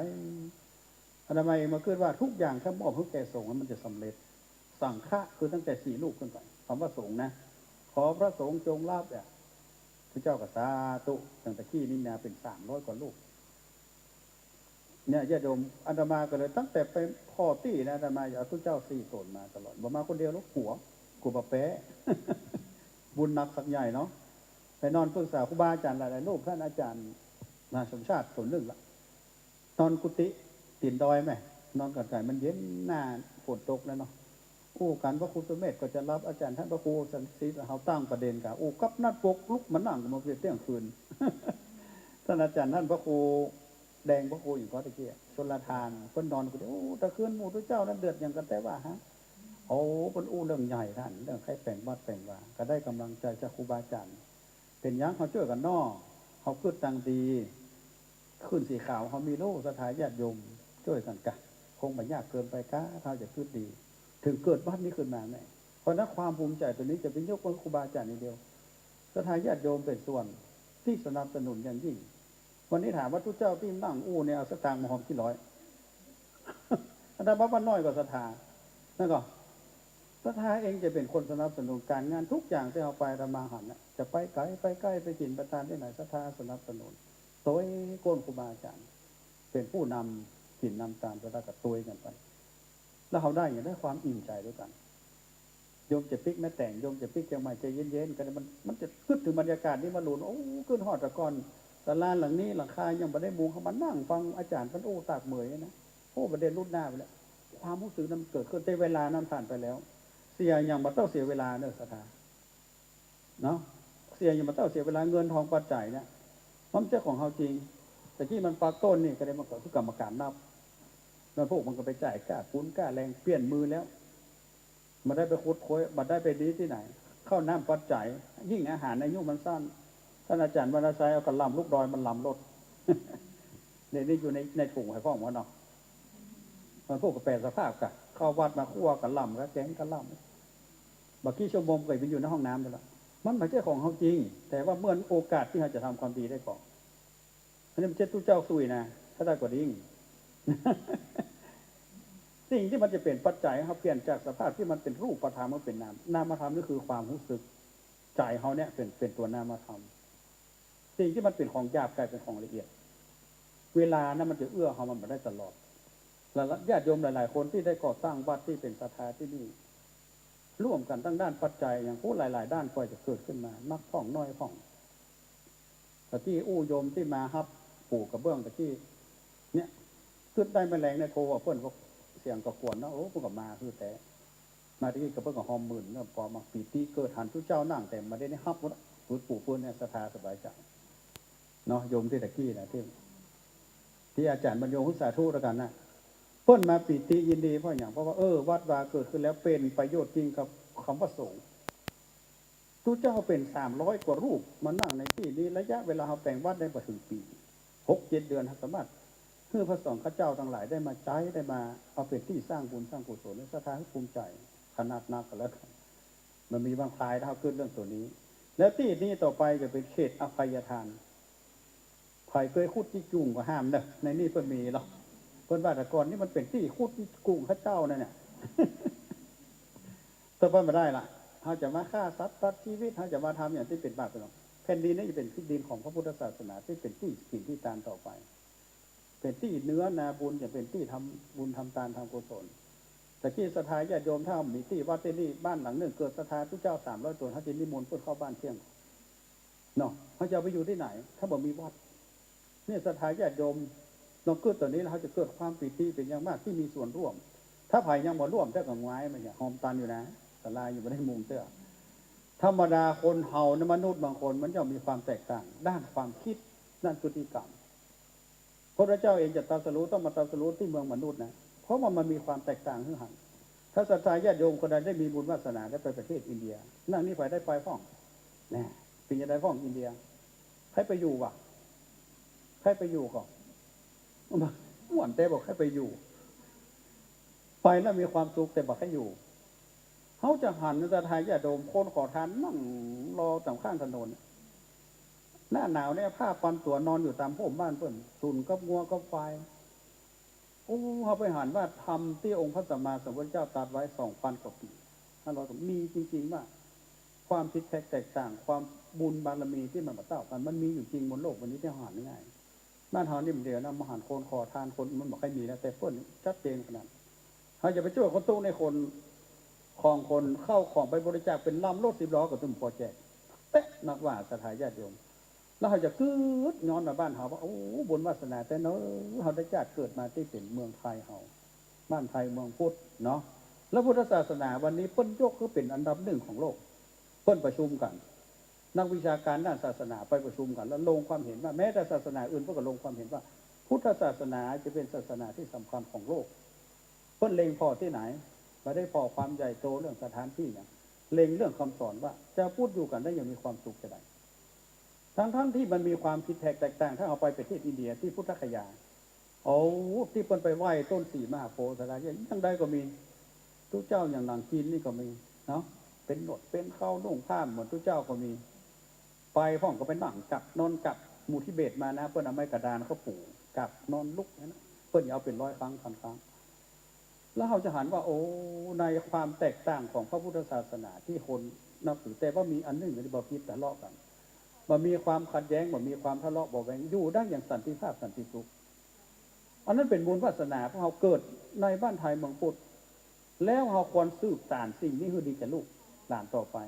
ถ้านั่งอยู่นี่วันนั้นหลังคายังมาแล้วปลากับไปนั่งถ่ายรูปทุกเจ้านั่งตรงบนสถานนั่งตรงลูก แดดก็ฮ้อนอาตมาขึ้นในใจสัก100 ปีข้างหน้าจะถามว่าบุญนี้ไปไหนหมดน่าใครจะว่าได้ไปถามอีกทีตายเก่าเนื้อเมินมันก็ตายหมดแล้วกันทุกเจ้าตัวนั้นก็ตายสลาก็ตายมันจะไม่เหลืออย่างหันมาหรอกแต่ว่าสิ่งที่จะค้างอยู่วัดวาอารามต่างๆที่เมแต่อิฐเก่าก้อนเดียวผมว่าเป็นวัดอนุรักษ์ไว้อยู่กรมศิลป์กายอย่างเข้าไปอนุรักษ์เป็นเขตเป็นของวัดอย่างเก่านะถึงแม้ว่ามีวัดมีชื่ออย่างจะต้องเป็นวัดอย่างเก่าให้ดีบุญบารมีพวกก็ไปฟื้นขึ้นมามาเป็นวัดเป็นวาอยองเฮาที่เนี่ยก่อนตอนสร้างวัดเนี่ยเลิกมงคลเขาต้องไปเอาอิฐเก่าจากวัดล้างที่อยู่ห่างไปน้อยนี่มาเป็นปฐมมาเลิกในการที่มาสร้างวัดตรงนี้เพราะในความเชื่อของผู้ที่เพิ่นสัมผัสเพิ่นก็ว่าเทพใต้เตปาลักที่เพิ่นเคยรักษาวัดนั้นเพิ่นอยากจะมาสร้างวัดใหม่ที่นี่ทุกอย่างไม่มีคำว่าบังเอิญเขามานั่งกันนี่หน้าสลอนเหมือนท่านอาจารย์วันชัยว่าตะกี้ไม่มีคำว่าบังเอิญอดีตชาติมันนักหนาปาปันเขาบอกว่าเขาเคยร่วมกันมากันก่อนในก่อนแม่นี่อยู่ปอกเชียงไฮ้มันนั่งเทแต่บางคนเพิ่นอยู่นี่เพิ่นมาก็ได้เพราะวาสนามันไปเท่ากันเนาะมันไปเท่ากันมันล่างได้สร้างสมมาถึงแม้จะอยู่ใกล้ชิดติดกันแต่ถ้าศาสนาบ่ร่วมมันบ่ได้นะนี่เหมือนกันศรัทธาญาติโยมอยู่ด้วยกันบางทีเฮากินเฮาทานอย่างจะไปเลงพอคนนั้นคนนี้คนนั้นอย่างมาแย่คนมันไม่ใช่เหมือนไปแยกกันทำบุญนี่นะมันไม่ใช่เหมือนแยกกันถ้าเฮาแยกกันนี่เฮาโอ้ไอ้นั้นมันบรรยากาศได้เงินเท่ากันแสดงว่ามันเอาเปรียบเฮานั้นว่าได้แต่มาวัดอย่าไปคิดอย่างนั้นญาติโยมเข้ามานี่หันถูกก็ได้ก็อย่างนี้เห็นญาติโยมจากโกแเก็บมาโยมได้บุญแล้วโยมหันห้องน้ำตกกระปกโยมไปล้างโยมได้บุญถ้าทายจะมาตัดหญ้ามาเนี่ยหันอย่างนี้อันนี้เป็นบุญหมดคนใดทำคนนั้นได้คนใดบ่ทำคนนั้นบ่ได้พระเจ้ามานั่งอู้นี่ก็ได้สถานนั่งฟังก็ได้ แต่จะคือศรัทธามันนั่งอู้แต่ทุกเจ้าก็บ่ได้ต่างคนต่างทำหน้าที่ถ้าทุกเจ้าไปหุงข้าวแยกกินมือเดี๋ยวคนเฮาก็บ่เนี้ยเฮาบ่จ้างแล้วก็ต่างคนต่างทำหน้าที่มันจะก้ำก่อนแล้วศาสนาจะไปรอดแล้วต่อไปเราจะต้องสร้างสิ่งรองรับคำว่าผู้สูงอายุอาจารย์สมชาติว่าวันนั้นปี767เนาะจะเป็นสังคมผู้สูงอายุเต็มตัวเลยประเทศเอเชียเขานี่นะคนเฒ่าจะนักคนหนุ่มจะน้อยแล้วถึงวันนี้แม่นใจก่อนนั่งเนี่ยคิดเป็นเปอร์เซ็นต์เท่ากันน้อยมันหนักยังมาเท่าเตื้อ70ปลายแล้วเขาจะต้องดูแลกันเองสิ่งไหนที่จะนำความสะดวกให้กับเขาอาตมาเองช่วยกันครูบาอาจารย์มาสร้างวัดสร้างวาเนี่ยโอ้คนเฒ่าปอบแจ้งมาพวกกับสวกไม้เตามาละคนเฒ่ายูรถเข็นมาคนเฒ่าผิดรถมาเอารถเครื่องมาแค่นี้สำเร็จแล้วท่านอาจารย์ท่านเจ้าคุณวัดพระธาตุเจ้าสี่จำตองท่านอาจารย์ท่านเจ้าคุณประมวลมานั่งพอที่จะเอาศรัทธามาช่วยแปลงโอ้ไปหันพ่อคนโศกมาอันเนี้ยสำเร็จละหันคนเฒ่าเข้าบ้านแบบว่าอันเนี้ยคือเป้าประสงค์ที่ถูกต้องเขาจะต้องสร้างคำนวณความสะดวกเพื่อหมู่เฮาที่ดูแลกันเองแล้วคนเฒ่าเนี่ยเพิ่นมีกลุ่มของเพิ่นไปอู้กันละอ่อนกับบ่ม่วนแหมเนาะจะต้องมีกลุ่มวัยเดียวกันเวลาเพิ่นไปนั่งไม่มาไม่นั่นมานี่ของแปลงดอกไม้อันนั้นนั่งแปลงสวยดอกด้วยกันเพิ่นอู้เพิ่นมีความสุขคนเฒ่าประใจมานั่งเราตอกมาสารอย่างนั้นนี่เพิ่นมีความสุขของเพิ่นอาตมามองตรงนี้ถ้าบอกมองจัดหน้าจะนะมองจัดนี้ก่อนว่าเขาจะให้ความสุขแก่คนเฒ่าคนแก่จะได้วัดนี้จะเป็นศูนย์รวมเพื่อกับคนได้มีความสุขในการทำกิจกรรมร่วมกันบอกว่าวัดไหนนี่นะก็มีอันนี้เราขึ้นอย่างอีกเราจะมีความสุขมองโลกในมองโลกในเชิงบวกเลยมองโลกทุกอย่างมันพร่องนี่ยาวไปแล้วกันอาจารย์แค่ปีแล้วกันมันบะเต็มสักคนทุกเจ้านั่งนี่ก็บะเต็มโยมนั่งนี่ก็บะเต็มโดยเฉพาะไม่ยิงสมัยปัดโทษกว่าก็จะออกห้องมันยังแว่นยังแล้วมันบะเต็มสักเสื้อไปไหนนี่ผ้าควรนักหรือว่าใจเนาะก็มาน้อยก็ไม่ยิงมาภาระเยอะมันบะเต็มมันอย่างบะได้เสื้อเอาเข้าเท่ามาที่ลืมเกียรติเท่าตัวเก่าเข้าห้องออกห้องลืมกุญแจก็ได้ก็ลืมนั่นลืมนี่เพราะถ้าเรามองยิ่งต่างคนต่างมันบะเต็มแล้วเขาจะเกิดความเข้าใจระหว่างการอยู่ร่วมกันว่ามันจะมีความบะเต็มมันได้เพราะฉะนั้นเราต้องไปเอาอย่างเก่ากันพ่อเข้ามาที่ตัวเก่าเหมือนพระอาจารย์ท่านสอนโกรธเขามันจุดไฟเผาตนเองโกรธคือโง่โมโหคือบ้าเนี่ยอันนี้แต่เฮ้ยขนาดตัวเก่ายังโกรธตัวเก่าถ้ามันทีมโกรธคนอื่นนะเพราะฉะนั้นถ้าเรามองที่เราจะรู้สึกว่าเขาอยู่ในโลกนี้อย่างชาญฉลาดในท่ามกลางความทุกข์บางคนแม้แต่ทุกเจ้าเองก็โลกมันก็เขาบอกคิดพ้นว่าเขากับเพิ่งดีโคตรกันเขาได้ยินว่าโคตรมันกับทุกข์อย่างเดียวกันเพราะนั้นศรัทธาญาติโยมวัดนี้จะเป็นที่หล่อหลอมยาววัดมาเป็นที่ทุกข์ใจมาพิษกันมาเถียงกันมาแตกแยกเอาถ้าคนเข้าวัดมาอย่างนั้นแสดงว่าเขาวัดใจตัวเองบ่ถูกวัดบัดได้ที่อยู่100 วัดปันวัด9 วัดจะได้แต่มาพอวัดในใจว่าเมื่อเขาเข้าวัดมาแล้วความรู้สึกเขาดีขึ้นก่อนความโลภความโกรธความหลงความมีมานะทิฏฐิความสุดตัวเขาลดลงก่อนไปวัดวันนี้ไปวัดเหล่ามนทาวันนี้นึกว่าจะม่วนโอ้โหไปกับอาหารก็บดีนั่งก็บดีฟิกไปบ้านจมไปที่100 วัดมันได้อย่างเนาะเพราะนั้นเขาขึ้นส่วนดีๆที่เขาจะเพื่อแก่กันแล้วจะมีความสุขเวลาก็ขว้างไปมานั่งนี้ปีหน้าบอกมาใหม่แฮมเนอร์จะมาก่อนแล้วรับรองว่าตัวจะถึงปะทำไมหมดรับรองนะว่าปีหน้าไม่นั่งอู้กันได้นะมันแน่มันน่ามาตัดมาเตะงานศพเนี่ยตั้งหลังเนี่ยเตะศพวันพูดว่าจะไปเสียศพเมียพวกกันนั่งฟังธรรมอยู่เนาะฟังธรรมโอ้โตเมื่อคืนมันนอนไม่เจ้ามาโทรมาแล้วเมียก็ตายมาหลับรวดไปเลยมันแน่เลยมันไม่ได้เป็นที่คือที่จางสยามมันรับรองมาได้เรื่องพญามัจจุราชเพราะนั้นคติของเฮาเนี่ยเมื่อมีโอกาสอาตมาว่าที่อย่างมาเต้าเสียโอกาสประเดี๋ยวนี้นั่งนี่เจ็บแข้งเจ็บขาธรรมดาเห็นว่ามันจะบาดเจ็บแล้วมันบ่ทุลุกเลยไม่นอนที่ยุ่งเลยกันนั้นไปไม่ได้แล้วมีกระจายแม่น้อยสุขสบายโทรมาเนาะนี่แม่เป็นผู้ป่วยติดแจ้งแม่ไปไหนบ่ได้ประเด็นนี้มันโทรละไปสบายแล้วไปสบายแท้เลยหายซักเฮายังบ่ถึงโอกาสนั้นพยายามดันทุลังเอาเด้ออาตมาใจคติประจำใจว่าลู่เอาคำว่าลู่คำว่าบ่มีเวลาลู่ว่าเฮายังหนุ่มอยู่หลานน้อยอยู่เด้ออันนั้นลู่เอาถ้าวันหนึ่งถ้าพญามัจจุราชมาถึงมันบอกเลยว่า มูลนี้ภาระแล้วหรือยังเขาจะเอาไปมันตอนไหนมันเปียกคอทันทีทุกเจ้ามันก็บ่เว้นคนบ้านมันก็บ่ละ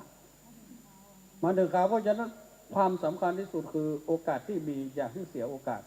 เพื่อนแปลงวัดแปลงวาสร้างคนงามความดีที่ไหนพวกผมบอกว่ามานี่ต้องมีเงินปานเนอร์เพื่อนก็บอกว่ามือ10 นิ้วก็ได้สาธุนี่ศรัทธาญาติโยมผู้ภูมิใจแล้วมันจะหลั่งไหลมาเองศรัทธาโดยเฉพาะศรัทธาที่เป็นเก่าอยู่นี่จะไปท้อคนเฮาถ้าตัวมันต้องมีปัญหาแล้วนอนมาได้ก็มีปัญหานอนเมินได้พิษนะอันแผลโกรธทับจะเกิด เตียวกับมันย่ำต้นตีนกันห้องย่ำเกิดมีปัญหาเพราะนั้นมีปัญหาเขาจะไปท้อมีปัญหาไว้แก้ถ้าคนมีปัญหาหรือว่าคนทำงานปุ๊บจะต้องมีคนว่าเขา